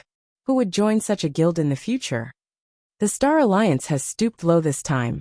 They are actually using such a despicable tactic, Fire Dance said, frowning. However, if we accept their challenge, the Flower of Seven Sins will assist them from the sidelines, targeting our guild's experts. The other guilds might even try to take advantage of the situation and strike as well. The Star Alliance will devour us. Fire. You fought a party leader from the Flower of Seven Sins before. Do our main force and the Dark God's Legion really stand no chance against them? Aqua Rose asked as she gave Fire Dance a concerned look. The Flower of Seven Sins have equipment that is in no way inferior to our main forces. Only those of us wearing Tier 1 set equipment are slightly stronger than them. However, they are experts who have the experience of many years of trials and tribulations. Even the organization's most ordinary member is only slightly weaker than I am in terms of combat techniques. The majority of their members are a lot stronger than me, if not for my weapons and equipment, as well as magic scrolls and the power of darkness. I wouldn't have lasted against that party leader for long. When I faced that party leader, his defense was impeccable. He was able to see through all of my attacks easily and prepare. It felt as if I were fighting our guild leader. Hearing Fire Dance's experience, everyone sucked in a breath of cold air. Their previous passion vanishing completely, everyone finally understood just how frightening the Flower of Seven Sins was. Fire Dance's combat techniques ranked third within Zero Wing, and only Sherfong could win against her with absolute certainty. Yet, just an ordinary member from the Flower of Seven Sins possessed combat techniques that were nearly equal to Fire Dance's. Meanwhile, there were as many as 50 assassins fighting them. Would be like facing 50 Fire Dances. Moreover, among these 50 people, there were monsters that could rival Black Flame. Obtaining victory would be impossible. A monster like Black Flame could play an unimaginably massive role in a war against tens of thousands of players. Meanwhile, they had to take down at least 6 such monsters. In truth, when Black Flame had seen the list of assassins, even he had been surprised. Vice Leader Aqua, what are we supposed to do? Blackie had begun to panic a little. Neither fighting nor hiding is an option. I can't make that decision. Let's contact our guild leader first. In truth, Aqua Rose had an idea. Send a portion of the guild's members into battle while leaving behind the guild's core strength. That way, even if they suffered defeat at the Star Alliance's hands, they would retain the guild's core combat power. They would still be able to contend for supremacy over God's domain. However, only Black Flame could make that final decision. Everyone nodded in agreement when Aqua Rose mentioned their guild leader. A sense of reverence and confidence blossomed in everyone's hearts so long as their guild leader gave the command. Even if they had to fight to the very last man and repeatedly die until they were level 0, they would do so willingly. At most, they would just start all over again with their guild leader. Suddenly, the conference hall doors swung open. A familiar figure appeared before Aqua Rose and the other's guild leader. Guild leader, you're back. Immediately, everyone in the conference hall stood up. Sit. I already know what's going on. Sherfong could not help his happy smile when he saw everyone in the room. They had all done very well by holding themselves back, giving the Flower of Seven Sins little to no chance to attack. Now, it was time for their guild leader to take the stage. Blackie, what's the status on my previous request? Sherfong asked. We bought everything we could get our hands on. Melancholic has even gone to other kingdoms and empires to purchase them. We should have enough for our needs, Blackie said confidently. Good. Collect these materials for me. Don't worry about the price. As long as it doesn't exceed twice the original price, buy everything, Sherfong said, nodding. He then handed a list of materials required to manufacture the 9-star polar domain to Blackie. Turning to look at Aqua Rose, he said, since the Star Alliance wants a war, then war is what we'll give them. Aqua, pick 10,000 elite members from the guild and have them prepare to head to the Stoneclaw Mountains. All members of the main force and the Dark God's Legion should also head out and replenish their supplies. Everyone, let's destroy the Star Alliance. When Sherfong finished speaking, his guild members were dumbfounded. None of them had imagined that Sherfong would be so decisive in the blink of an eye.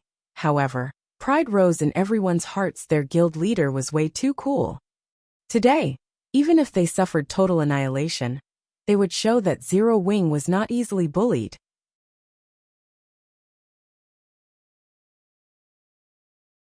Chapter 728, The Popular Stoneclaw Mountains.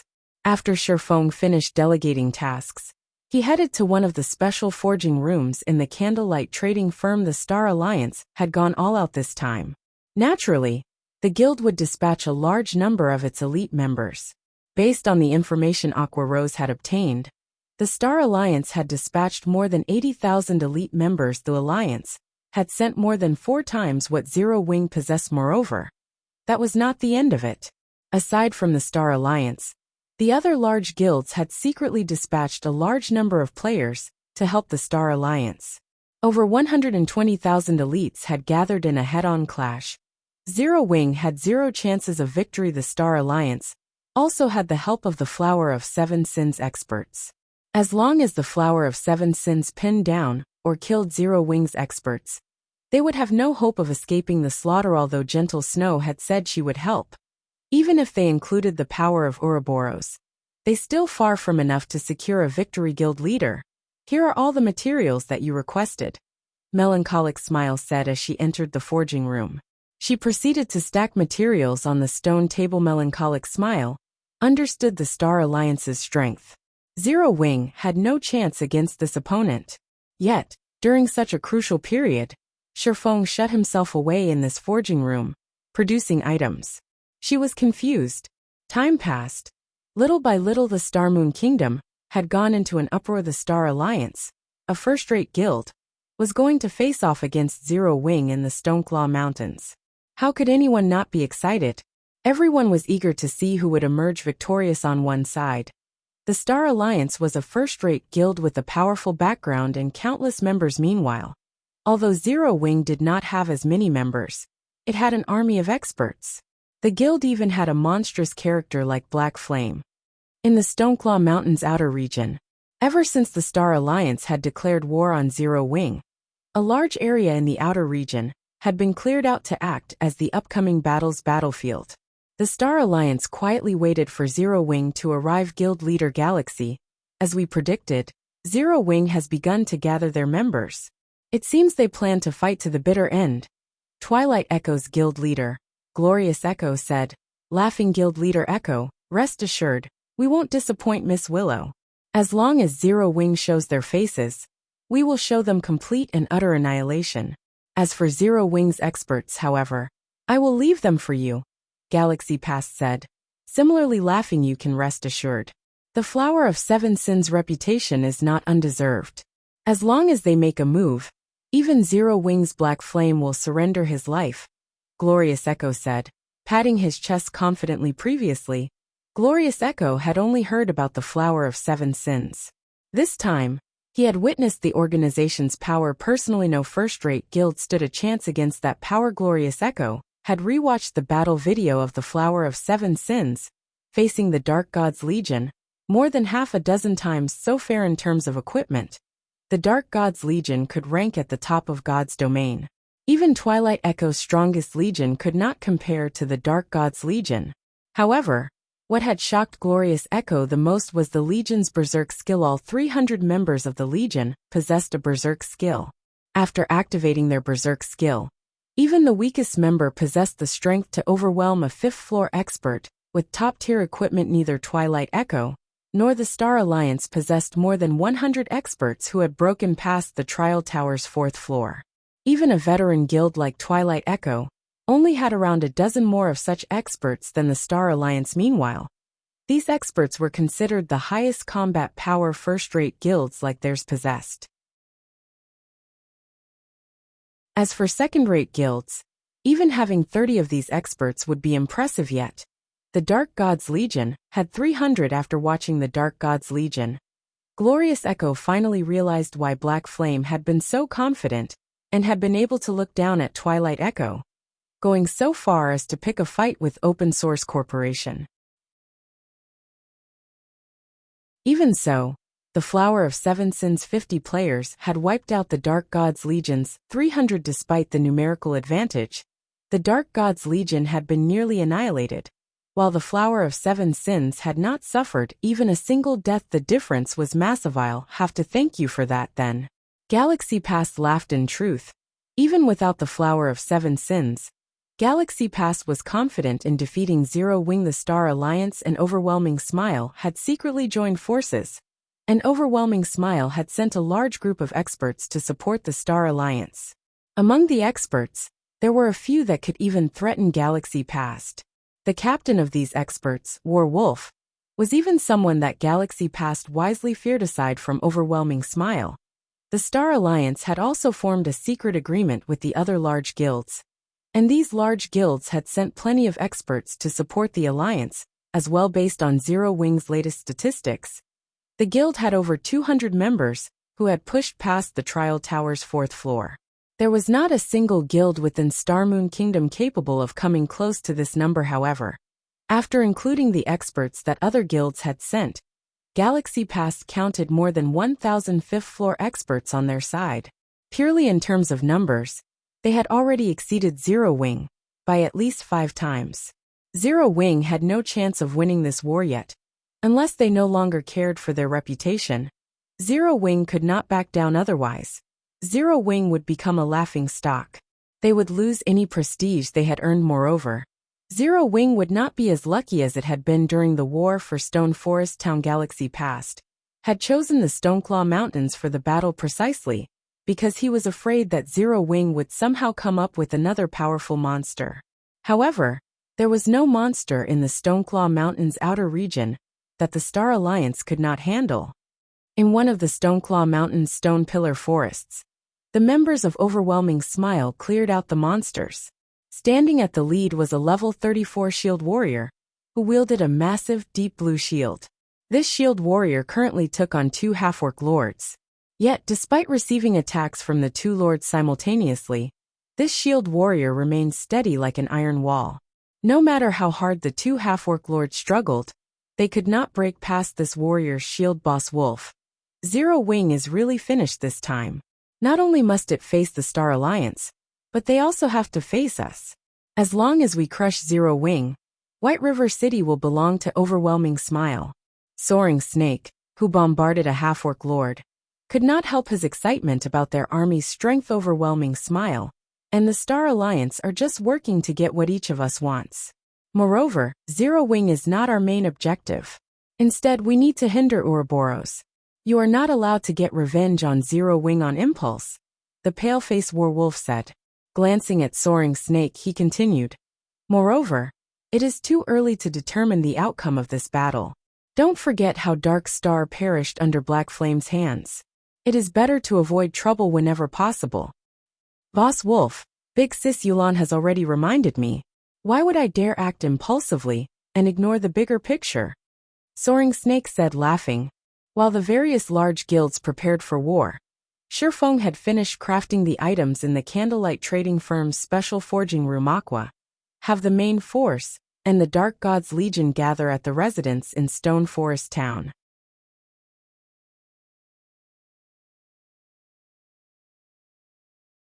Chapter 729, Rules of War. Stone Forest Town.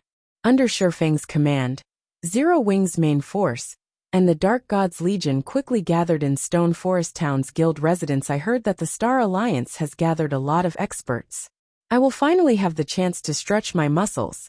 A berserker, Shadow Sword, said as he caressed his Tier 1 weapon, Tempest's Breath, his fighting spirit burning in his eyes. Standing beside Shadow Sword, Kola, Yi Wumian, Rampant Blade, Flying Shadow, Minor Wind, Turtle Dove, and the other members of Zero Wing's main force nodded in agreement. Ever since the Flower of Seven Sins had targeted Zero Wing's main force, Shifeng had ordered them to stay inside the city and train in the Divine Colosseum. Although their EXP bars had barely moved over these past few days, their combat techniques had improved significantly. Everyone's skill completion rates, in particular, had improved by leaps and bounds with the help of the 100-berry wine. Previously, only Fire Dance, Violet Cloud, and Aqua Rose could maintain their skill completion rates at 85% and above. Now, however, they could do so as well, although their techniques were still weaker than Fire Dance and the other 2 women. With their top-tier equipment and Tier 3 gemstones, the Flower of Seven Sins assassins should not mistake them for easy targets. After a short wait in the guild hall, Shifeng appeared in the residence's hall after using a guild transfer scroll. The Zero Wing members immediately saluted out of respect. Aqua, have you finished organizing the magical class teams? Shifeng asked as he turned to Aqua Rose. He had obtained plenty of information regarding the Star Alliance from Gentle Snow. With just 10,000 elite members, they had no chance against an army of more than 100,000 elite players.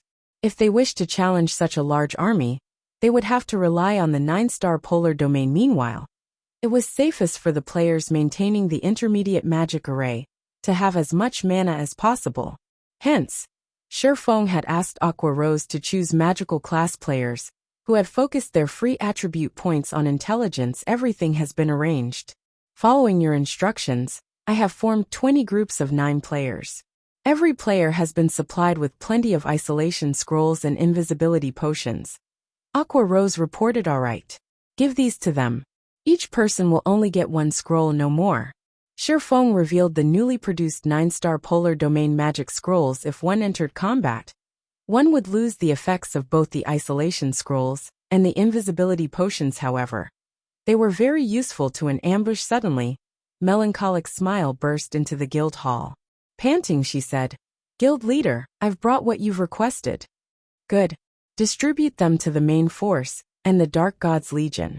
Each person will get 10 advanced frost grenades and 100 intermediate frost grenades. Additionally, members of the main force will get 2 glare bombs.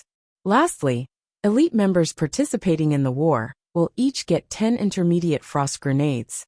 Shifeng instructed. The glare bomb was very easy for engineers to manufacture, and it did not share the same cooldown as the frost grenades. Furthermore, like the frost grenade, the glare bomb was an invaluable tool for war. Unfortunately, Shifeng had only found a single design. Even with the Star Street Trading Firm's intermediate engineer producing them constantly, he had only managed to craft around 200 bombs, barely enough to supply the main force. Although Shifeng's words had been leisurely, his subordinates were shocked. They had used the frost grenade before. It was one of the guild's strategic items that they kept in reserve.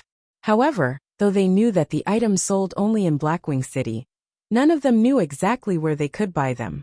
Currently, Shifeng had only revealed the location to Aqua Rose and melancholic smile. Intermediate frost grenade. Effective against monsters and players. Below level 70 deals 800 frost damage to a radius of 12 yards, freezing targets for 5 seconds, then reducing movement speed by 60% for a duration of 12 seconds. Price: 10 silvers. Advanced frost grenade. Effective against monsters and players, below level 120. Deals 2000 frost damage to a radius of 15 yards, freezing targets for 5 seconds, then reducing movement speed by 60% for a duration of 12 seconds. Price: 70 silvers. Although these tools would only be half as effective against players, it would still leave an impact. Only, these items were incredibly expensive. Yet, for this battle, Shifeng had prepared so many. The guild had spent 6,800 gold on the main force and the Dark Gods Legion. After including the allocation for 10,000 elite members, the guild spent a total of 16,800 gold. Even the Star Alliance, which received financial support from Open Source Corporation, could never spend that many coins in a single breath. The Alliance would never willingly part with such a sum of money. Yet, Shifeng did not hesitate at all. Even to Zero Wing, 16,800 gold was not pocket change. This was the money that Zero Wing had amassed after many difficulties. However, Shifeng did not particularly mind the expenditure. He had not only requested Melancholic Smile to purchase the frost grenades, he had requested something even more powerful as well. That item was more expensive than all the frost grenades they had purchased combined to others. It might not be easy to deal with an army of more than 100,000 elite players. To Shifeng, who had coins to spend, it was not difficult at all. Even top-tier players would be limited under the iron hoof of an elite army. To increase their chances of overcoming the Star Alliance, Shifeng needed to increase the guild's overall strength.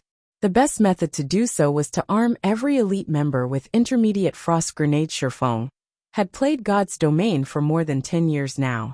He had lost count of the number of guild wars he had participated in. Hence, He was extremely familiar with how guild wars worked to secure victory in a guild war. Relying on elite and expert players was far from enough to emerge victorious in God's domain's battles. Magical tools were crucial as well. Take the twin snake ring, which had once been famous throughout the continent, for example. It was a kind of strategic weapon that, even in the hands of an ordinary player, could send hundreds of thousands of elite and expert players running with their tails tucked between their legs.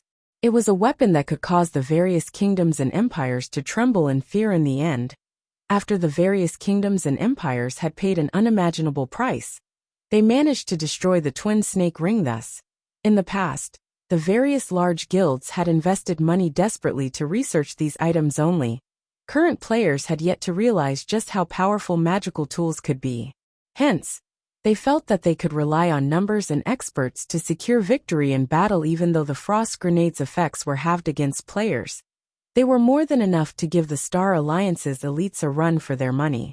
If used properly, the frost grenades could even teach the Star Alliance an important lesson. Battles in God's domain could not necessarily be won with a larger army. One could also drown their opponents to death with money. After everyone from Zero Wing was equipped with the necessary supplies, under Shifeng's lead, they boldly made their way towards the Stoneclaw Mountains. Quick look! They are from Zero Wing.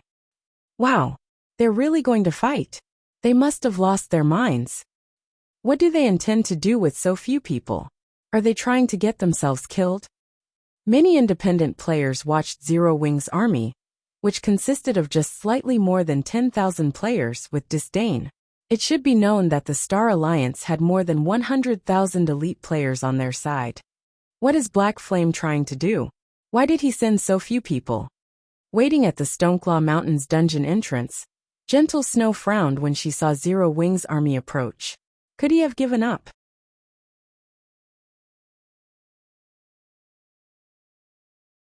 Chapter 730. Sword Drawn. Outside of the Stoneclaw Mountains transfer gate, Ouroboros' elite army waited for their allies. A battle, involving hundreds of thousands of players, was different from battles involving only hundreds or thousands of players. There were not many locations that could house a battle of that scale. It was even less likely to find a proper area inside of a dungeon before the war began. One had to organize their troops first. Charging into battle recklessly would only lead to one's doom. Hence, Gentle Snow held Ouroboros back from entering the Stoneclaw Mountains. Instead, she chose to wait for Zero Wing's arrival. Ouroboros was a first-rate guild. Although the guild had lost quite a few of its elites due to infighting, it still possessed the background of a first-rate guild. Moreover, due to its guild residence in Stone Forest Town, Ouroboros developed far faster than their competitors at this point. God's domain had already evolved from the era of coins to the era of magic crystals. With sufficient magic crystals, a first-rate guild with a strong background could quickly nurture elite players. Ouroboros already had more than 60,000 elite members. They had only slightly fewer than when they had conquered Stone Forest Town with Zero Wing.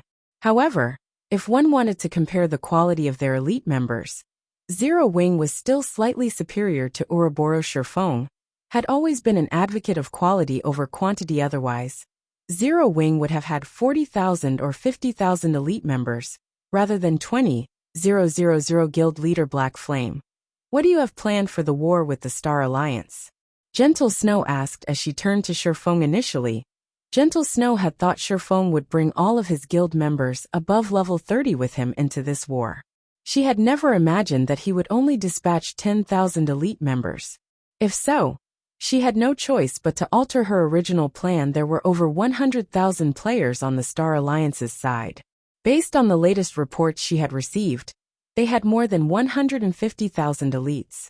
Had Zero Wing brought all of its level 30 and above members, after including Ouroboros' elite members, they would have had more than 100,000 players as well. In truth, many of Zero Wing's ordinary members would be considered elites in other guilds. However, Zero Wing was very strict with its elite members.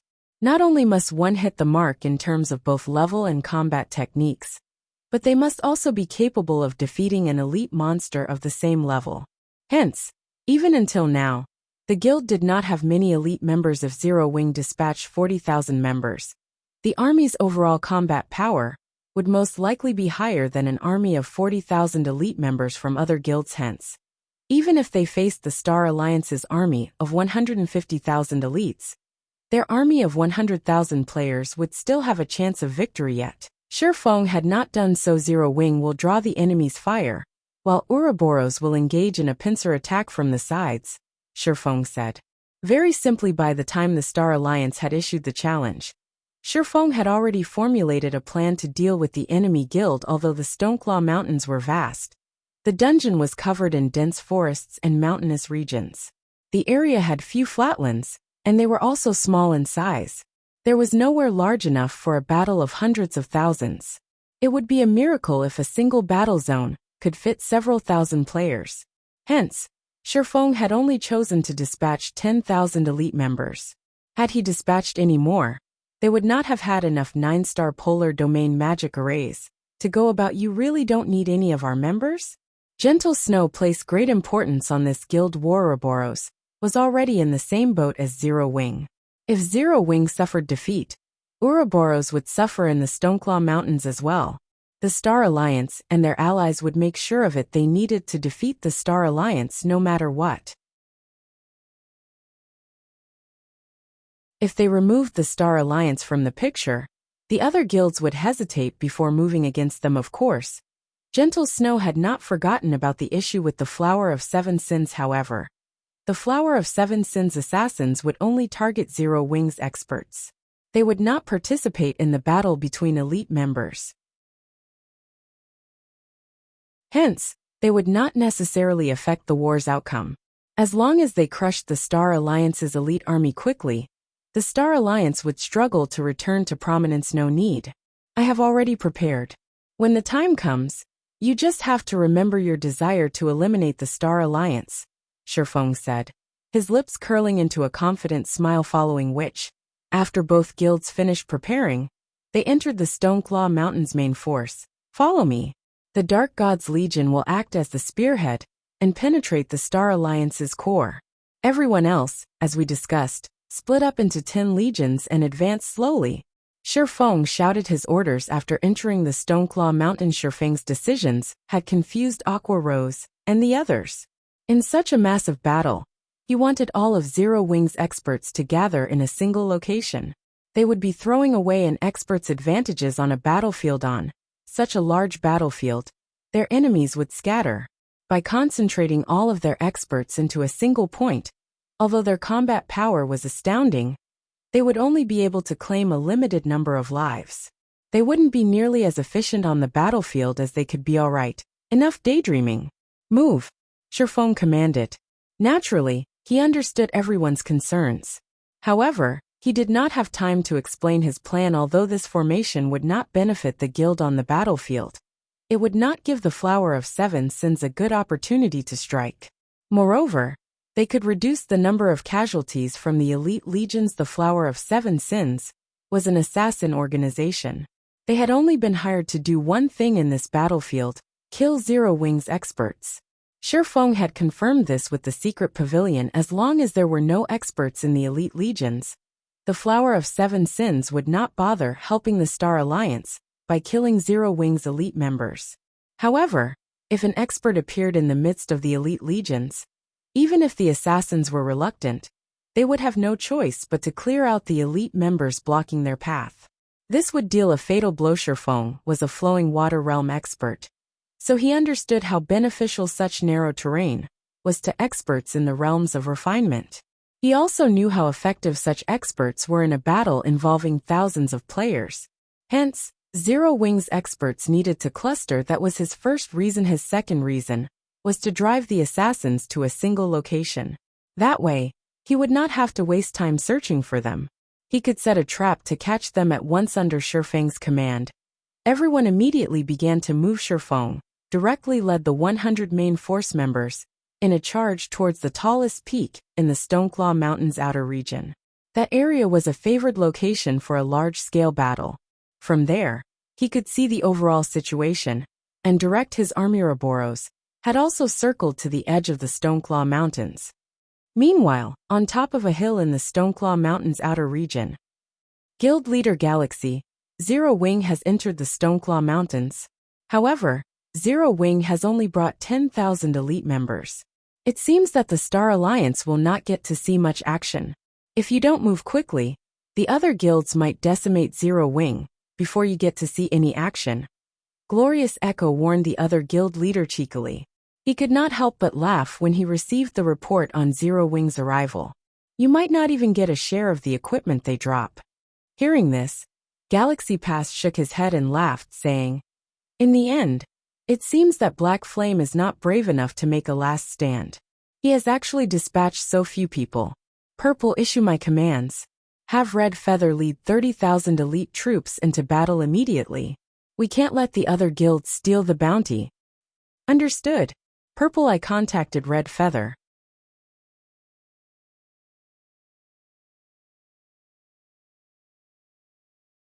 Chapter 731 Flurry. After the large guilds received the reports that Zero Wing had dispatched 10,000 elite members to the Stoneclaw Mountains, they began to mobilize their troops. Although the various large guilds had only dispatched a small number of elites and experts, there were over a dozen large guilds aiding the Star Alliance. In fact, the total number of elites and experts the various large guilds had sent was only slightly lower than the Star Alliance's army. Overall, they had more than 70,000 players. If the various guilds went all out, they could gather more elite players than the Star Alliance and Ouroboros. Combined 10,000 elites won't even be enough to fill the gaps between our teeth. Sure enough, Zero Wing is only here to make an appearance. They don't have the courage to face us all out. We're currently the closest to the dungeon's entrance, so Zero Wing's equipment will be ours for the taking. In Starmoon Kingdom, Zero Wing was famous for having top-tier equipment despite being level 31 or 32. The elite members of ordinary guilds generally wore level 25 Mysterious Iron and Secret Silver equipment, and very few had level 30 Mysterious Iron equipment. As for level 25 Fine Gold weapons and equipment, only an extremely small number of elite players had the privilege of owning any. Meanwhile, level 30 Secret Silver equipment was considered a luxury. As for level 30 Fine Gold items, they were considered top-tier equipment, and only a guild's core members were fortunate enough to wear such equipment. After all, Fine Gold equipment only had a slightly higher drop rate in large-scale team dungeons. However, teams that could raid level 30 large-scale hard-mode team dungeons were rare. Even first-rate guilds only had several hundred teams capable of raiding such dungeons. Hence, level 30 Fine Gold equipment was incredibly rare. However, what about Zero Wing's elite members? The most inferior equipment they wore was level 25 Secret Silver equipment. Many among them even had 1 or 2 pieces of level 25 Fine Gold equipment, and some even had level 30 Secret Silver equipment. There was no need to mention Zero Wing's core members and main force members. The harvest they could gain from killing 2 or 3 Zero Wing elite members would be like killing a level 30 or above chieftain. However, how rare and difficult was it to deal with chieftain-ranked monsters? Even with a team of 20 elite players, sacrifices were necessary to kill a level 30-plus chieftain. There was even the risk of a team wipe. However, it was a different story if their opponents were elite players. Field chieftains would grow stronger, depending on the number of players raiding them. Elite players would not, making them much easier to deal with. As the various large guilds quietly approached the dungeon's entrance, many players who were tasked to defend strategic locations began to complain, say, "Why is our luck so bad? What's the point of having us stay in this godforsaken place? The others will probably annihilate Zero Wing before they get anywhere near us. While everyone else gets to take a bite out of the pie, we won't even get a taste of the crumbs." I know, right? The higher-ups have even said that we get to keep half of the spoils we get from the enemies we kill. Last time, we only got to keep a quarter of the spoils. Even now, I still haven't obtained any level 30 Fine Gold equipment. Those bastards that went ahead lucked out this time. If I had known something like this would happen, I wouldn't have volunteered to defend this area. I could have been killing a few of Zero Wing's members and upgrading my gear. The 2,000-man elite legion standing on top of a mountain whined as they enviously watched the fires of battle some distance away, nearly drooling. Meanwhile, under Shifeng's lead, Zero Wing's main force arrived at the foot of this mountain undetected with the help of isolation scrolls and invisibility potions. With these two items, even a ranger's eagle eyes would not detect them. It was very easy for the group to circle the army of the various large guilds' guild leader. I've investigated the situation using eagle eyes. There should be around 2,000 players on top of the mountain. Among them, over 20 have excellent equipment. They should be experts. Minor Wind reported in the team chat 20+ experts. Shifeng could not help but laugh. These people are taking this mountaintop too lightly. Fire, lead your group. Get rid of their healers first. Everyone else, focus on your positions. Herd them together as much as possible before using AoE skills. Shifeng did not take the 2,000 elite players seriously. At all, the equipment worn by Zero Wing's main force was considered among the best throughout God's domain. They had at least double the attributes of their enemies. Even the Dark God's Legion could defeat 2,000 elite players easily. The only ones who might actually pose a threat would be the 20+ experts. Currently, those that could be considered experts were players who had at least reached the Trial Tower's 5th floor. Unfortunately, even the weakest members of Zero Wing's main force were 6th floor experts. Hence, Shifeng did not have a shred of doubt that his team would slaughter the army of 2,000 elite players. The Rangers, who observed the situation on the mountain, did not detect Shifeng, and the others approached guild leader. We're in position. Fire Dance, who stood a short distance away from the enemy's healer team, said quietly through the team chat. Flying Shadow and 8 other assassins accompanied Fire Dance guild leader.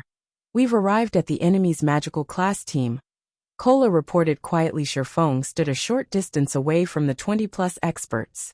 Through a combination of void steps and the effects of the invisibility potion, even a ranger or druid with sharp senses would not detect Shifeng. Kill them. Shifeng growled immediately. Everyone burst into action. Fire Dance activated the additional skill of the Tier 1 set equipment for assassins, Flurry, increasing her movement speed and attack speed by 50% for 20 seconds.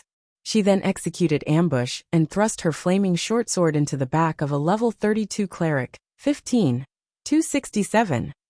The cleric, who had close to 7,000 HP, died instantly. Magical classes were very fragile. Not only did they possess very little defense, but they also lacked passive skills that reduced damage. Against Fire Dance, who boasted both high attack power and critical rates, magical classes could not withstand even a single blow. Even without a critical hit, Fire Dance could still kill a cleric with more than 7,000 HP. With a single move. With the sudden death of a cleric, the remaining healers were dumbfounded. The healers were typically safe in the heart of the Legion. It was nearly impossible for an enemy to reach them undetected, yet their enemy had done just that. However, the most frightening aspect about Fire Dance was her damage. She killed a cleric with nearly 7,000 HP instantly, just like that. After Fire Dance killed off the level 32 cleric, she immediately executed Backstab, her short sword sinking into a nearby oracle, 11, for 85. Landing another critical hit, Fire Dance instantly killed the oracle with over 6,000 HP at the same time. Flying Shadow and the others began their own killing sprees. In an instant, the healer team with over 200 members lost. Over 10 players were being ambushed. A player suddenly shouted. However, as soon as this player announced the attack, he heard screams. The fires of war illuminated the area. Activating Charge, Shadow Sword arrived before a level 32 elementalist. Before this elementalist could use Blink, the Berserker forced him into a fainted state. Shadow Sword then followed up with a Whirlwind Slash, a damage of over -4,500 points, appearing above the heads of all enemies within 8 yards. Some even received critical damage of over -9,000 points. Even level 30+ expert magical class players would rarely have more than 8,000 HP. In the blink of an eye, Shadow Sword killed off 3 players, while 4 held on by a thread of HP. However, Shadow Sword had also triggered the Blue Fire Double-Edged Sword's passive skill, Blue Fire Dance, with his previous attack. Swinging his sword violently, Shadow Sword sent a cone of blue fire ahead of him, dealing more than -7,600 damage, and killing another 8 players. Zero Wings' main force had only begun their assault. Yet, in the blink of an eye, close to 300 elite players fell. To Zero Wings' main force, these elite players were even less of a challenge than ordinary elite monsters. Leader were being ambushed. Some quick-witted players hurriedly called for help from their team leader. However, when these players shifted their gazes towards their team leader, they were all dumbfounded. Countless divine golden swords rained down on their leader and the other experts, damages of over -5,500 points appearing above their heads. Those who received critical hits received more than -10,000 damage with each shining blade. In the blink of an eye, half of the 20+ experts died while everyone else was sealed within the Skywheel Sword's effective area.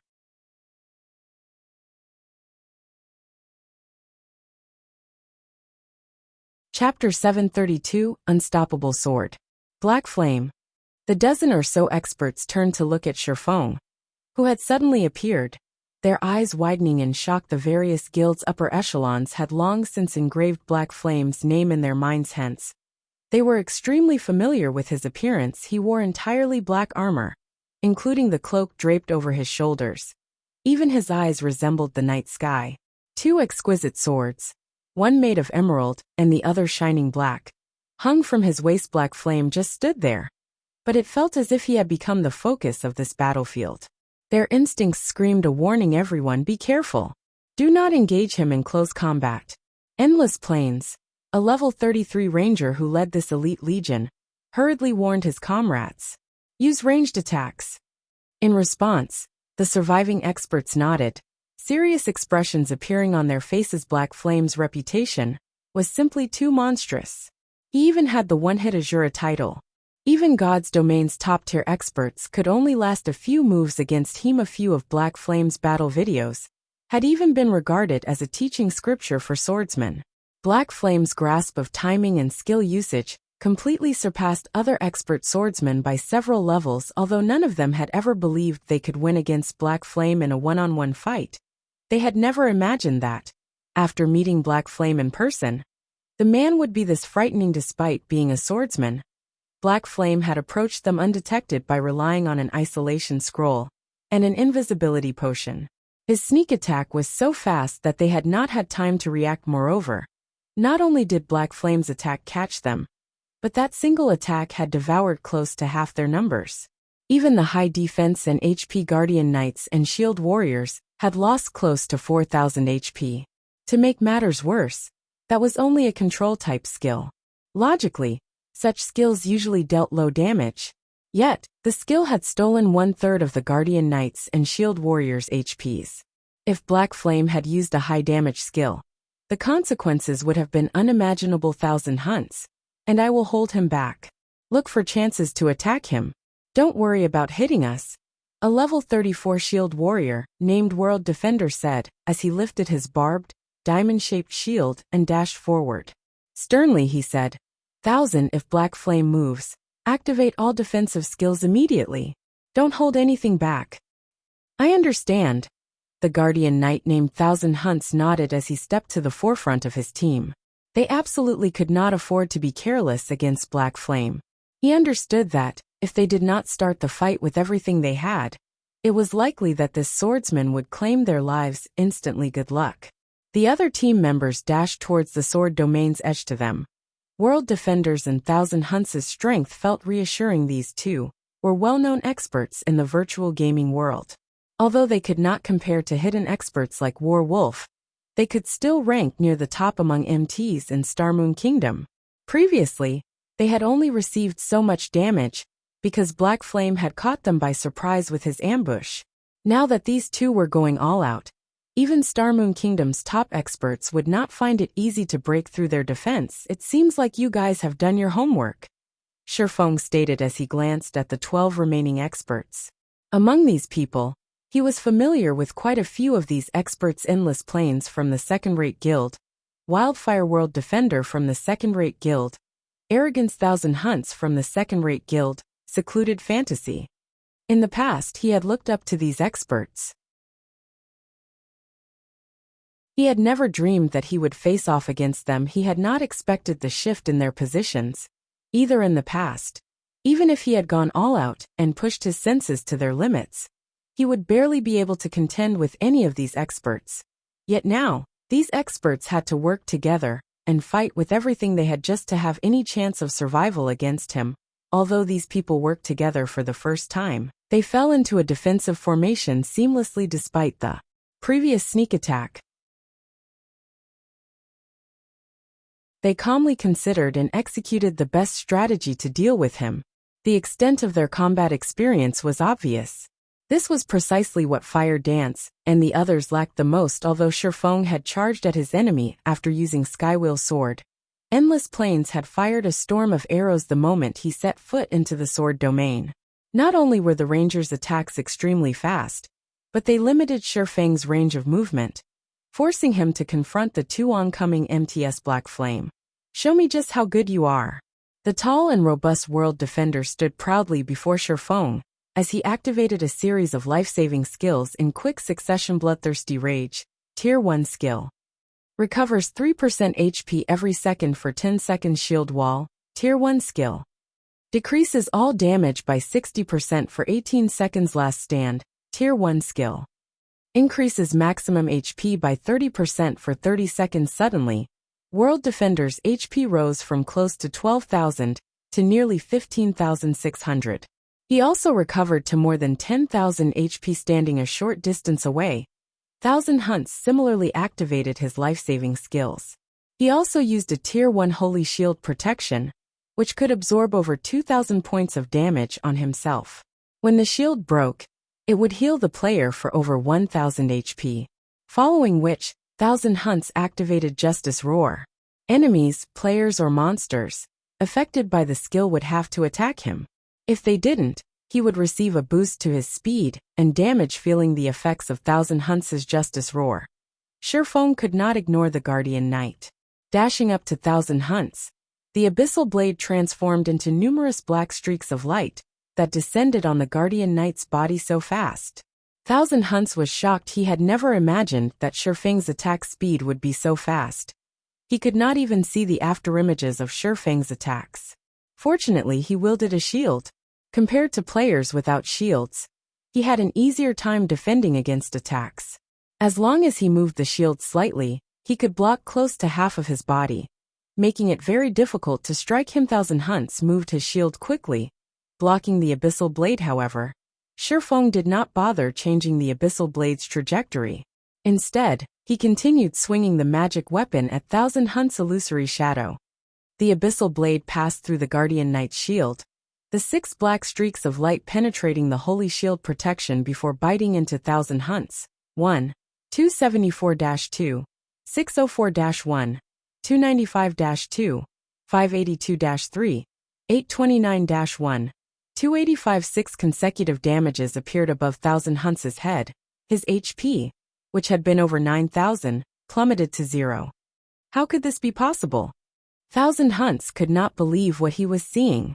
Despite Protection Blessing reducing the damage he received by 60%, Black Flame had killed him without breaking a sweat. The other experts were similarly dumbfounded. A Guardian Knight, with more than 9,000 HP remaining and Protection Blessing, had died instantly. Just how high is his attack power?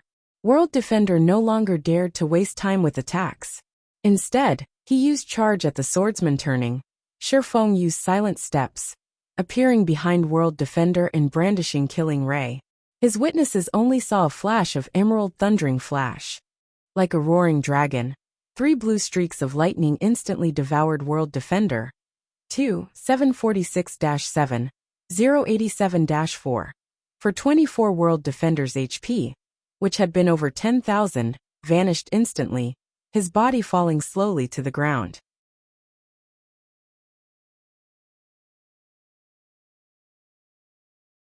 Chapter 733 Unstoppable. How could this be?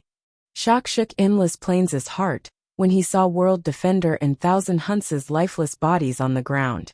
He could no longer maintain his previous calm. Both of these MTs had activated all of their life-saving skills. Yet each of them had only lasted one move against Black Flame. They lost their lives before they could work with anyone else on the team to deal with Black Flame. Is he really a player? They could not help but remember Black Flame's title of one-hit Azura. However, everyone finally understood something.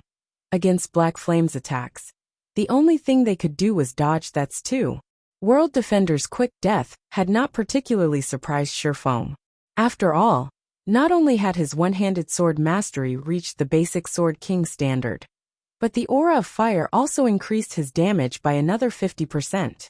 Even an MT with all of their life-saving skills active would be paper in front of his swords. Shifeng then shifted his gaze towards the nearest assassin wind blade. Suddenly, Shifeng left behind an afterimage as he appeared before the level 33 assassin. His killing ray slicing through the air. Don't think that I'm that easy to kill. The assassin abruptly retreated as Shifeng appeared before him and tried to activate Vanish. When activate, Vanish would provide him with nearly of invulnerability. Within this second, all attacks against him would be useless. However, Killing Ray's lightning effect triggered the instant Shifeng swung Killing Ray. He gained a 50% boost to his attack speed. Like a flash of light, Killing Ray danced across the assassin's body. 548. It was another instant kill. As if that had been a cue, the rest of the team bombarded Shifeng with attacks. Numerous arrows and spells flew at Shifeng. Sidestepping, Shifeng jumped into the air, avoiding the oncoming attacks. Following which, he turned and retrieved the blazing meteor. With a flick of his wrist, a meteor suddenly flew from Shifeng's hand. Flame God's Fury. Flame God's Fury deals physical and flame damage to enemies within a 40 by 3 yard area. Deals 900% damage to the initial target, and damage reduces by 10% with each consecutive enemy hit to a minimum of 500% damage. An elementalist, a cursemancer, and a summoner, who were in the midst of spellcasting, could not avoid the attack in time. The crimson flames devoured them in an instant. The remaining experts were shocked. They had never imagined that Black Flame would also possess such powerful long-range attack capabilities. As soon as Shifeng landed, over a dozen frost arrows descended on him. Endless Plains had grasped the timing of his attack. Not only had he predicted Shifeng's landing position, but his arrows also blocked off Shifeng's path of retreat. He had aimed several other arrows at Shifeng's vital points. Dang! Dang! Dang! Before 5 frost arrows could strike Shifeng, they pinged against the swordsman's emerald blade. The remaining frost arrows simply brushed past Shifeng's body, dealing no damage whatsoever. *CK my life. Endless Plains stared, stunned despite his perfect angle of attack and timing. It seemed as if his arrows had actually tried to avoid Black Flame after dealing with the attacks. Shifeng released a low shout. Dragon Breath. He fired a white beam from his mouth. Endless Plains threw his body to the side, hoping to avoid the incoming beam. However, as if this white beam had predicted the ranger's actions, the beam plowed into the ranger. Shifeng achieved another instant kill. Even after death, Endless Plains was confused. No matter how he thought about it, why would he have jumped into the Dragon Breath's path? However, Violet Cloud, who happily massacred the elite legion, was not the slightest bit surprised when she saw this scene. Shifeng had already reached the flowing water realm of the realms of refinement. He could easily predict a player's movements by observing their body. Hence, after seeing Endless Plains' intention, he had adjusted Dragon Breath's trajectory before firing the skill. Although nearly 20 yards stood between them, Endless Plains had yet to set foot into the realms of refinement. He lacked sufficient physical control. In such high-speed battles, he could not respond quickly enough to evade the Dragon Breath. Violet Cloud sighed. This was the watershed of top-tier experts. Although the difference seemed insignificant, its impact on the battle's outcome would be astounding. Extremely few ordinary players in God's domain could exert their virtual bodies to their very limits. On the other hand, thanks to their refined control over their own bodies, expert players could sometimes push their virtual bodies to their limits. Naturally, if both sides possessed equal levels and attributes, expert players were far more powerful. However, even top-tier experts would find it extremely difficult to adjust their movement in such a superhuman, high-speed battle. It was like a sprinter's difficulty to stop after running at full speed. In a battle this fast, one could just stop without effort. However, experts who had reached the realms of refinement were capable of exactly that. Although it did not appear impressive, having the ability to accelerate and stop suddenly meant that a player could change their attack trajectories abruptly, confusing the enemy. Violet Cloud had already reached the half-step refinement realm. However, even now, she could not break through that final barrier. Hence, Violet Cloud observed Shifeng's battle carefully while fighting her own, hoping to gain some insight. The elite players who had intended to help were stupefied. In just 2 seconds, Shifeng had killed 7 of their experts. None of them had been able to withstand even one of his attacks. If even experts had no defense against him, what could elite players like themselves hope to accomplish? Those who had intended to rush over and assist lost all their courage instantly. Screams echoed from all across the mountaintop. Even for elite players, it was extremely difficult to exert their bodies to their limits. Not to mention, the members of Zero Wing's main force all had very high attributes. Their limits were much higher than elite players. This was no longer a battle. This was a massacre. Weaving through the crowd, Fire Dance moved faster than any of these elite's players could follow. And as she moved, Fire Dance plunged the true fire blades into every player she passed, taking their lives with just a few hits. After just a brief moment, corpses littered the field. Dashing into the crowd, Shadow Sword brandished his blue fire double-edged sword madly. He sent the several shield warriors, who had charged at him, flying. The Berserker then followed up with a flame flash, blue fire devouring these shield warriors instantly. He used Whirlwind Slash to finish them off. Standing on a natural rise, Minor Wind launched a continuous stream of powerful arrows with his Wind Chaser.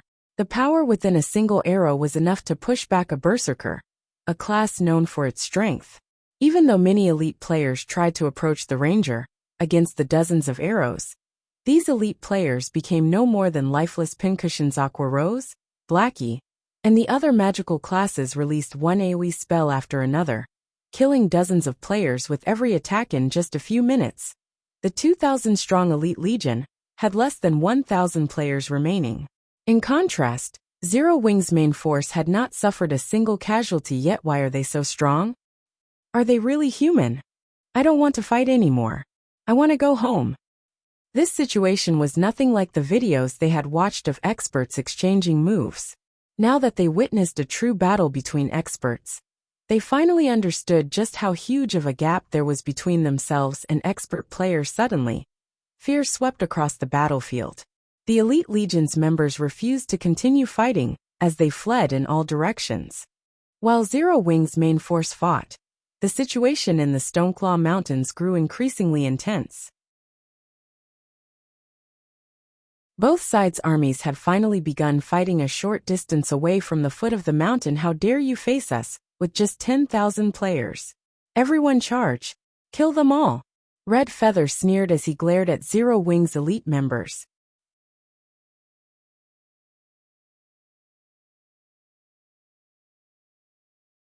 Chapter 734, Silent Battlefield.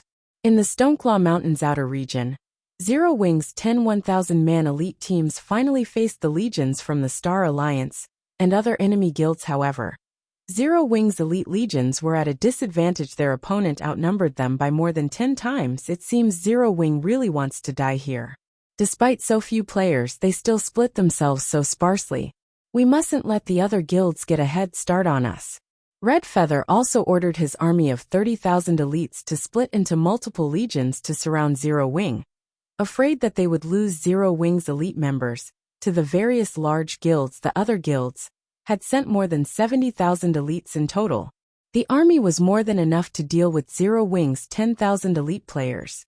Just as Red Feather led the Star Alliance's army to Zero Wing's position, the other guilds began to clash with their enemy. However, Zero Wing's elite members had slightly superior equipment. Moreover, the battlefield was only so large. Only so many ranged players could attack at once. Hence, when it came to ranged firepower, Zero Wing had a slight advantage. After several exchanges, Zero Wing's foe had already suffered over 100 casualties. On the other hand, Zero Wing had only lost a dozen or so members. Other than the difference in damage, Zero Wing's elite members were far more adept at dodging attacks. In addition, their HPs and healing prowess were much higher. Zero Wings ranged players only needed 3 to 4 hits to kill an enemy elite. However, if the various guilds' elites wished to finish off one of Zero Wings, they needed to land roughly 6 attacks. Yet, against Zero Wing, the guild's elites could only dodge 3 or 4 out of 10 attacks. On the other hand, Zero Wing's elites could dodge at least 5 attacks. The difference in equipment, attributes, and combat techniques, though small, was clear for all to see in the end. This minor difference impacted the results significantly. Damn it. All MTs advance. Ranged players cover them. Healers follow. Assassins circle and deal with their healers. Don't be afraid.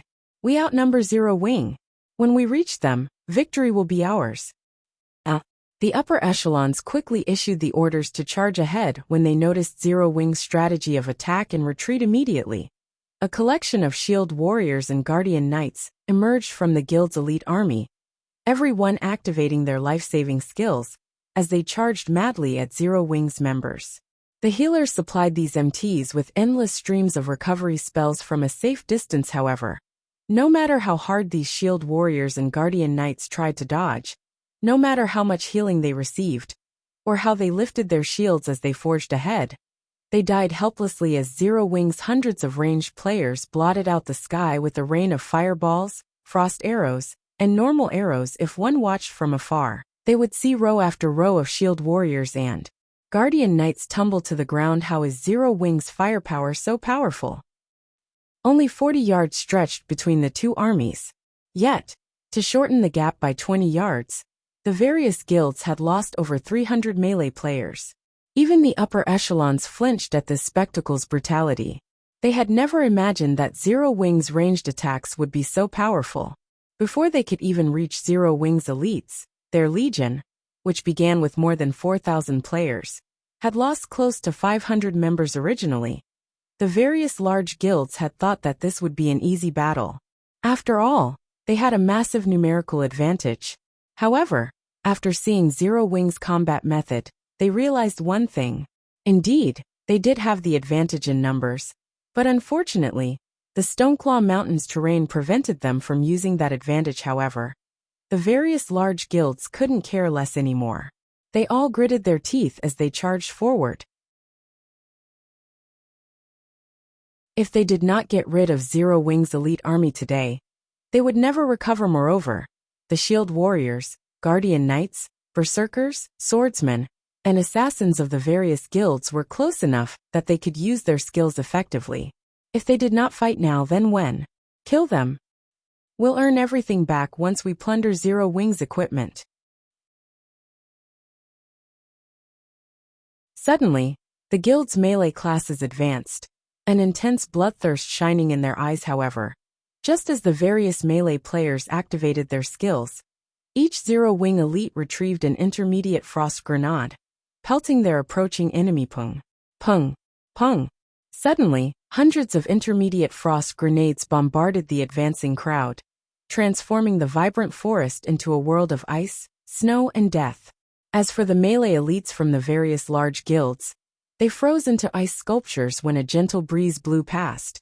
Every one of these elite ice sculptures shattered, decorating the battlefield with equipment. Even though there were some assassins and swordsmen that had reacted quickly enough and activated their life-saving skills in time, their life-saving skills could only deflect a limited number of attacks. These skills' durations were also extremely short. However, the bombardment of the hundreds of frost grenades lasted for nearly 6 seconds.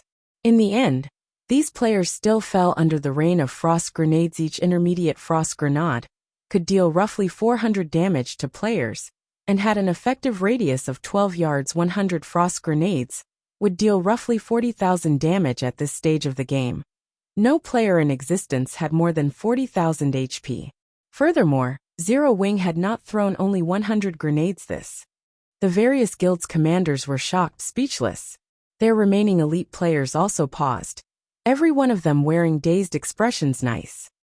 Awesome. You guys thought you were impressive, huh? Now you understand Zero Wing's power.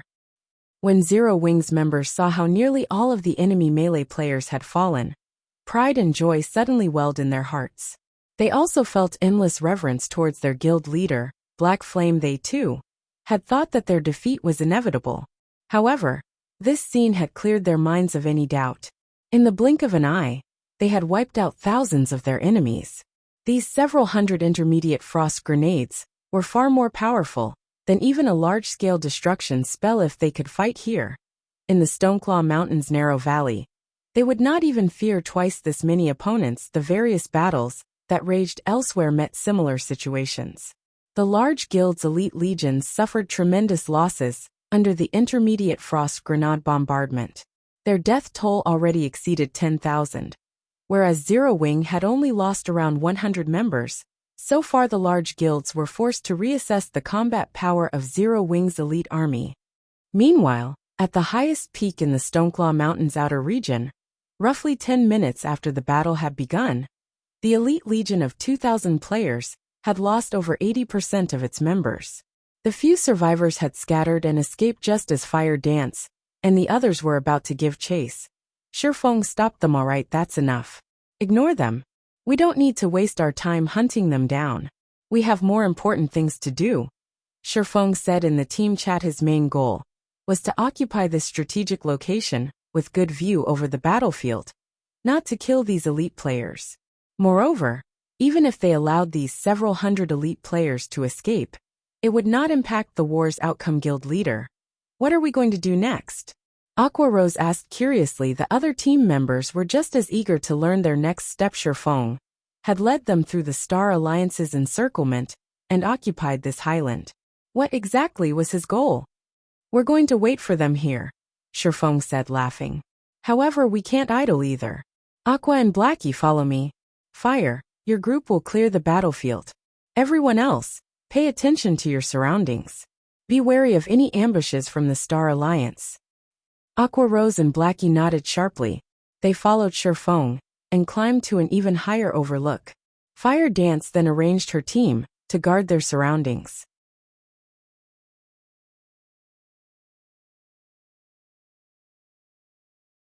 Chapter 735, Instrument of War. The news of the various large guilds inside the Stoneclaw Mountains, suffering heavy damage, spread like wildfire. Players throughout the entire Starmoon Kingdom were paying very close attention to this guild war. Hence, the moment this news appeared on the official forums, it instantly exploded, shocking many players throughout the entire kingdom. The uploaded battle videos of the war staggered them even further. Hundreds of intermediate frost grenades exploded continuously, filling the land with ice flowers and dyeing the land in snow-white color. Several thousand elite players were suddenly nothing more than lifeless ice sculptures doomed to shatter and scatter, with the wind. Just seeing this scene alone could give one the shivers. What elite players? What Zerg tactics? Under the bombardment of the frost grenades, everything was insignificant. Without using any words, Zero Wing had proven to everyone that its strength was no trifling matter. Even when going up against over 100,000 elite players, Zero Wing was not afraid. With just the sacrifice of a dozen or so players, Zero Wing had managed to slaughter thousands of elite players. Zero Wing is simply too powerful. They are actually able to obtain so many AoE attack tools. The effects of this item are so good, so it should be very rare and expensive, right? That's an engineering tool. I've bought engineering tools before, so I know how insanely expensive those things are. Since that item they used is practically an instrument of war, it's definitely much more expensive. Despite that, Zero Wing is actually able to casually toss out so many as if they were just toys. Zero Wing is simply too rich. Many players on the official forums began a heated discussion over Zero Wing's financial strength. Although everyone was unclear about the exact price of the intermediate frost grenades, they could still estimate the price range of the frost grenade based on its effects.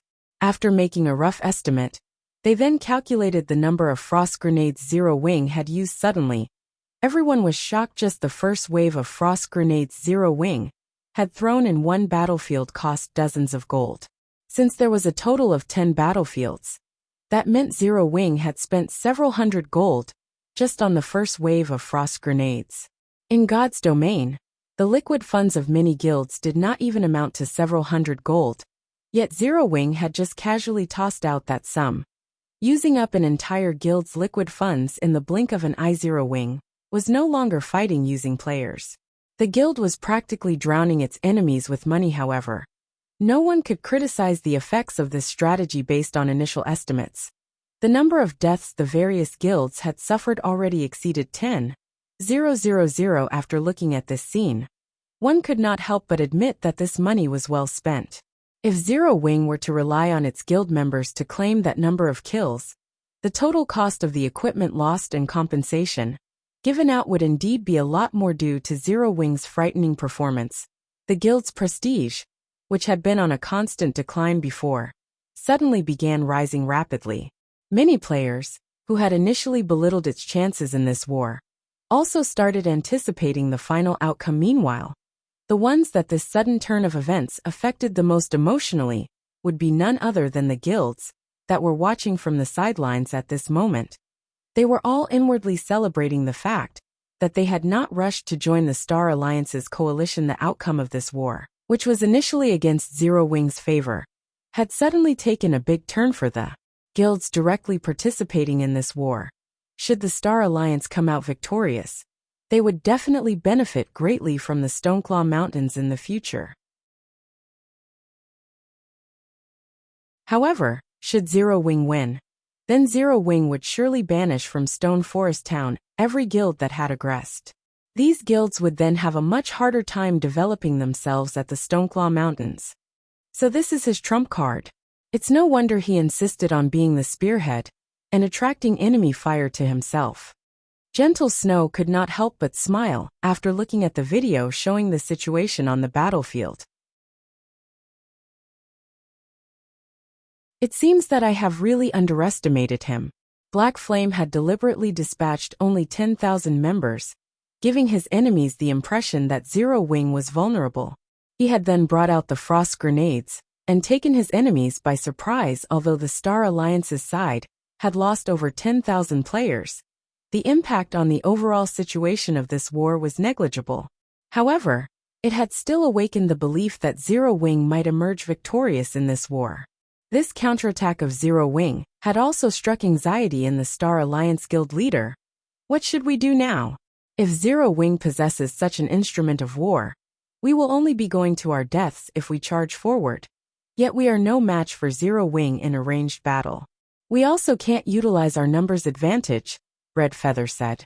When Red Feather received news of this situation, he immediately reported it to Galaxy Pass. Due to Zero Wing's counterattack, the various large guilds no longer dared to close in, only fighting at range. However, such ranged battles were extremely time-consuming and extremely disadvantageous for the Star Alliance's coalition. When their members died, they would have to travel over 10 hours to return to the battlefield in the Stoneclaw Mountains.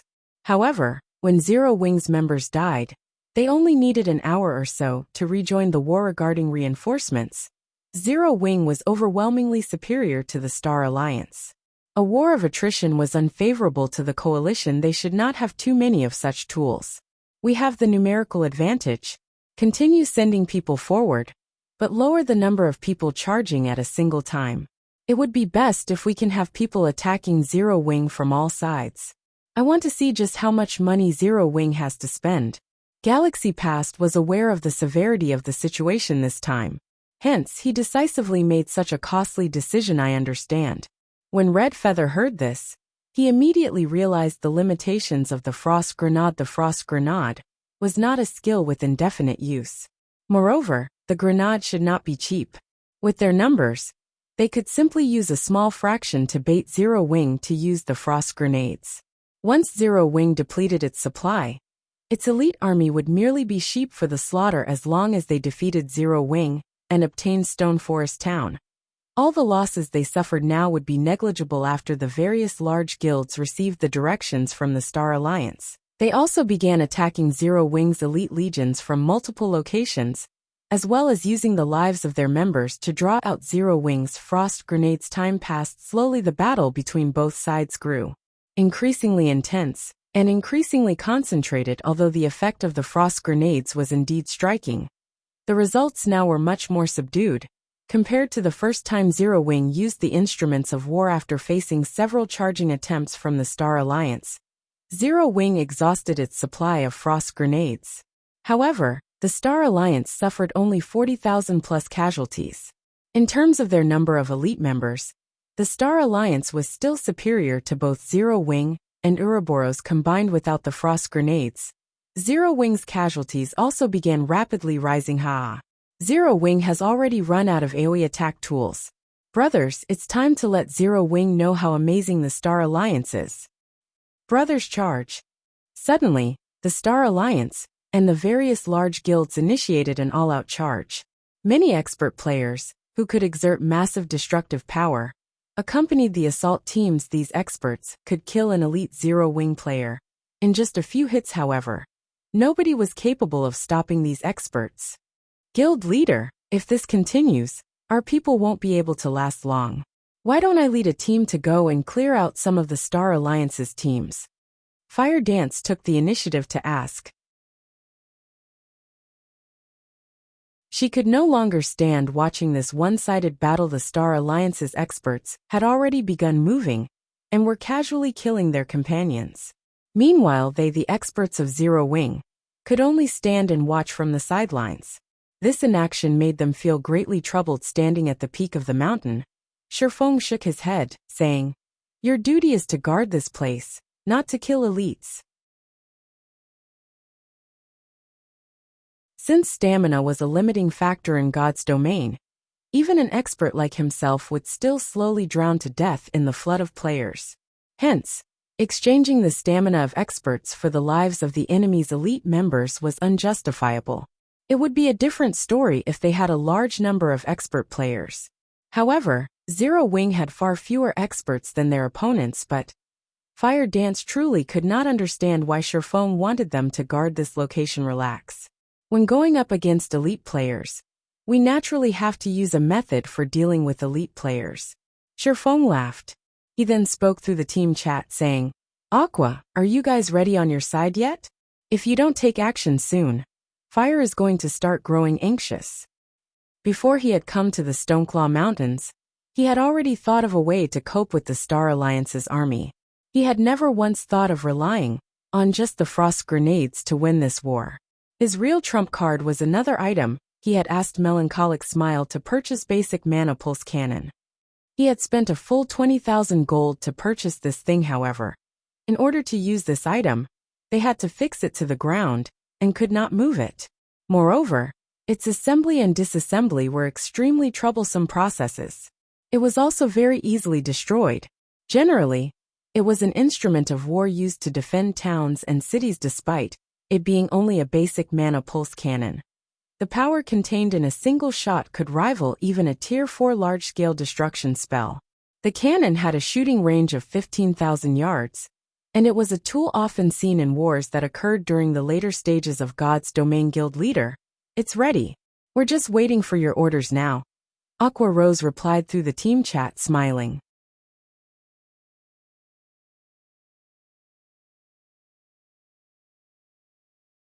Chapter 736, Battlefield Dominator.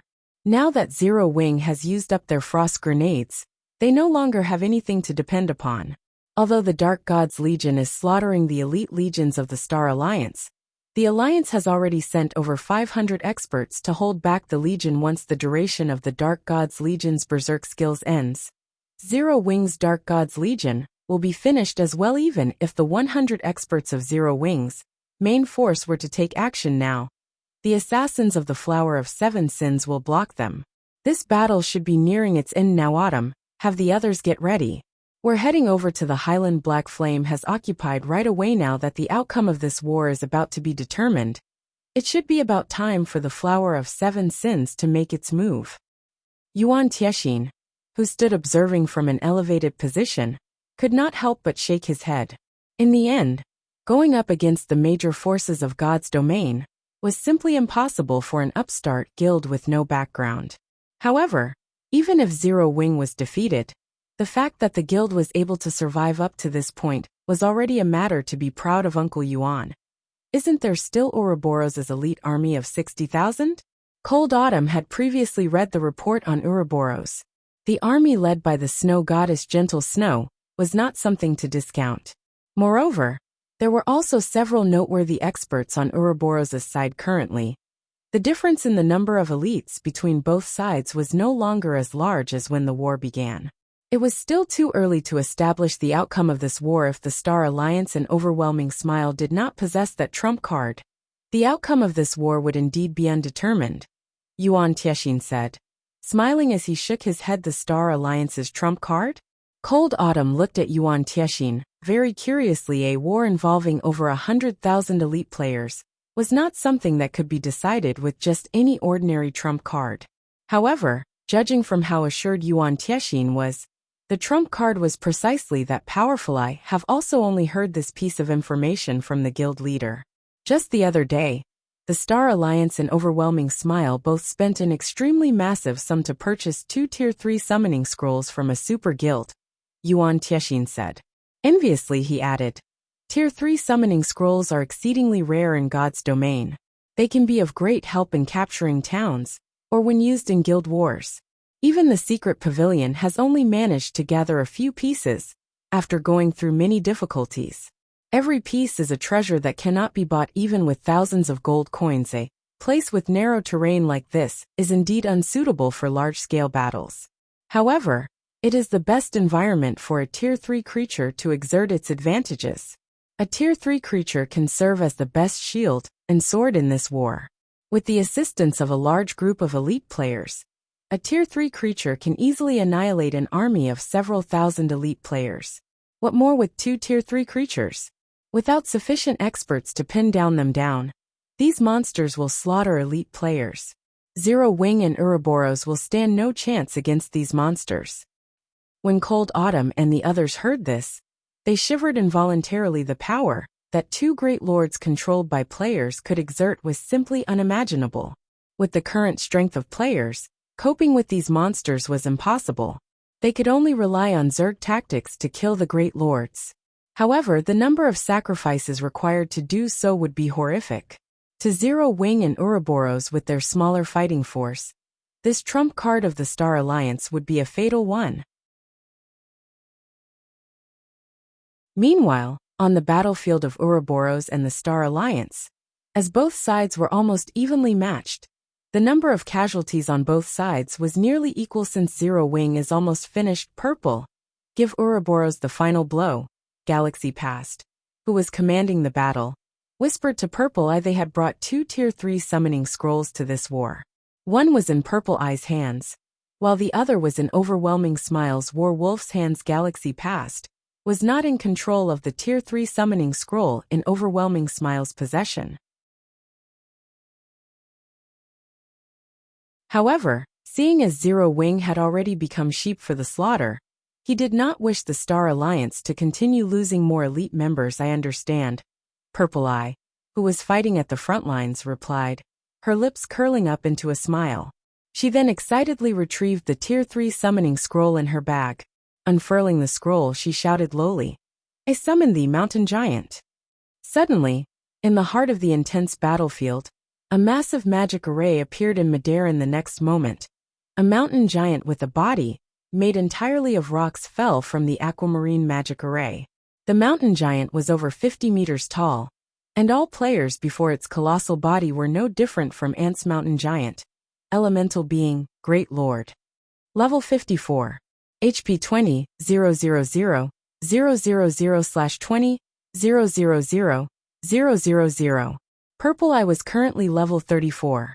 Meanwhile, creatures summoned using summoning scrolls would be 20 levels higher than their summoners. Hence, the mountain giant summoned was level 54. At the same time, its control also fell to Purple Eye as the number 1 elementalist in the Star Alliance. Purple Eye's standard in terms of techniques was slightly above even Galaxy Past. At the instant the mountain giant appeared, Purple Eye promptly controlled it to slaughter hundreds of Ouroboros' elite members. Immediately after, the mountain giant abruptly stomped on the ground, and the ground within 120 yards of the Great Lord's feet trembled.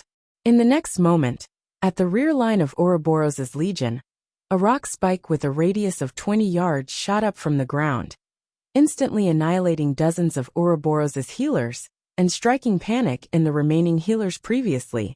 The battle between both sides remained at a stalemate. With the appearance of the mountain giant, however, it immediately became a one-sided struggle when Ouroboros' attacks landed on the mountain giant. None of them dealt more than 100 damage due to the level and tier suppression. Even after adding up the efforts of several hundred players, the total was merely in the tens of thousands. To the mountain giant, who had 20 million HP, this amount of damage was not worth mentioning. Just its battle recovery alone could maintain it. At full HP, the mountain giant was essentially a strength-type Great Lord. With a single blow, it could instantly kill a full HP level 30 elite MT. Moreover, as all of the mountain giant's attacks were AoE attacks, when it came to a crowded battlefield, a single blow from it could kill anywhere from a few to more than a dozen players. The mountain giant completely dominated this entire battlefield with overwhelming force in less than 5 minutes. One of Ouroboros' 3,000-man elite legions was wiped out. This scene shocked the other elite legions into a constant retreat shortly after the appearance of the mountain giant. A level 54 Great Lord ranked 3-headed hound appeared on Overwhelming Smile's side of the battlefield. Cerberus, Dark Creature, Great Lord. Level 54. HP 17, 500, 000/17, 500 000. Although the Cerberus did not possess as much HP as the mountain giant, it was significantly superior to the mountain giant in terms of magic damage. Its movement speed and attack speed were also much faster. When it came to killing elite players on the battlefield, it was even more proficient than the mountain giant. After 2 level 54 Great Lords joined the battlefield, Ouroboros' members immediately fell into a panic. The 2 Great Lords both possessed quite a number of AoE attack skills. In a battle of thousands, they could easily reap the lives of hundreds of elite players every passing moment. Ouroboros could not offer any resistance whatsoever. Snow, what should we do now? Zhao Yueru felt her scalp tingling and her body shivering when she looked at the 2 Great Lords. If they could not deal with these 2 Great Lords, Ouroboros would have no chance of victory at all. We don't have any other choice. Let's use our final card. Although it can't stop these 2 Great Lords, it will be able to trap them for a short time.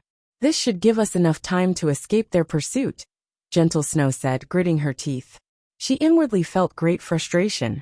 She had never imagined that they would lose this war, just like this. Faced with 2 Great Lords, choosing a direct confrontation would only increase their losses.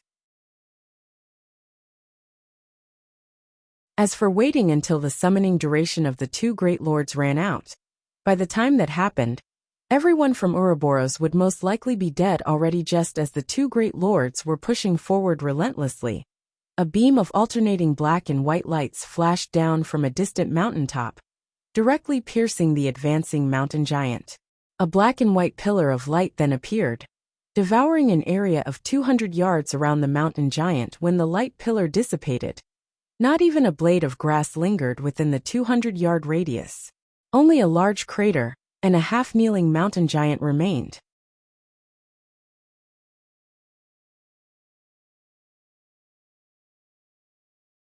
Chapter 737, Absolute Power. The appearance and disappearance of the black and white pillar of light stunned everyone. The power of this sudden attack was simply devastating. The shocking scene etched itself deep into everyone's minds. It was difficult to forget even if one wanted to. Just what was that thing? At this moment, looking at the half-kneeling mountain giant, the shock Gentle Snow felt was indescribable with words. It would have been fine if the pillar of light had just killed every player within a radius of 200 yards. However, not only had the devastating attack dealt over 4 million damage to the level 54 Great Lord, but it had also placed the mountain giant in a heavily injured state, immobilizing it. Although the mountain giant could still fight, its controller, Purple Eye, had already died within the pillar of light. Normally, summoned creatures could only move within a certain range from their summoners. They could not leave this area.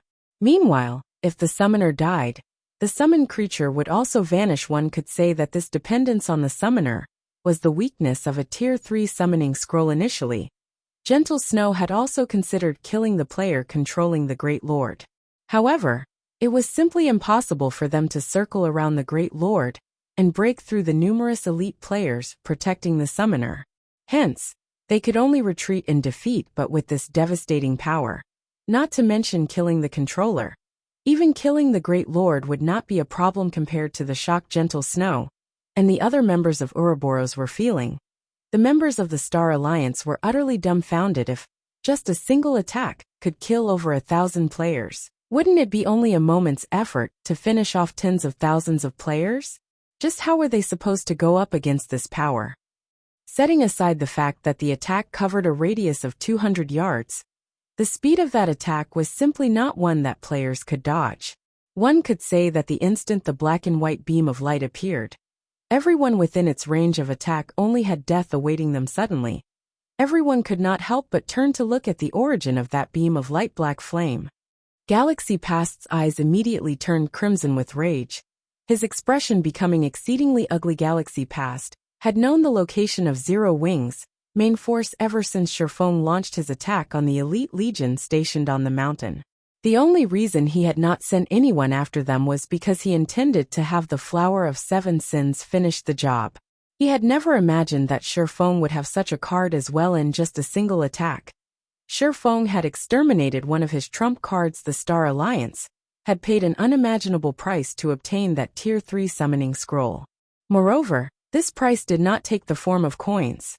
Instead, it was the magic crystals that the Star Alliance had amassed with much difficulty during this period. Yet now, before the mountain giant could even begin to display its strength, Sherfong had already wiped it out of existence at this moment. Galaxy Past wished he could rip out Sherfang's heart with his very own hands. Kill them all. That kind of attack should only be usable once. Victory still belongs to us. Galaxy Past immediately notified everyone as he began attacking the members of Ouroboros in a frenzy. Due to Galaxy Past's reminder, everyone from the Star Alliance quickly regained their senses. Launching such a heaven-defying attack, even once, was already plenty amazing. The possibility of Zero Wing pulling off another such attack should be extremely low currently. Although one of their two great lords had been defeated, they still had one left. The advantage their side possessed had yet to disappear. Zero Wing and Ouroboros were still on the losing side. Aqua. How long till the next shot? Sherfong could not help but ask as he saw the Star Alliance going into action. Once more, the requirements to use the Mana Pulse Cannon were extremely stringent. It had its limitations. Firstly, the cannon could not be used inside dungeons. Otherwise, dealing with dungeon bosses would be a piece of cake. A few shots would be all it would take to clear the dungeon. Secondly, the cannon had a relatively long cooldown time after firing before it could fire again. Normally, this cooldown was roughly 3 to 4 minutes long. Thirdly, it was extremely costly to fire the cannon, with each shot costing 1,000 magic crystals. Even ordinary large guilds were unlikely to obtain 1,000 magic crystals in a day. Yet, the basic Mana Pulse Cannon only needed an instant to waste it all. In terms of coins, the cannon cost over 200 gold to fire each time. To first-rate guilds, 200 gold was not a small amount. Not to mention 1,000 magic crystals. Even if first-rate guilds possessed a basic Mana Pulse Cannon, they would not be willing to use it unless absolutely necessary. There's still another 30 seconds. Aqua Rose, who was controlling the Mana Pulse Cannon, immediately replied after taking a look at the cooldown time previously. She had felt slightly confused when Sherfong had asked her and Blackie to follow him. However, after Sherfong took out the basic Mana Pulse Cannon, she was left dumbfounded for a long time. She never imagined there would be such a horrifying weapon even in God's domain. Of course, one also needed considerable financial strength to use this horrific weapon. First and foremost, the basic Mana Pulse Cannon's selling price of 20,000 gold was enough to deter the majority of the guilds in God's domain from buying it. The next part was the fuel of 1,000 magic crystals. If Zero Wing had not occupied Stone Forest Town and could not collect a large amount of magic crystals from the various large guilds every day, using the Mana Pulse Cannon would really have been too expensive. However, she also could not help but admit that this money was well spent. Just a single shot had directly stunned everyone in the Stoneclaw Mountains. However, compared to the cannon's actual effects, its impact on morale was much more amazing in a war. If one side's momentum were suppressed by the other, this would greatly affect the spirits of both sides, regardless of whether it was the stronger side or the weaker side. Alright. The next target will be that Cerberus. Make sure you don't let the summoner get away, Surephone commanded. He then messaged Gentle Snow, having her lure the Cerberus as close as possible to the basic mana pulse cannon. The basic mana pulse cannon only had a shooting range of 15,000 yards. Beyond this range, the cannon was no threat. After receiving Surefang's message, Gentle Snow immediately began directing Ouroboros's army with renewed vigor to move closer to Surefang's location. Seeing the members of Ouroboros escaping, the players on the Star Alliance's side naturally gave chase. The duration of a summoned creature was limited. Obviously, they needed to achieve the greatest results during this time limit. 30 seconds quickly passed. Yuri next. Aqua Rose aimed at the approaching Cerberus and fired the mana pulse cannon once more. The black and white beam of light shot directly at the three-headed hound. Despite the distance of several thousand yards, the energy pulse of the mana pulse cannon took only an instant to hit a spot close to the Cerberus. When the black and white pillar of light appeared in the Stoneclaw Mountains once more, every player at the outer area of the dungeon was able to see it clearly. Warwolf had noticed the energy pulse the moment it appeared. However, he instantly knew that it was too late to avoid it. The only thing he could do was activate every life-saving skill he possessed. However, the energy pulse, which had the might of a Tier 4 large-scale destruction spell, was not something a measly Tier 1 player could defend against. Even for Surefang, his only option when going up against this attack would be to activate space movement to escape. The aura of Earth's absolute defense might not even be able to defend against this move, as invulnerability in God's domain was not absolute. If an attack surpassed the limit a skill could endure, it would likewise break through the skill. After the black and white light pillar dissipated, as expected, Warwolf had fallen to the energy pulse. The Cerberus had disappeared as well together with Warwolf. At the same time, over 1,000 overwhelming Smile members had also been turned into ash, leaving behind only a crater filled with equipment.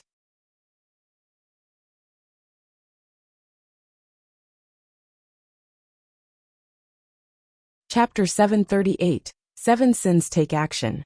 The reappearance of the black and white light pillar, and the new wave of devastation that came with it stunned just about everyone in the Stoneclaw Mountains, had once more stunned everyone in the Stoneclaw Mountains. For a moment, they had forgotten to fight as they turned to watch Pillar of Light in the face of this horrific power.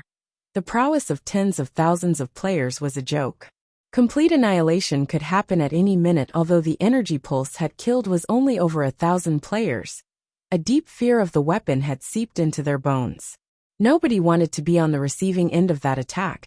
Disintegrating into dust suddenly, everyone, players from the Star Alliance and various guilds alike, feared Zero Wing. They were deeply afraid that Zero Wing would launch another such attack after the energy pulse first appeared. They consoled themselves that it was impossible to use such an attack twice. However, that consolation vanished after the second energy pulse. Players would lose one level when they died. However, losing a level in the 30s would require several days to recover. At the thought of losing their lives to a single attack, the Star Alliance and its allies began to move cautiously. The various troops reigned in their bloodlust. After all, if they attracted too much attention, Armageddon could come knocking on their doors next. In contrast, Ouroboros and Zero Wing's morale flourished. The members of both guilds passionately launching their counterattacks. One side held back with caution, while the other side forged on with guns blazing. The battle's outcome was obvious. Damn it. Just where did Black Flame get that thing? Galaxy Past scowled. That energy pulse attack was simply too much of a threat to the Star Alliance. If they did not deal with it quickly, they would certainly lose this war. Losing this war would be a fatal blow to the guild. The loss of EXP and equipment was a secondary concern. Most importantly, the Star Alliance's prestige as a first-rate guild would vanish. Not only had the Star Alliance challenged an upstart guild like Zero Wing, but it even lost miserably. In the future, how was the Alliance supposed to compete with Ouroboros and Starmoon City? Meanwhile, if Zero Wing won this war, Not only would it gain more prestige, but the guild would also see a flood of players trying to join, which in turn would allow the guild's strength to grow. Just how was the Star Alliance supposed to capture Stone Forest Town? Red Feather, lead the main army and annihilate Black Flame. We cannot allow him to fire that thing again. After considering his options, Galaxy Pass did not believe that they could allow Zero Wing to occupy that mountain any longer with the mountain's vantage point. Zero Wing could fire that energy pulse anywhere on the battlefield they wanted. If they could evict Zero Wing quickly, then the threat of mass destruction would lessen. Hence, it was imperative that they remove Zero Wing from the mountain. As for Zero Wing's elite army, it was no longer important. Rest assured, guild leader. I'll lead a unit to annihilate Black Flame. Red Feather understood the importance of his task. Moreover, this was the perfect chance to avenge the humiliation he had previously suffered. He had only sent his subordinates to deal with Black Flame during the battle in White River City. Yet in the end, not one of the 6 subordinates he sent had returned alive. This time, he intended to deal with Star Moon Kingdom's #1 expert personally. Brother Glorious, I'll have to trouble you to inform the Flower of 7 Sins. Hopefully they can act as soon as possible. This way, we'll be able to end this battle a little sooner, rather than continuing to waste resources. As insurance, Galaxy Pass still decided to deploy the Flower of 7 Sins. Exemplary Willow had intended to force Black Flame to taste despair. Hence, she had ordered them to wipe out Zero Wing's elites before hunting Black Flame and Zero Wing's upper echelons. However, that plan was no longer viable. That energy pulse was simply too much of a threat. Meanwhile, Zero Wing's main force had occupied a location that was easy to hold but difficult to attack. With the combat power of Zero Wing's main force, although Red Feather led many elite members, they could not exert their maximum power. No one was certain that they could chase Black Flame and his team off that mountain if the battle dragged on and Zero Wing was allowed to fire that energy pulse a few more times. It could turn the tide of this war. Hence, for safety's sake, it would be more efficient for the Flower of 7 Sins assassins to take action. If the Flower of 7 Sins could take down Zero Wing's upper echelons quickly, they could deal a massive blow to both Zero Wing and Ouroboros. The Star Alliance could regain its lost momentum in full.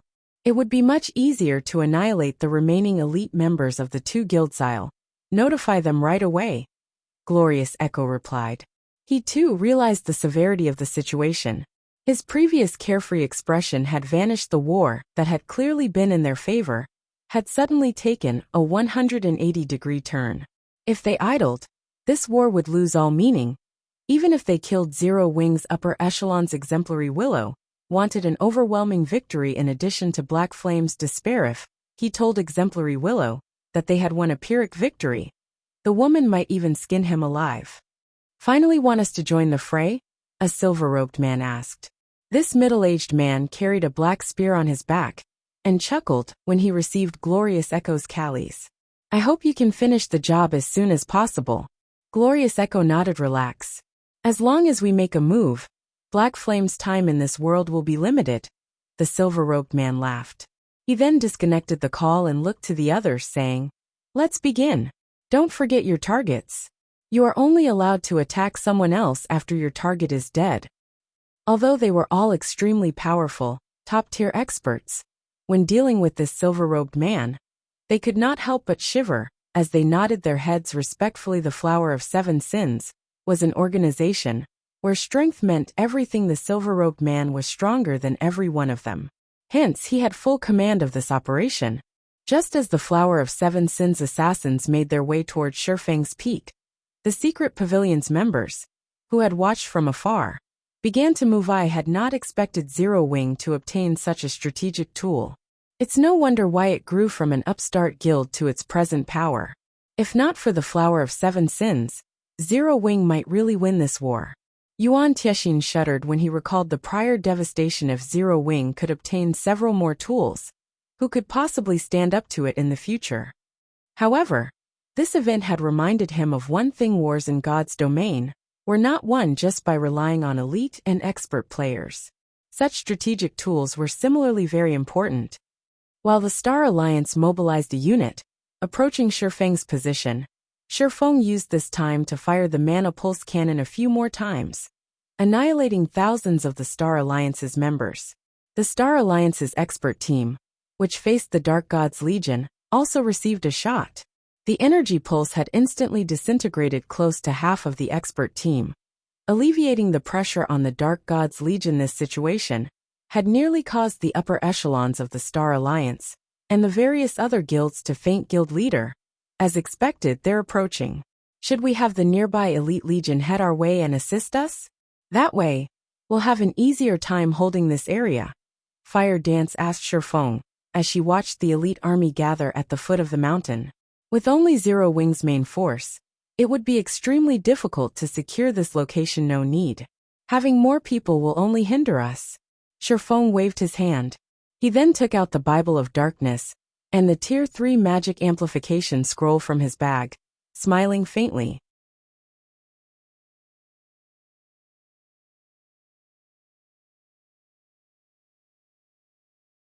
Chapter 739, 100 versus 20,000.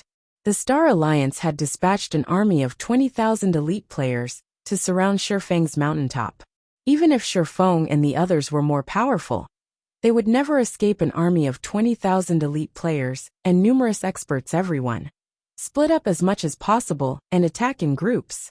Be careful of Zero Wing's AoE spells. Red Feather commanded the Star Alliance had investigated Zero Wing's main force members extensively. Blackie's Stars of Light and Shifeng's Firestorm were the army's biggest threats. These two spells had displayed their frightening destructive power many times in the past. If they charged as one, they would be no more than target practice. Even without the Flower of Seven Sins, 20,000 elite players are more than enough to drown Black Flame's group of 100. Cold Autumn, who watched from a nearby mountaintop, could not help but sigh at the sea of players. As they climbed the mountain, players' stamina in God's domain was not unlimited. It might have been fine if Zero Wing fought ordinary players. But not only was every member of the 20,000-man army an elite, but the army also contained plenty of experts. This battle would not end quickly if Zero Wing faced only common monsters. It might have a chance at victory. After all, common monsters did not require much from players. There was no need to push oneself to the limit to fight such opponents. In a normal battle, players could fight for a very long time. However, it was a different story in a high-speed battle, where it was necessary to remain at one's peak. This would have a high demand of one's stamina and concentration. This was like running a marathon. A runner might have the stamina to jog 10 kilometers, but not at full speed. It'd be a miracle if an experienced runner could run a full kilometer at full speed. It was the same concept with maintaining one's peak during combat. If they, the younger generation of the Secret Pavilion, were the ones to fight in this battle, let alone 20,000 players, even 10,000 players would be more than enough to drown them to death. They could only retreat if they wanted to survive. Choosing to fight would simply lead to their grave. The fact that the Star Alliance had dispatched 20,000 elites to entrap Black Flame, and his team showed just how afraid the Alliance was of the swordsman. Ordinary top-tier experts would not warrant such treatment. Meanwhile, as the war raged, the official forums exploded with comments. Zero Wing is too amazing. They're actually going up against 20,000 people with a team of 100. I wonder who will win. I wish I could watch this battle in person. I'm guessing that Zero Wing will wipe. We're talking about 20,000 guild elite members. Indeed, that's 20,000 elite players, not 20,000 common monsters. If Zero Wing comes out victorious, they will be a legend in God's domain. I wonder how many people Zero Wing's 100 members will kill. This battle would determine the supremacy over the Stoneclaw Mountains. Hence, the players throughout Starmoon Kingdom paid very close attention to it. Moreover, one did not often see a guild war of this scale. Aside from the forum discussions, players also broadcasted live streams of the war on the official forums for this war. The Star Alliance did not bother with chasing away outsiders. Instead, the guild allowed other players to watch. They wanted everyone to know how powerful the Star Alliance was. Only, the Star Alliance had begun to regret that decision. Advance. Show everyone the consequences for opposing the Star Alliance. Red Feather shouted suddenly. The army of 20,000 elite players ascended the mountain, leaving no gaps for Zero Wing to escape through. They intended to wipe out Black Flame and his team. When the Star Alliance's army was halfway up the mountain, a black figure suddenly appeared in midair.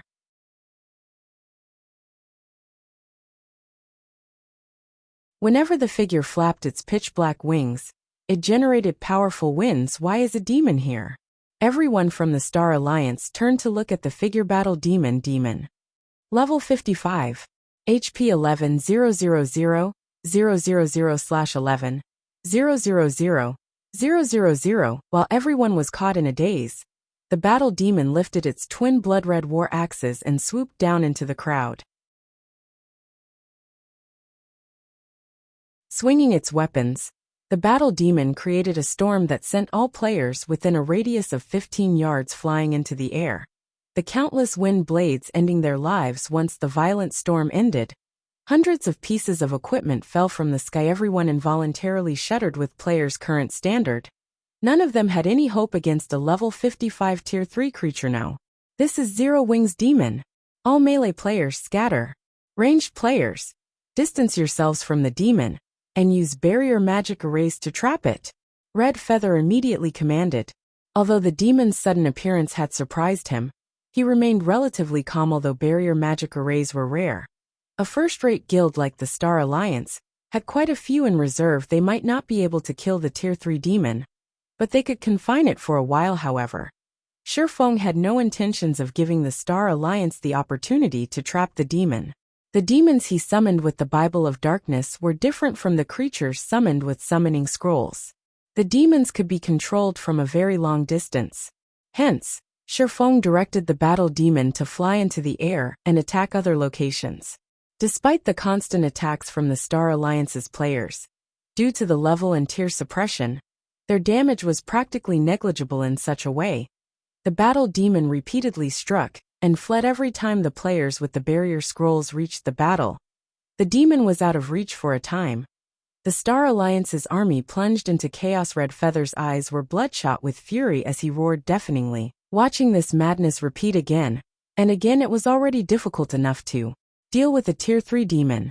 Now the demon ran about randomly, wreaking havoc wherever it went. To the Star Alliance, this demon was a nightmare. They were sheep to the slaughter. A casual assault could kill several hundred players. If this continued, it was only a matter of time before the demon annihilated their army of 20,000 elite players. Guild leader, you really are amazing. You can actually summon such a powerful Tier 3 demon. With this, the Star Alliance will suffer. Blackie rejoiced as he watched the Battle Demon massacre the Star Alliance's elites. Previously, the two great lords the Star Alliance and Overwhelming Smile had summoned had dealt quite the blow. Just when he thought that this war had been over, Shifeng revealed the basic mana pulse cannon. With just 2 shots, they had dealt with the two great lords, forcing the Star Alliance to send out an army of players now. Shifeng had summoned a Tier 3 demon in such a narrow mountain path. A Tier 3 demon was far more effective than several thousand elite players. Ignore that demon. Charge up the mountain. If we kill the summoner, that demon will disappear. Galaxy Past, who commanded the battle against Ouroboros in the distance, suddenly shouted in the guild chat. Regardless of how powerful a summoned creature was, its summoner was always its weakness. Rather than wasting time with the Tier 3 demon, it was more effective to attack its summoner. Zero Wing itself had taught them this lesson. Sure enough, after Galaxy Past's reminder, the Star Alliance's elites calmed themselves and pushed up the mountain, leaving only the barrier team behind to deal with the Tier 3 demon. Guild leader, they're coming. Should I fire? Blackie asked as he watched the elite army charge at them like a swarm of ants. He desperately wanted to use stars of light to show the Star Alliance who they were dealing with before replying. Shifeng glanced at a 50-man team that climbed the mountain path swiftly. With a serious expression he said, "Save it for now. We can deal with the Star Alliance after we deal with the Flower of 7 Sins."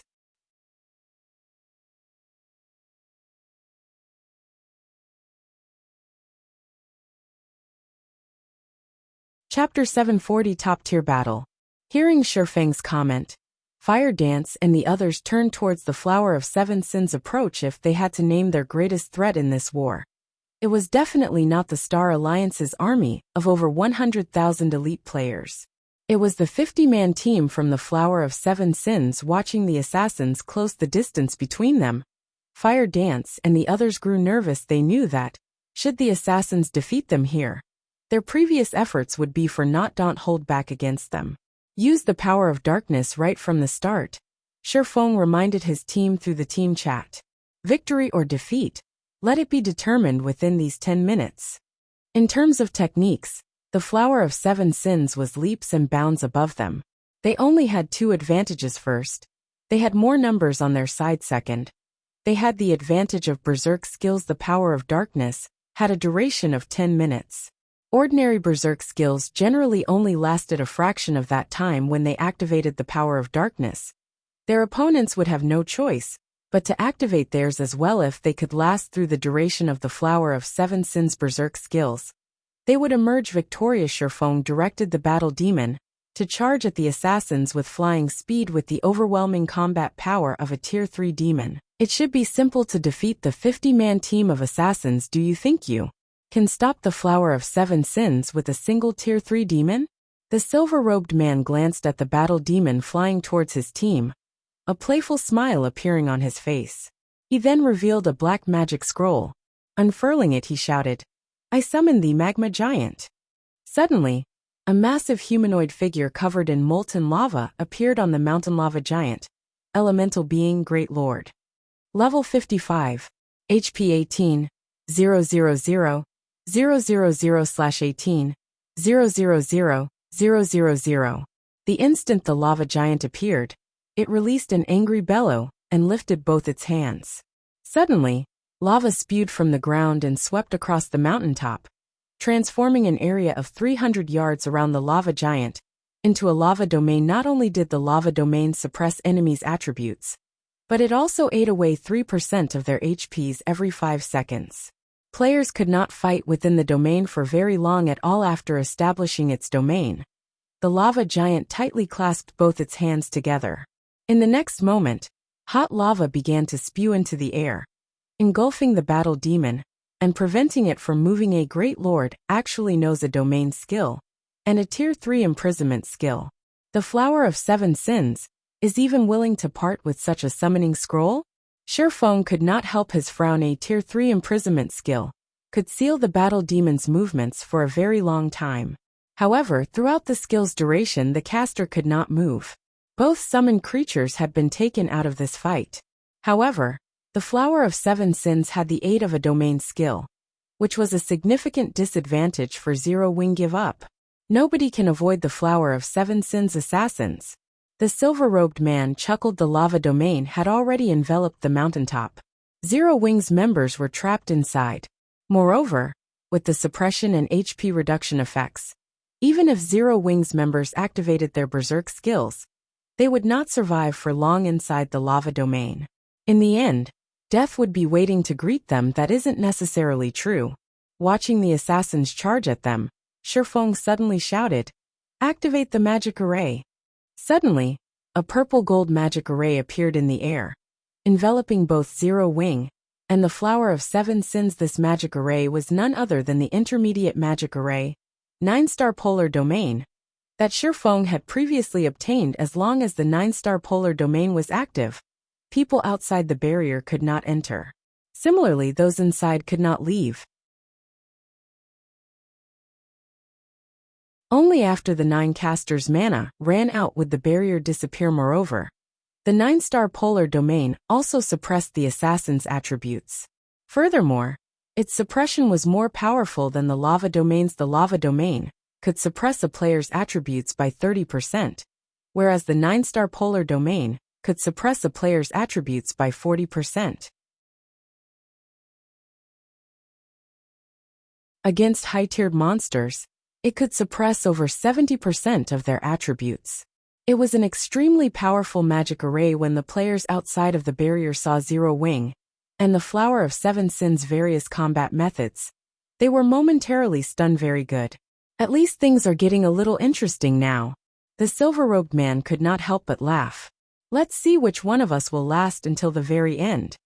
Saying so, the members of the Flower of Seven Sins activated their berserk skills. Although they suffered a more powerful suppression, the lava domain would chip away at Zero Wings' HPs.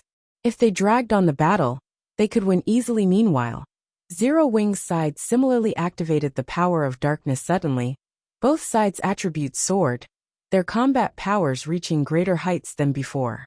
With only a few dozen yards between them, they began to launch ranged attack spells and arrows flew at their targets. However, neither side was easy to defeat, as they weaved between the rain of spells and arrows in the blink of an eye. The distance between the two teams closed. The melee classes exchanged blows rapidly, their bodies moving with blurring speed. Fire Dance immediately set her sights on a level 34 cleric. Using shadow steps, she appeared behind the cleric and activated the assassin class' strongest skill, Absolute Strike. However, this cleric had sensed Fire Dance's approach. Not only did he manage to activate Truth Shield before Fire Dance's attack reached him, but he also activated Terrorizing Roar. Fire Dance was forced to activate a control removal skill.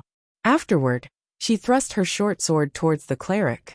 In response, the cleric used his staff to block the attack as Fire Dance possessed overwhelming strength. Her attack had sent that cleric flying. However, the cleric took the opportunity to put some distance between them. Unfortunately, Fire Dance's damage only shattered the cleric's Truth Shield. The cleric remained unharmed. Just as Fire Dance thought of chasing after the cleric, she felt an intensely dense killing intent from behind her. Hurriedly, Fire Dance used Wind Step Stang. Without her notice, a dagger struck her back. Fortunately, Fire Dance had activated Wind Steps in time. The 1-second invulnerability nullifying the attack. Your reaction time is quite good. But how about this? The black-clothed assassin that suddenly appeared behind Fire Dance bantered. He then brandished 2 daggers, sending over a dozen afterimages at Fire Dance. It was as if he had launched these attacks simultaneously, entrapping Fire Dance instinctually. Fire Dance had wanted to defend against the attacks. However, she quickly changed her mind and used Void Steps instead. Suddenly, Fire Dance vanished. The black-clothed assassin halted his attacks and activated Wind Step Stang. Fire Dance suddenly appeared beside the black-clothed assassin, her short sword stopping just before the man's back, unable to proceed even an inch. Such an amazing footwork. It seems that I did not choose the wrong target. The black-clothed assassin laughed. He glanced at Fire Dance, saying, "I'm Pleiades, the one who is going to kill you. A flowing water realm expert?" When Fire Dance saw her opponent's calm reaction to Void Steps, she could roughly guess Pleiades' standard. Otherwise, he would not have been able to defend. Only those capable of predicting her movements could defend against her Void Steps. Aside from Fire Dance, who had encountered a flowing water realm expert, Violet Cloud faced down one of the Flower of Seven Sins party leaders. Although Zero Wings members had the advantage in attributes and could take the initiative in attacking, the assassins' techniques were far more refined. The assassins did not use strictly might to face their opponents. Instead, they defended and counterattacked. After all, with the presence of the lava domain, Zero Wings members would continuously lose HP over time. They just needed to wait until their opponents ran out of HP. Black Flame, show me your strength, the silver-robed middle-aged man demanded as he stood in Shurfeng's path. Sweeping his spear horizontally, the middle-aged man exuded an imposing aura. You're tuning in to the Lime's Wuxia Whispers YouTube channel. We're so grateful for your support, and don't forget to subscribe to join us on this incredible journey through captivating stories. Your generosity through donations truly makes a world of difference, as it's the primary source of revenue that allows me to expand and enhance this channel for you. Thank you from the bottom of my heart for being a part of this adventure.